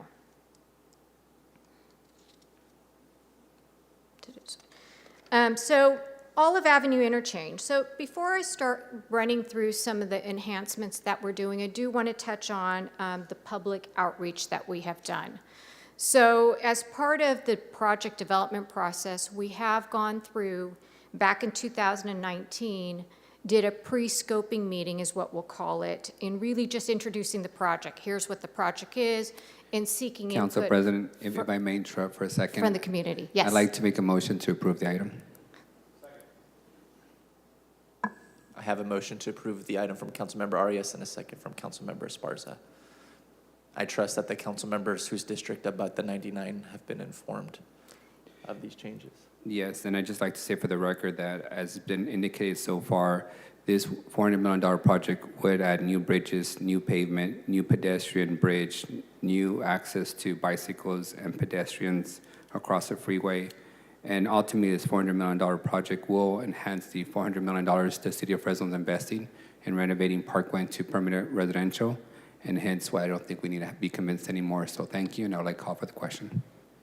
I appreciate your time. We're going to go ahead and entertain that motion now. Is there any discussion up here on the dais? Any opposition? Seeing none, the item passes 6-0. Thank you very much for your time. Thank you, appreciate you. I think that will conclude the open portion of today's meeting. That's going to leave us with closed session. City Attorney, can we be expected to report out anything, and can you discuss what items we'll be hearing? Sure. Today in closed session, we've got conference with legal counsel, existing litigation, Terrence Frazier versus City of Fresno. Conference with legal counsel, potential litigation, Central Valley New Market Tax Credit Fund LLC versus City of Fresno. Conference with legal counsel, anticipated litigation, initiation of litigation pursuant to paragraph 4 of subdivision D of section 54956.9, one potential case, and conference with labor negotiators, all units. We may expect to have reportable items after closed session. Thank you. City Clerk, it's come to my attention, did not go out to the public on that 3A. Is it okay if I do so now? I would do so, yeah. Okay. Anybody in the audience wish to speak on item 3A? We have hands on Zoom. Anybody punched up? Okay. Yes, the first we have is Carla Martinez. Good afternoon, Carla. Hi, Carla Martinez with Leadership Council. Just wanted to make really quick comments. We do work with a couple of residents who live in the West area, McKinley, North Hughes, West Olive Avenues, as well as via mobile home parks, and 3 Palm mobile home parks that live nearby the project area. We just want to make sure, and we urge Caltrans and the city to thoroughly and comprehensively assess and adopt all feasible mitigation measures, which include noise, air quality, and traffic control nearby that might cause some disturbance to residents who live nearby. We hope to see these mitigations in place so that residents are able to live in a healthy place. Thank you. Thank you. Next, we have Kyle Lopez-Schmidt. Good afternoon, Council. Kyle Lopez-Schmidt, Executive Director of the South Tower Community Land Trust. Wanted to express excitement that this investment is happening along 99. However, a little bit of concern about the truck routing and kind of the H Street and Belmont areas are still haven't recovered from the 180 construction and are also being impacted by the California high-speed rail construction. And this additional thing really puts the neighborhood at a disadvantage for both access and with routing a lot of trucks through the neighborhood. So really hope that we can plan out H Street and Belmont in a very multimodal, safe environment that mitigates a lot of these impacts. So look forward to collaborating on that in the future. Thank you. Thank you. Next, we have Lisa Flores. Good afternoon. Got a quick question. This is the first time I'm hearing there's a sound wall coming to Rhodey. Shame on you, Caltrans. As retired environmental and transportation planner for your organization, you are to look out for a community of interest. I have had my dog group in that park for over 10 years. City Council knows about me. So why am I first hearing today about a sound wall on the 99 portion of the park? Especially that's where that's where the dog park currently is. I haven't seen anything about it. Don't know where it's at. Don't necessarily like roundabouts. Didn't like it when I was working, and kind of iffy, especially about the number of people that will be walking in the area now that transitional housing is coming to the area. It is of great concern for me that that it is really developed for the walking community, but I really would like to know more about the sound wall. And you guys have proved it, and nobody in the community that actually will abut this has seen it.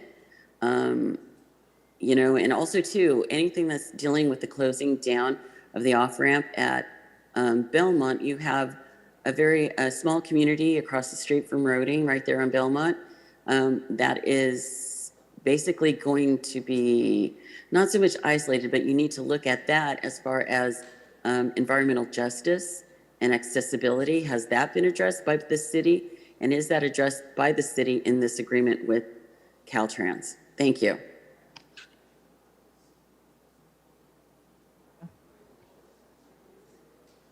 Thank you, Lisa.